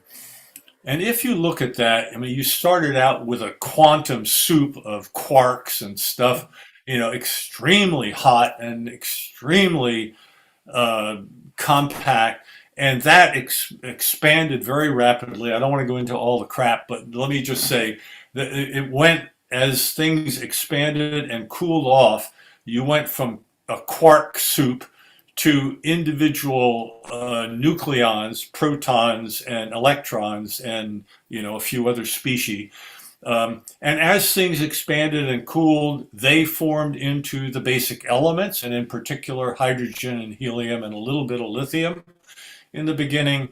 And those things got together and formed the first stars.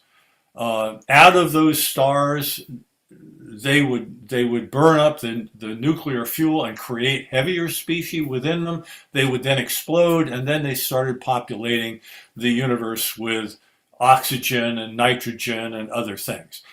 So if you look at that time history, and it's going out from the Big Bang in all directions, you start with quarks, you end up with, you go next to elements, you then form molecules, you form stars, you form galaxies. That basic physics moves out until such time as things get cool enough that what you're beginning to do is have these different elements, now some of them heavy, forming molecules and complex molecules. And as you go out in time from that Big Bang, that molecular stuff begins to form what we call chemistry. And then chemistry continues to evolve out further in dark clouds of gas and dust, with a transition we really don't understand yet, but it is that transition from chemistry to biology. Wow. So you had quarks to physics to chemistry to biology. Wow. And that was a phenomenal transition, because up until then, quarks, physics, chemistry don't give a damn about anything. But biology wants to live, wants to survive, wants to reproduce. It is fundamental to biology. And out of that come the higher forms of consciousness and intelligence and self-awareness and all of that. But that's a process of which we are an extremely unique small part on a planet around the sun.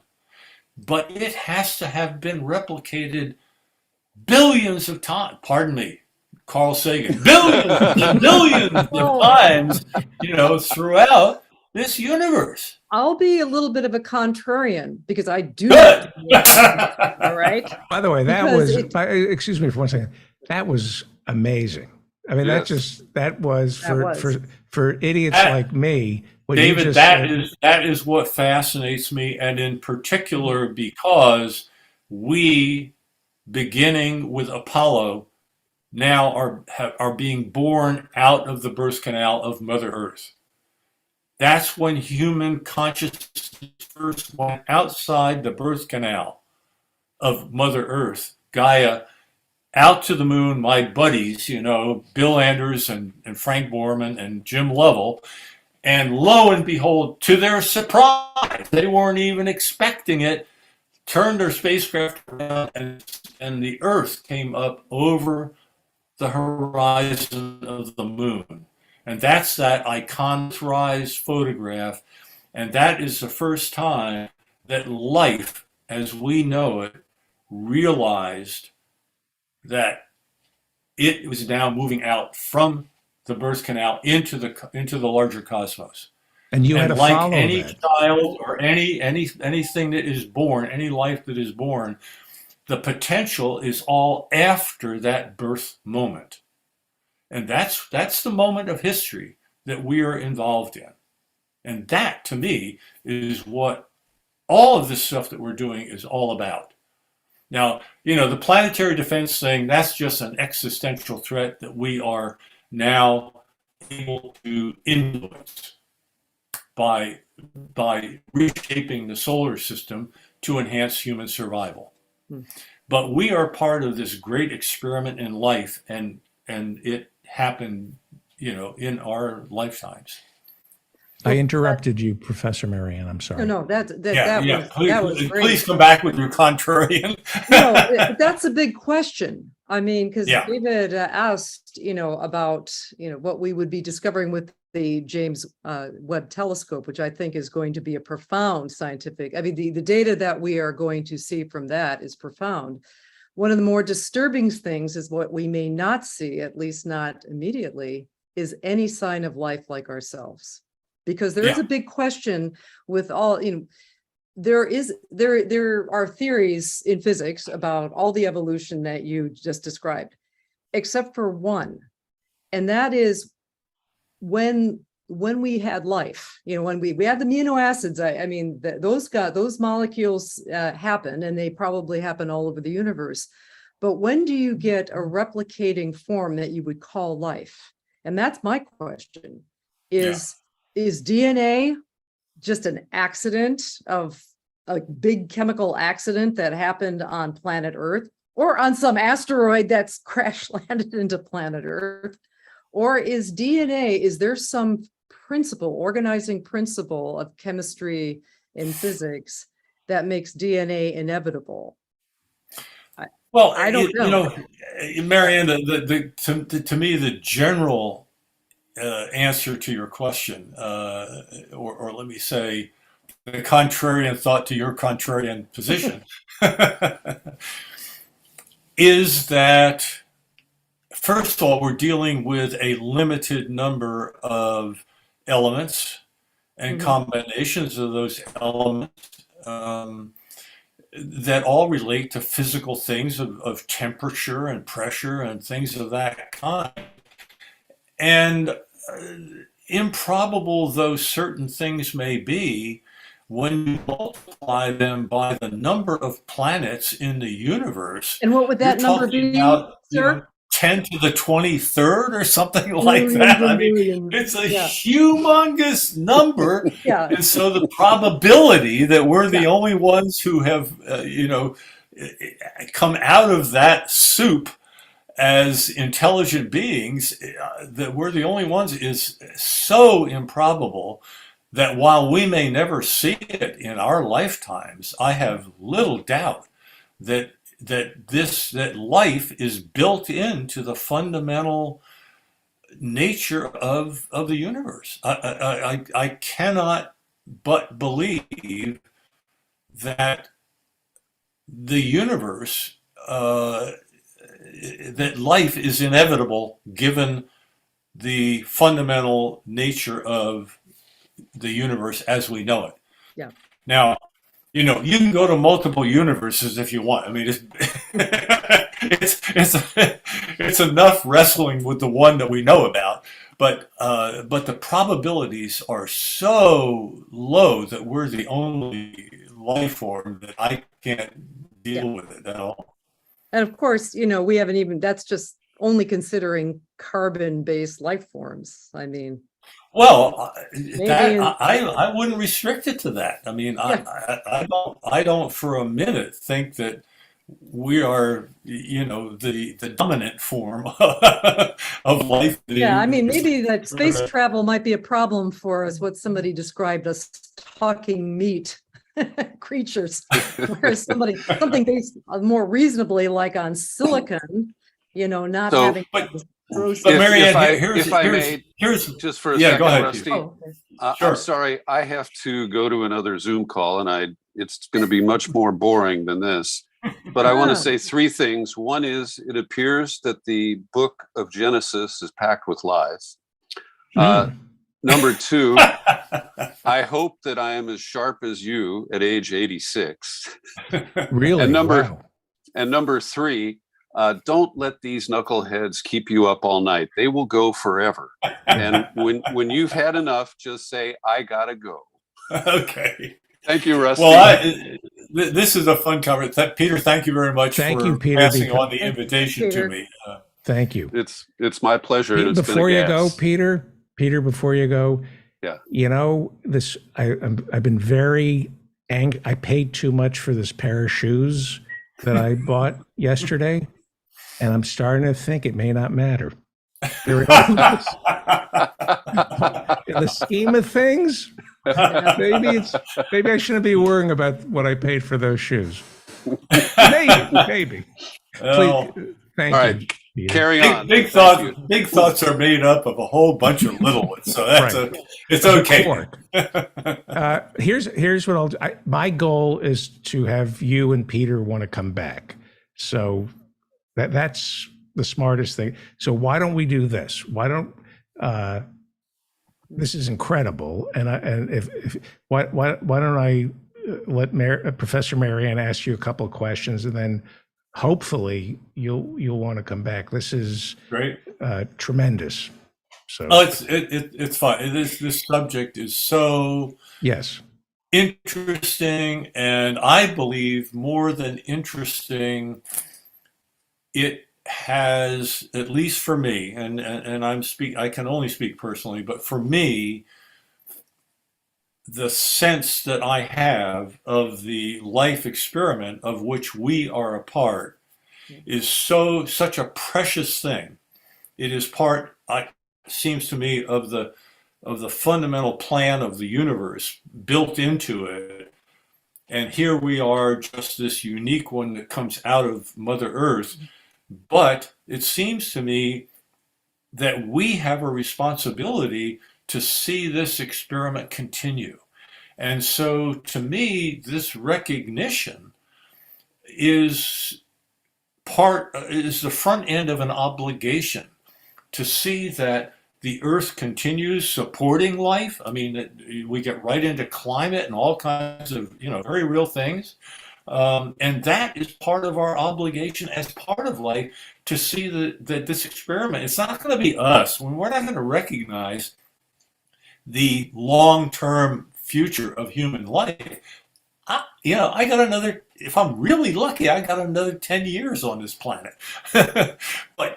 but we collectively are an experiment, a great experiment in life. And I think we are one of a community of life, some of which is out there and has probably run into each other, but here we are about to emerge out of the birth canal of Gaia. Yeah. And we've had our first go at it. Yeah, I I think think we it's need to kind of figure it hard it's really hard to overstate how important that image of planet Earth was. We had imagined it before, but the first time somebody saw Earth from that position ever. Exactly. Professor Marianne, can you imagine being the three guys who had to follow that in Apollo 9? Well, the big deal How do you from top the that? standpoint of everyday stuff is the landing and Neil Armstrong running around. To me, it's what Marianne just said. It's the first human consciousness recognizing this reality. And that's Apollo 8, not Apollo 11. So I've always seen Apollo 8 as the real turning point, the real And point was where that the first mission that made an orbit that orbited the moon, right? Right. Yeah. It was, in fact, your mission was supposed to be came back in Earth orbit. Yeah. Your mission, Apollo 9, was supposed to be Apollo 8, but they were afraid the Russians were going to get there right? Didn't they speed it up? Well, that's much too complicated to go into, David, but at that time, so many things were changing. And Right. of course, with the Apollo fire and everything else, things were moving back and forth. We had 5 different missions before we flew. Right. 4 of them changed to other things. So, it was a big difference. But for me, on Apollo 9, following Apollo 8, and one of my best friends, personal friends, Bill Anders, was, on the Apollo 8 mission.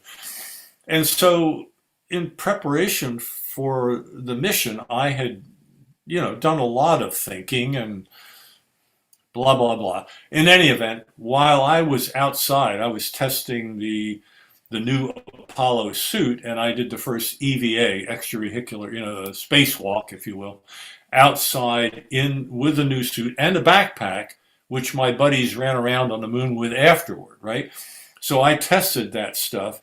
And while I was outside getting ready to do this, crossover from one spacecraft to the other, blah, blah, blah, the movie camera that Dave Scott was using to capture my motion, my transfer, failed. It's a German Mauer movie camera, if you're interested in what failed. But Jim McDivitt gave him 5 minutes to try and fix the camera so that he could do this movie, of my motions. And it didn't work. He never got it fixed. But I had 5 minutes. Jim McDivitt said, "Hey, Rusty, stay right there." I was partway up a handrail on the front of the lunar module. And I just said to myself, somehow, I said, this is my time, this 5 minutes. I'm not going to be an astronaut. I'm a human being. Let this come in. And I held onto the handrail with one hand, and I just swung around, and I looked at where the hell I was. It was just, incredible. And I just said, let this really come. Questions came up like, how did I get here? What's really going on? What is happening? And I realized I'm part of humanity, and I'm like the sensing element at the moment of humanity out at this frontier. And my responsibility is to bring this back to humanity. And it was a very important 5 minutes, and Dave didn't get the camera fixed, and Jim said, okay, let's get back to the checklist, and it was over. But that 5 minutes was, very special. I probably wouldn't be saying the kind of stuff I'm saying if it weren't for that failed movie camera.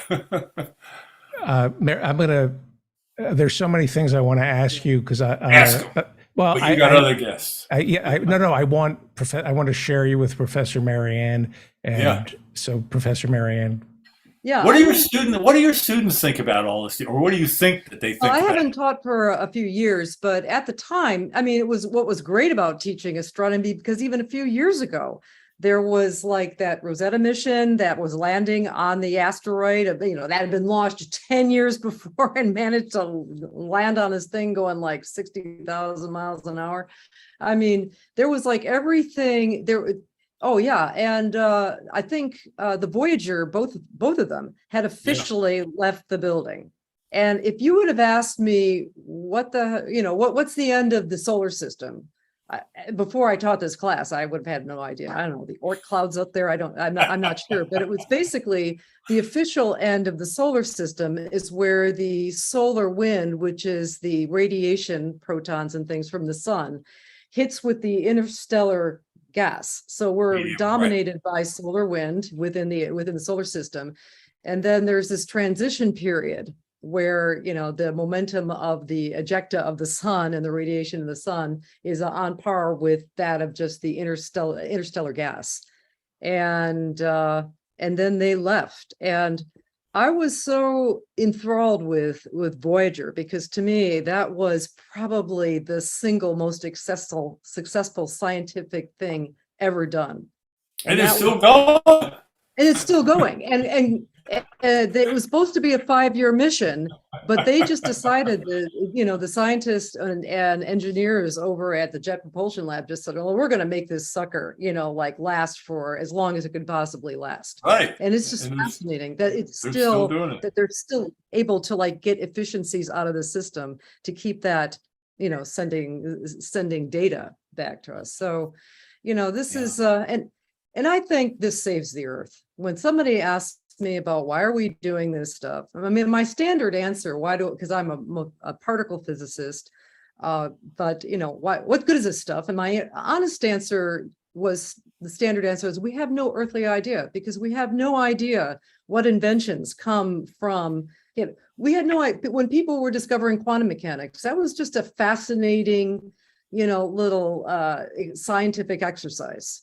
And then within 30 years, but within 30 years, we had the transistor, and, okay, general relativity. Well, that's very interesting. What earthly good is it? Well, your GPS system wouldn't work unless you had Einstein's general relativity to, do the corrections for something being outside or farther away from the center of the Earth's gravitational pull, all this kind of stuff. And now we have gravitational wave detectors. Oh, that was my old advisor. Talk about somebody who's really going strong in their 80s. My advisor had the pinnacle of his life, because he was never a tenured professor. He's still at University of Michigan, but he was the senior guy on the LIGO experiment from Michigan, and he was the guy doing the optics. Yeah, which is incredible.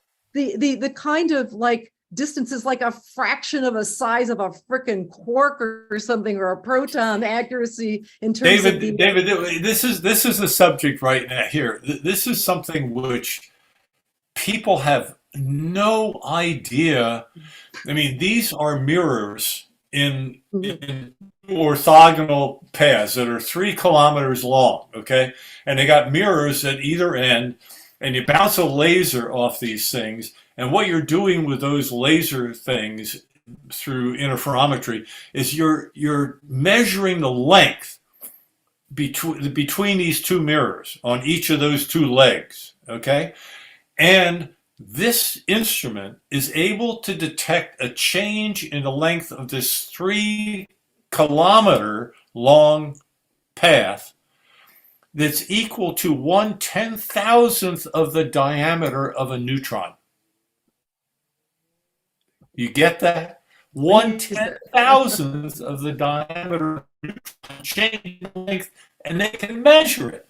I know. The equivalent of that is the distance to the nearest star.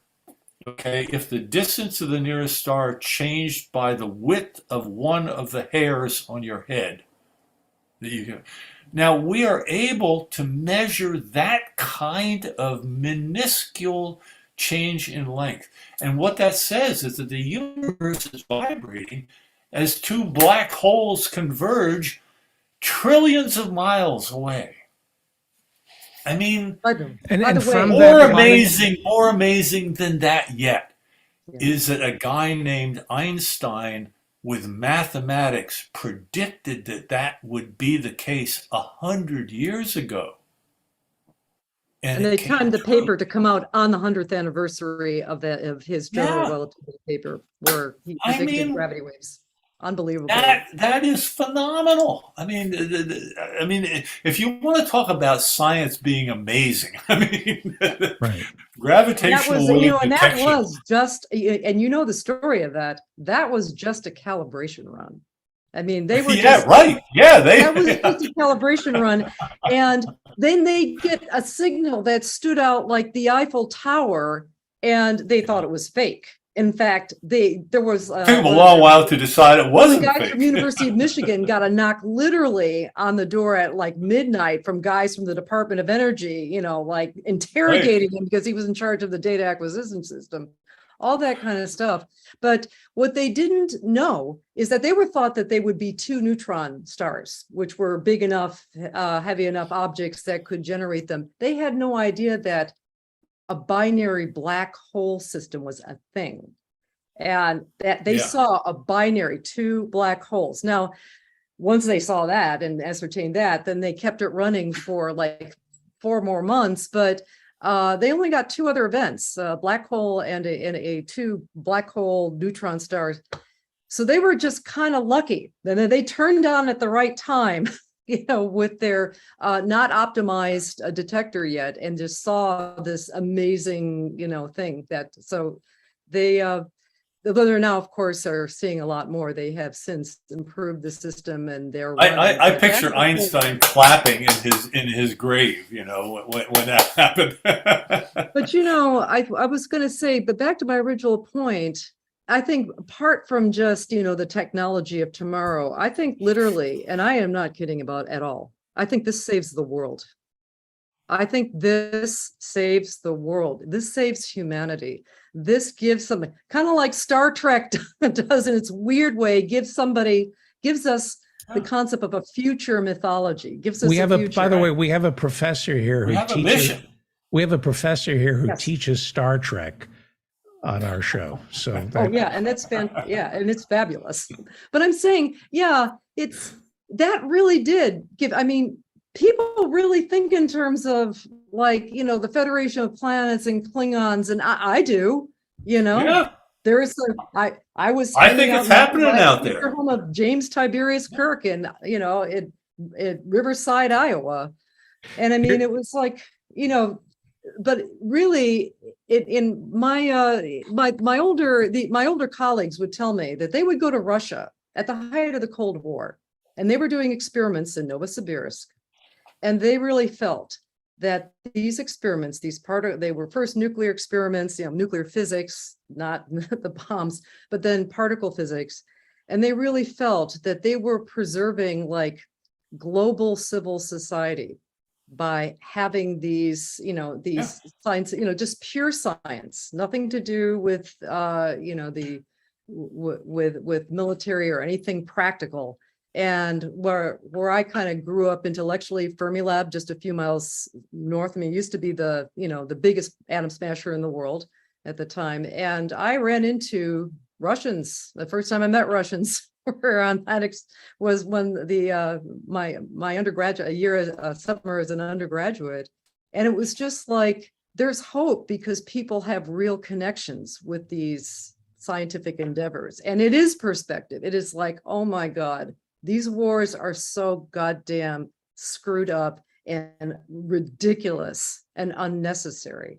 Yeah. And at least Fermilab is keeping open the channels for scientific interactions. And I think the space station is still, this kind of thing is basically what's going to pull us out of the crap we're in right now.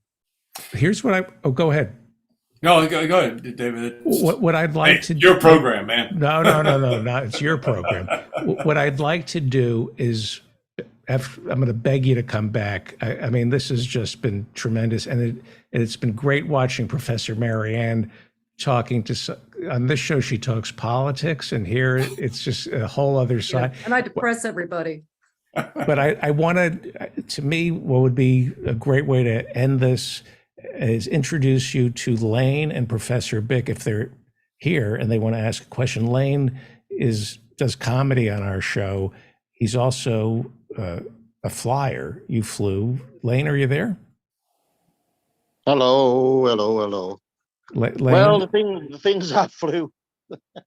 But do you have a question about flying that you? Was your landing craft a tail dragger? I'm sorry, I missed that. Was what? He's from England, so he. So, because it was your landing craft a tail dragger. That's the only thing I ever flew. I flew Chipmunk, so it's like not quite the same as flying to space. He flew but Rusty flew with the Air Force for. Did not. Yeah, all kinds of different airplanes, but yeah. What did you fly, by the way? I'm sorry? What did you fly in the Air Force, by the way? Yeah. Yeah. No, I was an Air Force fighter pilot, U.S. Air Force fighter pilot, and but I flew all kinds of different airplanes, and that was part of my post MIT experience out of ROTC. Yeah. What did you have most hours on? Missed that. What did you have most of your hours on?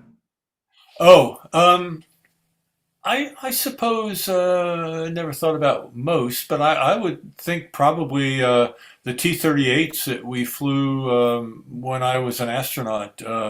I probably got more total hours in those than any other one airplane that I flew. Yeah. Right. Great. NASA still use those, don't they? Yeah. Professor Bick, thank you, Lane. Professor Bick, you teach a class in Star Trek. So do you have any questions? He does every Friday night here.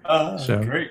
Do you have any questions? I just wanted to thank Mr. Schweiger very much for coming on the program and sharing with us an amazing perspective that you have, and I think an important one, that we are just in our infancy and we're on this little ball, and we have to recognize that in order to cooperate with one another, in order to move to the next step.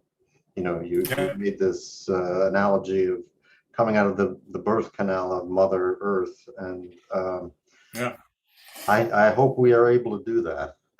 It's looking iffy. Well, we are we're not innocent players here. We will shape what happens collectively, and I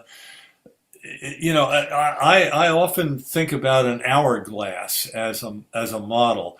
Anytime you're talking about birth, you're very close to death, at birth. And, you come down to this point, this narrow point in an hourglass, and the question is, do you get through or not? And I think death and, the moment of birth is a bloody, violent process. And we are going through that kind of process here of straining the resources of Earth, etc., and having the equivalent of planetary contractions. And the question is, do we make it through to the point where we start using the resources in space to enable us to go further, rather than digging up the Earth and creating, real problems for Mother Earth? I mean, this cosmic birth metaphor to me is a very, very real process, and we are not just innocent people. We are part of the process, and so how we make it through, whether we make it through this narrow neck, is up to us collectively, and not individually, but collectively. And that to me is a big challenge, and it's the reason why we need to be respectful of limits and, et cetera, et cetera. Go on forever. Thank you, Rusty Schweigert. Thank you so much.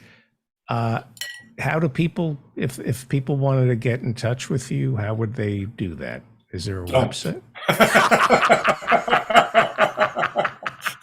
I want to play golf. I'm a golfer. I gave at the office. I'm happy to get together with you, David. This has been a lot of fun. Thank you. I really enjoyed this kind of conversation. But I thought maybe you had like a what I meant to I'd like a Twitter. Everybody here has a Twitter account, I know. a website, or a book. You're playing golf. Okay, Alan. Been there, done that. Yes, I'm gonna be. Bug me. I'm gonna bug you. I'm gonna give Professor Marianne the last word with you. Oh. Okay, the only thing I could think of though, when you thought of it, when you were the first guy who was, in space, actually outside of, I could not conceive of what zero gravity really is like. How you got $200,000, Marianne, you can do it now. Oh yeah, the vomit comet. Yeah, I don't. But well, we can fly with Bezos, or whatever, or Virgin Galactic. Right. Yes. But hey, look, we've done it collectively, Marianne. It wasn't just me. I did it for you. Yeah. And we all did it for each other. Okay. Great. I'm going to thank you so much, Rusty Schweigert. Thank you. This was a highlight of my life. Really. Thank you. Anyway, thank you. Thank you very much. Okay. Well, it's a lot of fun. Thanks. Thank you.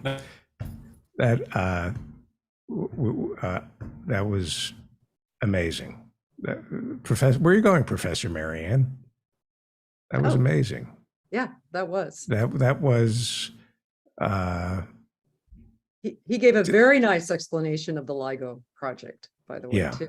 Yeah, he's obviously explained science and technology to a lot of. Oh my God! Yeah, and that evolution from physics to chemistry to biology, it for somebody who has no understanding of any of that stuff, it is a key to wanting to learn it, to be better at it. I because of my interest in space travel, I got a little interested in the chemistry of what makes a rocket launch, but I can't anyway. You know what the funniest thing though is that I've been rewatching the Crown, and there's an episode, and I watched the episode last night where the Apollo, Neil Armstrong has a cold. They all have cold. It was just the Apollo space astronauts. They landed on the moon, and the royal family's watching like everybody is, and they get invited to Buckingham Palace. And like Philip is so enthralled, like these guys, you touch the face of God, and he wanted to, I guess he wanted Rusty. Happened. He wanted Rusty. Rusty is the guy he wanted to talk to, because he's talking to these like three astronauts, and they're just kind of jarheads, they're kind of military guys that were gung-ho and did a mission. And he was just so let down that they didn't have just the kind of transcended experience that Rusty had. Which is, I think hopefully we'll get him back. I think he would find I that hope he does. That portrayal of Buzz Aldrin and Michael Collins was kind of unfair. I do know that Neil Armstrong, I don't know anything, but I suspect Neil Armstrong was a real straight shooter. But I think, anyway, But I was just saying that, it was a total coincidence that I watched that episode last night, and I kept thinking about, oh God, Philip wanted to talk to you, not these guys. He was a little disappointed, that they didn't have anything profound to tell him. Yeah. He was having a midlife crisis in that episode. Thank you, Professor Marianne Cummings. Follow her as Razor Girl on Twitter. Thank you, Professor Jonathan Bick. We'll see you on Thursday, I hope. Thank you, Sir Arthur Grebe Streebling. Thank you, Professor Ann Lee. I just saw your I didn't know you were here. I would have asked you. Let us now go to Denton, Texas, where the author of Saving Charlie Parker, a novel, Professor Mike Steinel, is standing by. Hey, David, how you doing? Well, Rusty Schreiber was talking about having to follow Apollo 8. Now you have to follow Apollo 9. That's right. Yeah, that was How an are you? amazing segment. It was. And thank you, Peter B. Collins. Thank you, Peter B. Collins. Oh, Thank yeah. you, Peter B. Collins, for doing that. I feel like I feel like a 12-year-old when I'm around Apollo astronauts. I'm just in awe Who of them. wouldn't? Yeah. Yeah. You know, I as the show was going on, I'm going like, I'm not straight on all the numbers, and I didn't realize what it went to 17, Apollo 17. I think so. Yeah. Wow, pretty amazing. And we did it almost 50 years ago. Yeah, well, yeah, it was 69. Yeah, wow. I mean, it's like we imagine had we kept doing it, had we not wasted all that money on a Star Wars defense and a space force, and we just kept populating the moon and stuff, like, where would we be now? I forgot that the first one was the one where Gus Grissom was killed. Yeah. Apollo 1. Yeah. I didn't. I knew about that, and that's in The Right Stuff, isn't it? No, that's the that's the Mercury program. Oh, when he screwed the pooch. Oh well, Gus Grissom was the second guy in space. He has a breakdown because he messed up. But that was unfair to him. I talked about that with Fred Hayes. Yeah. Gus Grissom is no longer alive, so they took liberties with him, and because his capsule sunk to the bottom of the ocean, they say that he might have screwed the pooch. Yeah. And that's how they portrayed it in The Right Stuff. But there's no evidence. They did here's the thing that really pisses me off about this, and I said this to Fred Hayes. If he screwed the pooch in the Mercury mission, then why was he the commander of Apollo 1? Obviously, he didn't screw the pooch. They were trusting him with the Apollo missions. Of course. Yes. So it was very unfair of The Right Stuff to... He wasn't there. He was no longer alive to defend his reputation. I was shocked that they did that. And I think Fred Hayes agreed with me. Anyway. What are they gonna lie about you after you're gone, David? That I was talented, that I hosted a good show, that I was kind and benevolent. I knew right from wrong. I tell you what, I was feeling pretty bad after your news. When you played all those clips of the people in Arizona, the politicians. Oh my God. And Rusty. They're the worst. But Rusty, I feel better. Yes. Maybe we're just in that point in the hourglass where we're close to death. It is almost as though somebody said, where can we place the world's worst people? And it's at a Trump rally. The speakers, God. They are, I know calling them the deplorables, it's cruel, and they're going to end up taking over, and I'm going to be at their mercy, but they are the worst of the worst. Yeah, Carrie Lake. Andy Biggs, they're the worst. Do they really believe what they're saying? Or are they just opportunists and know that this is what, are they just playing yakety sax? Because that's what people want. I think or would they rather play a nice blues song, I had this conversation with the Reverend Barry W. Lynn. I love him. About whether or not they believe it. Some do and some don't, right? Some do. Trump doesn't believe it. Trump doesn't believe it, believes none of it. But then you have some really he's mentally ill, but then you have some people who are like Carrie Lake, I think she believes it. I don't know. I tell you what, there was a thing on Morning Joe about the problem with her appointed Katie Hobbs is not confronting her about all this stuff, and they're not going to debate. And it's kind of a dumb thing because she's got to be called out. It's got to be called out. But David, let's not talk about politics. Yeah. It's I a love madhouse. Jose. I love Jose. You know what I love about Jose? Because he brings us his rejects. Mm-hmm. And I was inspired by that because I've had everything rejected. This is like the Statue of Liberty. I'm like What do you mean by that?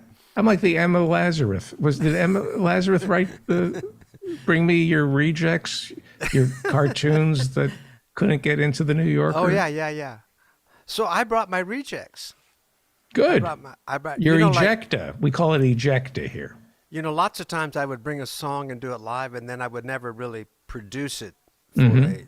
make a kind of. But anyway, these are some of my better ones. Here's one I like. I've put them. Can I do some stuff live? These will be your greatest misses. Yes. Well, who can forget My Mommy Was a Commie? Right. You want to hear it? Yes.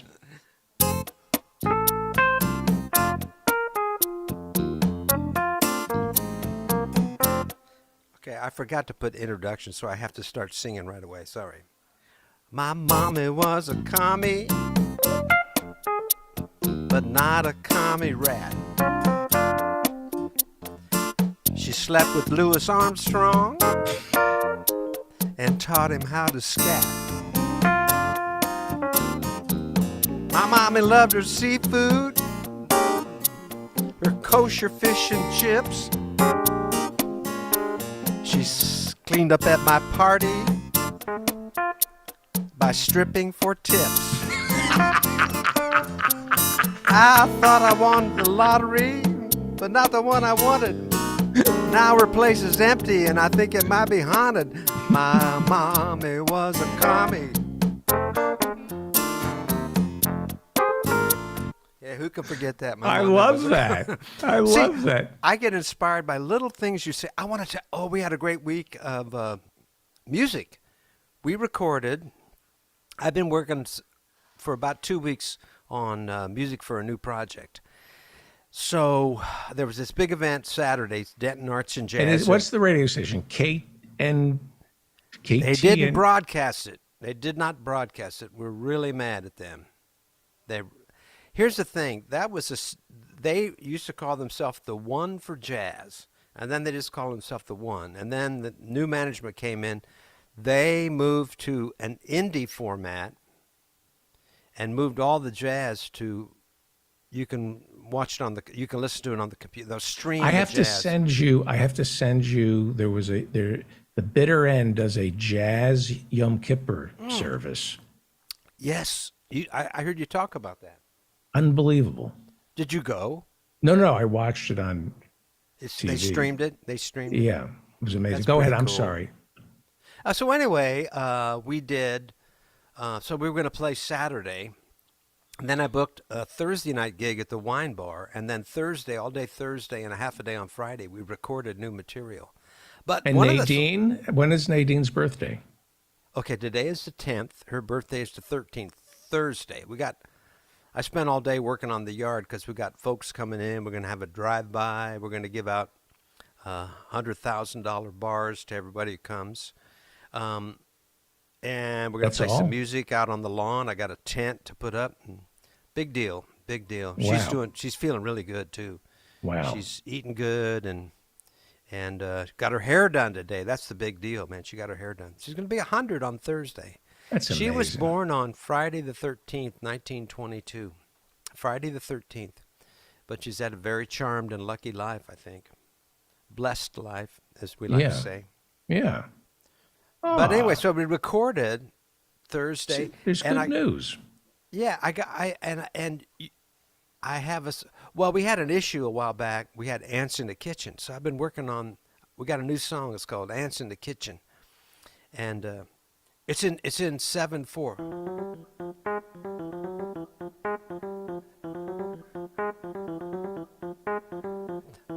That sounds like ants. Yeah, I wanted it to sound like ants crawling around. Yeah. Ants in ants in the kitchen. Ants in the kitchen. And and then 2.5 million ants for every human on the planet. Why did they come to my place? Because you said on your show, you made some on the news that there's 2.5 million ants for every person on the planet. Oh, right. I just remember one of I was a semi-finalist on Last Comic Standing like 10 years ago. And the night I remember I said, yeah, I really hope I win this. One of the people who won this was a comic named Ant. And do you know why he's called Ant? Because he can lift a rock that's 3,000 times funnier than he is. Did you say that to the audience? Yeah. Not a good idea if you're competing on Last Comic Standing, going after a previous winner. Anyway, so we did Ants in the Kitchen because of that little thing that you said, So many of these songs that I do are triggered by something you said. Like, one time you said you were a red diaper baby. Mm-hmm. And it wasn't just a lactose intolerance problem. But, I think it was irritable bowel syndrome. Irritable bowel, that's what it was. Anyway, yes. So then I wrote, and then here's another one. Remember this one? Let me see. I had a dream last night, and it all seemed so real. I solved all our problems with the Mo Green New Deal. I stood my ground and told Capitol what to do. You don't buy me out, I buy you. I had a dream last night, and it all seemed so real. First of all, you're all done. You don't have that muscle anymore. We're not gonna give you the kinks to the bank so you can fund another stupid war. I had a dream last night about the Mo Green New Deal. That's funny. I remember when hang on. I love that. You should finish that. Okay. That is great because I like what you've added with the war and stuff like that. Well, that's what your whole thing was, that we were funding a war, a stupid war. I think it was about we were going to buy out the oil companies. Right. That was the premise. Yeah. So we're going to buy out we're going to nationalize the oil companies. It's the Mo Green New Deal. You don't buy me out, I buy you out. But what you've added, I love that. Yeah. We got our money by emptying parking meters. We made our bones when you were going out with cheerleaders. Yes. I love that. That's from Godfather. I love you remember this one? I'm doing all these over a blues here. Who killed Dorothy Kilgallen? Who killed Dorothy Kilgallen? I've been thinking about this all day. It might have been the CIA. Ruby may have spilled the information about the Kennedy assassination. Who killed Dorothy Kilgallen? Who killed Dorothy Kilgallen? She wrote about the Kennedys and Marilyn Monroe. Some people thought that was a blow too low. So, who killed Dorothy Kilgallen? That is the best. Bobby Kennedy he visited her on the day she died. No, that would be Marilyn Monroe. What did I say? Oh yeah, but didn't I get Marilyn Monroe in there? Yeah, Bobby. Yeah. He visited Marilyn Monroe. Yeah. Yeah, but Dorothy Kilgallen. And then they canceled her. I mean, she wrote that big story implicating them, right? Yeah.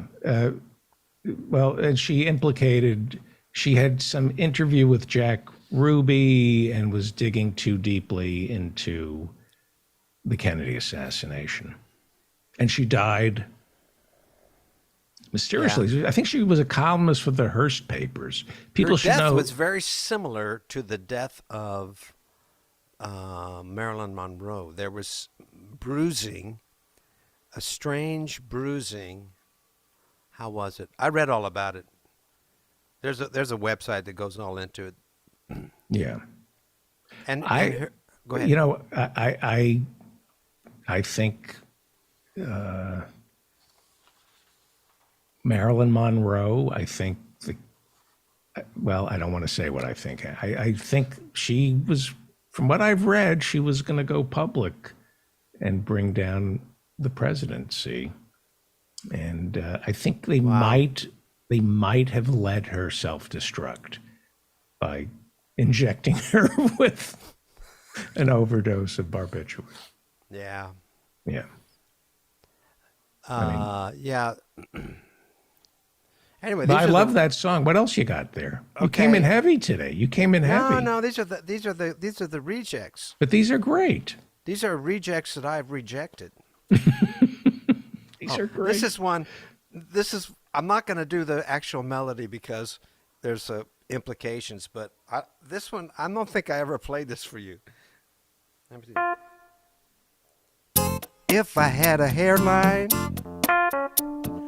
bitty, bitty, bitty, bitty, plug, plug. All day long, I'd go without a hat. What do you think of that? The ladies call me Chrome Dome. Bitty, bitty, bitty, bitty pace. When it's raining, I'm the first to know. You can see my head from space. Here's the one grew. You said, oh shoot! It's supposed to be hairs that once grew used to flow down my neck. Mine was a lovely mane. Don't know what happened. It must have gone down the drain. If I had a hairline. Anyway. That's so great. For Zoom, it sounds pretty good. Yeah, I think I got the levels. It's coming in nice. Yeah. Yeah. Anyway, but we It's did amazing. it like I did Yep. it. If I had a hairline. Yeah, Enough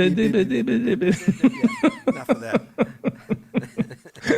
Remember the one I did that was going to be like a Stephen Sondheim song? See if I can do this one here. I emulate some Stephen Sondheim. He once was a Jersey boy. A cardboard box was his only toy. Every day he went to yeshiva. But in his dreams, he dreamed he was Tony Oliva. And then with a push and a shove, and he threw away his glove and he became a comedian. That would never. It's hard to do Stephen Sondheim. Tony Oliva, who did he play for the Cardinals or the Angels? So you would know that. I just know I had to find a rhyme with yeshiva. Right. I'm a believer. The Hirschenfelds were really funny last They week. are. They were really funny. They're last really week. What funny. did he? They're perfect. I thought of something that would make a song out of what Ethan was saying, but I can't remember it now. They are a national treasure. They really are. They're like father and son and brothers at the same time. Yeah. The way they talk to one another. Any other songs? Okay. Okay, we did Dorothy Kilgallen. We did. That's so evil. There's like a segment of this audience who hears that Kilgallen song and they're just falling. Oh, that's loud. Got loud. I pushed something up here. Okay. Let me go to some organ, some nice juicy organ here. Okay. I want to be banned in Boston so I can be a hit in Austin. I want to be ripped off the shelves by Moms for Liberty. Gonna make some dough on all that negativity. I want to be burned in Tioga by some Karens who do yoga. I want to write some problematic fiction that gets into sex and addiction. I'm gonna make Catcher in the Rye seem like apple pie. I want to be banned in Boston.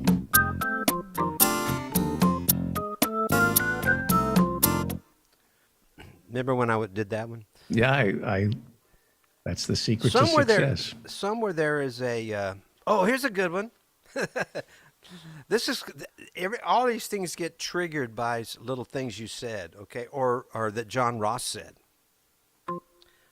My name is Feldman and I paint with a broad brush. I remember this.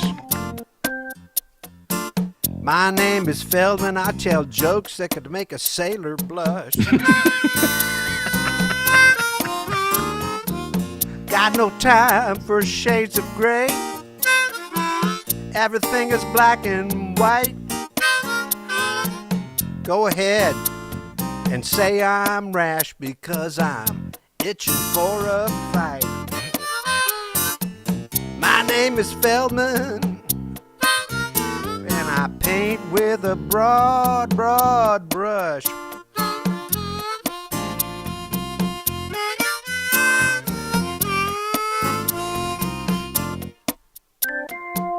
My name is Feldman, I'm the crown prince of hyperbole.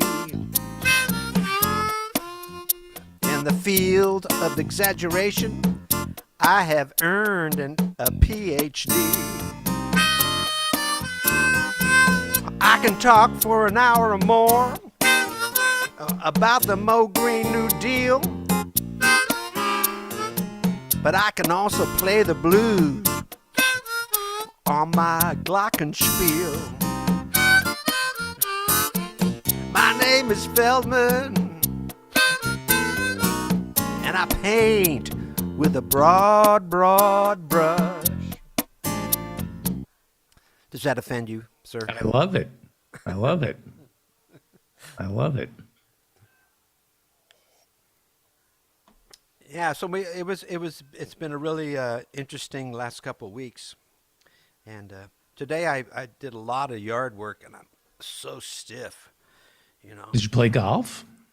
I haven't had time to play golf in a long time. Yeah, I'm going to. I want to do more. You know. I don't know. Go ahead. What, do you got any more? I don't know. I'm a pig. I don't know. Pig for love. I love Pig for Love. Well, you But- have that. That's already. That I one know. made the cut. That one made the cut. That made the cut. That slipped out. Yes, it did. It slipped through. Oh, here's one. I want a president who's a trucker. I want a president who's a trucker with a leftist manifesto, who's a gourmet in the kitchen and does a nice thing with pesto. They need to be pro-choice and agree to tax the rich. Be smooth like Obama when they make that socialist pitch. Gotta be a good salesman for Medicare for all. Be fearless like Bernie and know your Das Kapital. I love it. I love it. Hey, That's great. your show has become like this odd collection of different people. Like, did you get to watch much Steve Allen? Growing up, I used, yeah. You're I a know little who's- younger than me. I caught him. Did you see him on the Tonight Show, or did you see him? He later had a Friday show. I saw his syndicated Westinghouse show. He had an afternoon. Steve Allen was brilliant, and he wrote extensively about ending capital punishment. I mean, he was the closest television had to a public intellectual. He wrote a song every day too. Yes. Yes. But anyway, I'm set. So I saw the transition when they were trying out people to replace him, and I remember that they gave everybody a week. My dad wanted Orson Bean. I remember he just loved Orson Bean, who would have been far too low key, I think, for that show. Maybe when he was younger. So this was before Jack Parr. Oh, geez, I'm talking about Jack Parr. Oh, I beg your pardon. No, I'm talking Jack Parr. I did not see Steve Allen, except when he did his afternoon show. But Jack Parr, I caught the end of him. I'm sorry about that. I meant Jack Parr all along. But Jack Parr had this whole... First of all, he had, let me see, he had Liza Minnelli's mother, Judy Garland, who was shaking by that time and smoking cigarettes, you know. And then he had Louis Nye, and then he had Don Knotts. And his musical guest was, what was his name? Wrote songs. It'll come to me in a minute. But I sort of feel like I'm that niche. Oscar Levant. Yes. And Oscar would smoke and drink at the same time, and he was shaking too, you know. I mean, he drank something like, I'm not making this up, I think he drank 32 cups of coffee a day. That's all he drank? It may be more. Well, I mean, he didn't drink alcohol? I don't know if he drank alcohol, but I know he drank. I always figured that they were drunk. But let me ask you a question. So now all those shows are at 5. But back then they were in real time, like 9:30 at night, right? I don't know. So I'm thinking a bunch of those guests were probably 3 or 4 sheets to the wind, you know? Yeah. I think a lot of these late night talk shows. But they're not late night. They're all taped at 5. But I think they're drinking. But it's 5 somewhere, right? Yeah, it's 5 somewhere. I think they're drinking. I know they put alcohol in the green room. In the coffee cup? Yeah. Suppose. Yeah, I don't. Hey, by the way, just so you know, I'm not lying about this. We talked about Wordle. Can you see this? Yeah. Oh, so you got what'd you get? I have 3 on the first try. Really? How long have you been doing it? Well, I got not the first, I mean, not my test word, but the second thing. It's the second. I got 3 seconds, 5 That's threes, amazing. I've never gotten that. 10 fours. I've been last 2 times I've screwed up. Hey, there was one I couldn't get. Ooh. Let me see. What was it? It was like Thursday night. Which one? Can you go back? You do them at night, right? I try to do them right at midnight. Don't give it away for today because somebody might be doing it. Where's the archive? Can you go back? How do you do? Do they have an archive? I think so. Mine. Let me give you my stats. 0, 1, 0, 2. I've never gotten a 2. Really? I have 10 threes, 12 fours, 8 5s, and 4 6s. And last week was the first time I couldn't solve it. Wow. It was very upsetting. I can tell it to me. I can tell what kind of mood I'm in. Like if I can't solve my Wordle. But you stay up really late, then you do it like after midnight, right? I wait until I try. My goal is midnight. I get my Wordle and I finish it in 15 minutes. And then I know if I can't finish it in 15 minutes, save it for tomorrow. Why don't you just do it in the morning when your brain is fresh? Because I rather do, I like to write first thing in the morning. Okay. My first cup. You Mike start writing Steinel. You start writing the news? Yeah. Okay.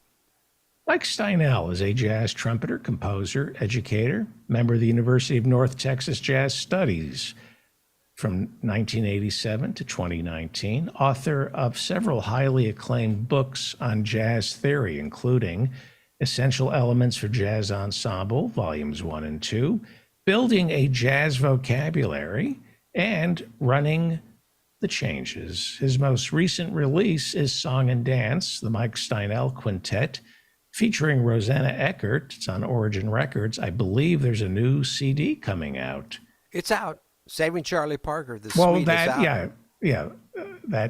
Yes. But you're also making aren't you also recording new music? Yeah, it'll probably be out. You know, the good news is I'm going to wait to release it so we can play some of these on the air. Right.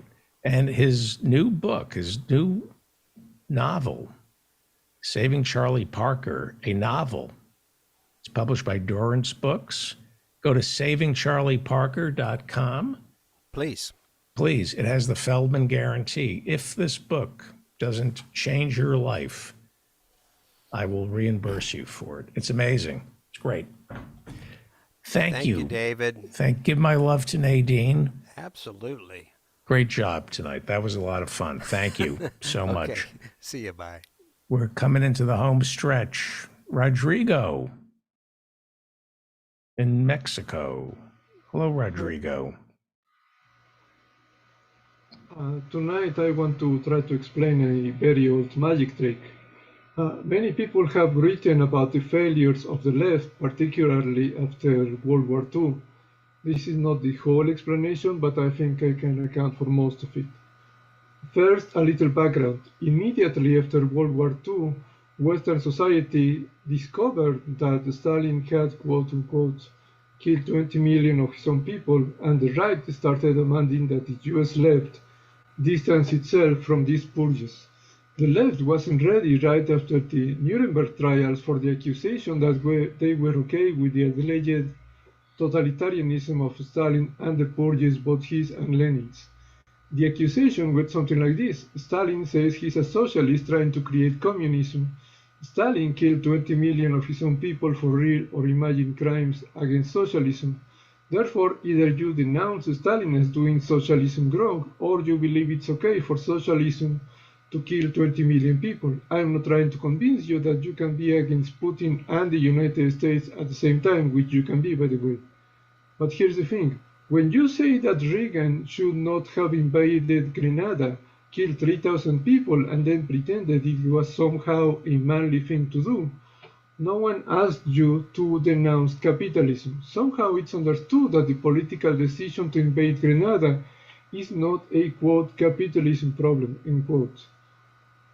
Of course, if you're a leftist, understanding both the real and pretend reasons for invading Grenada will end with you denouncing capitalism, but we haven't reached the real trick yet, because the trick is a piece of mental gymnastics that consists of this. If we talk about the Irish potato famine being wrong, we can automatically believe that it was wrong of the British to get 1 million people to die of a preventable famine in Ireland without having to believe that capitalism must go.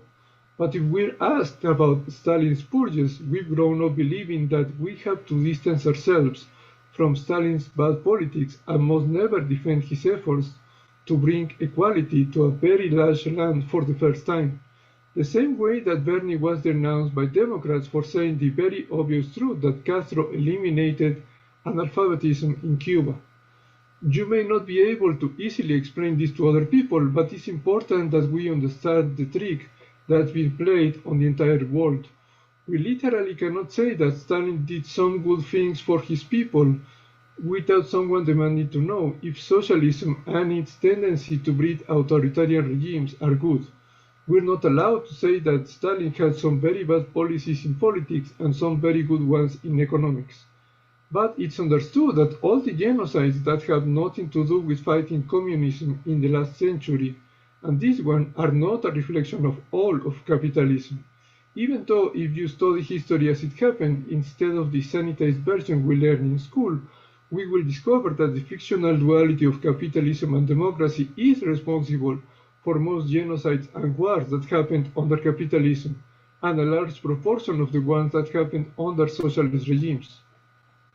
There's a version of this trick being played all throughout accepted history, from the 1600s when men accused pretty women of being witches as vengeance for refusing to sleep with them, to 100 years ago when the South began teaching their children that they lost the, quote, Northern War of Aggression, end quote, to 70 years ago when, quote, rock music is the devil's music, have you seen Elvis and his pelvic gyrations, end quote, all the way to the current moral panics of groomer teachers tricking your children into believing LGBTQ people have human rights and racism is wrong, except when there are school shootings, because then there's still no money for schools to have enough notebooks and textbooks to go around, but there's money to give those same teachers guns to protect the children.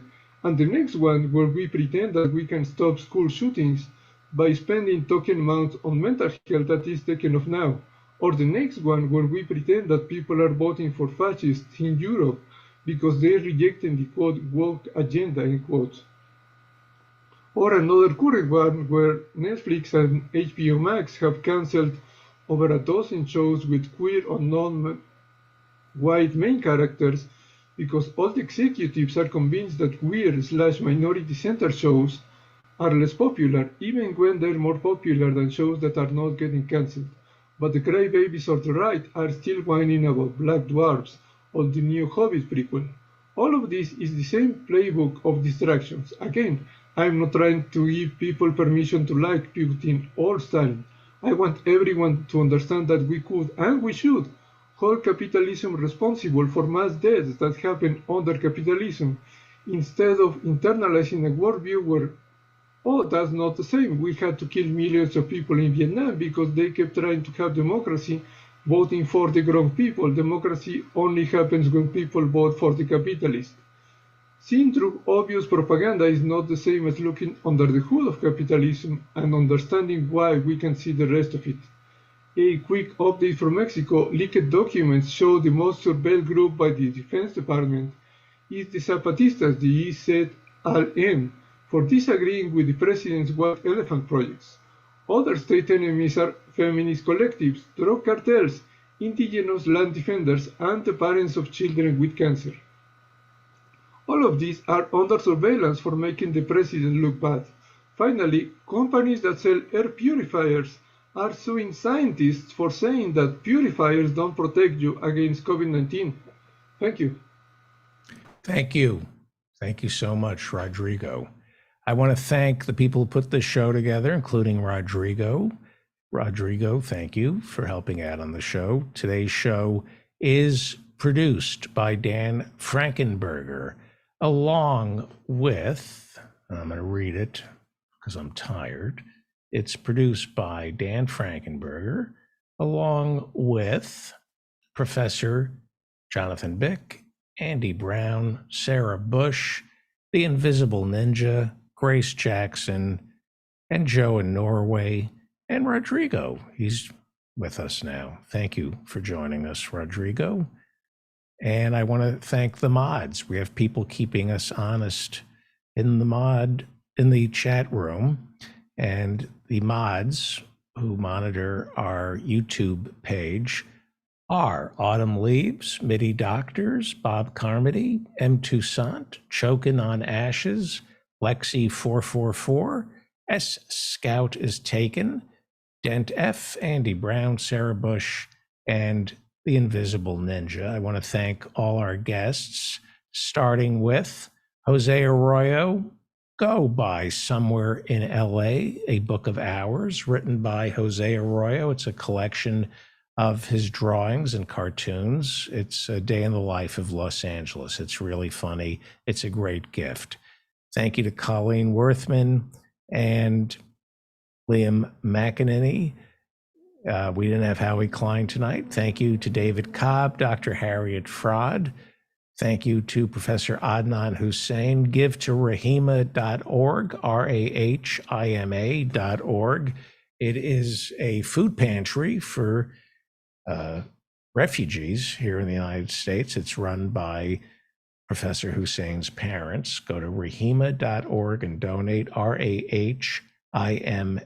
Thank you to Professor Ann Lee. Read her over at the Daily Kos. Her handle is Annie Lee. Thank you, Professor Jonathan Bick. Thank you to Peter B. Collins for bringing in Rusty Schweikert. And thank you, Professor Marianne Cummings, for doing such a great job talking to Rusty Schweikert. I think he'll come back. I have a feeling he's going to come back. Thank you to Professor Mike Steinel. Go buy Saving Charlie Parker, a novel. All right. Office hours. Meet these wonderful people at office hours every Friday night at 8 p.m. The link is on my website. And if you are over at my website, sign up for my newsletter. It comes out every Friday at 6 p.m. and it includes an invitation or the link for office hours. Everybody's invited. You don't need an invitation for office hours. I think that covers everything. I think it do. I'm David Feldman, reminding you to stay strong and protect the weak. Oh, I'm not going to be able to do it. Here we go. It might be time for a Feldman vacation, a camping trip, maybe a river cruise, or a week in LA so you can really schmooze. It's a very long show, 2 times a week. Could it be your brain has sprung a leak? It's time to take a break and get out of town before this whole thing comes crashing down.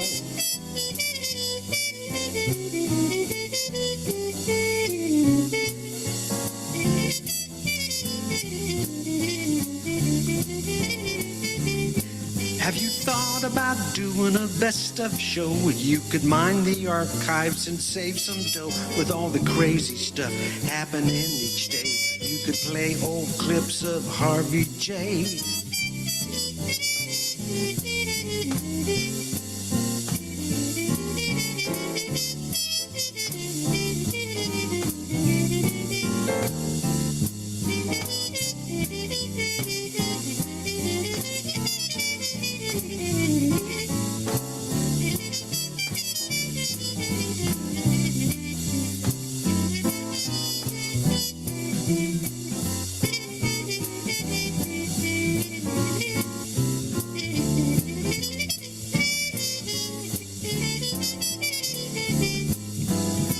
It's time, I'm sure, for a Feldman vacation.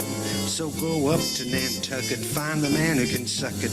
You better do it now before you kick the bucket. You better do it now before you kick the bucket. You better do it now before you kick the bucket.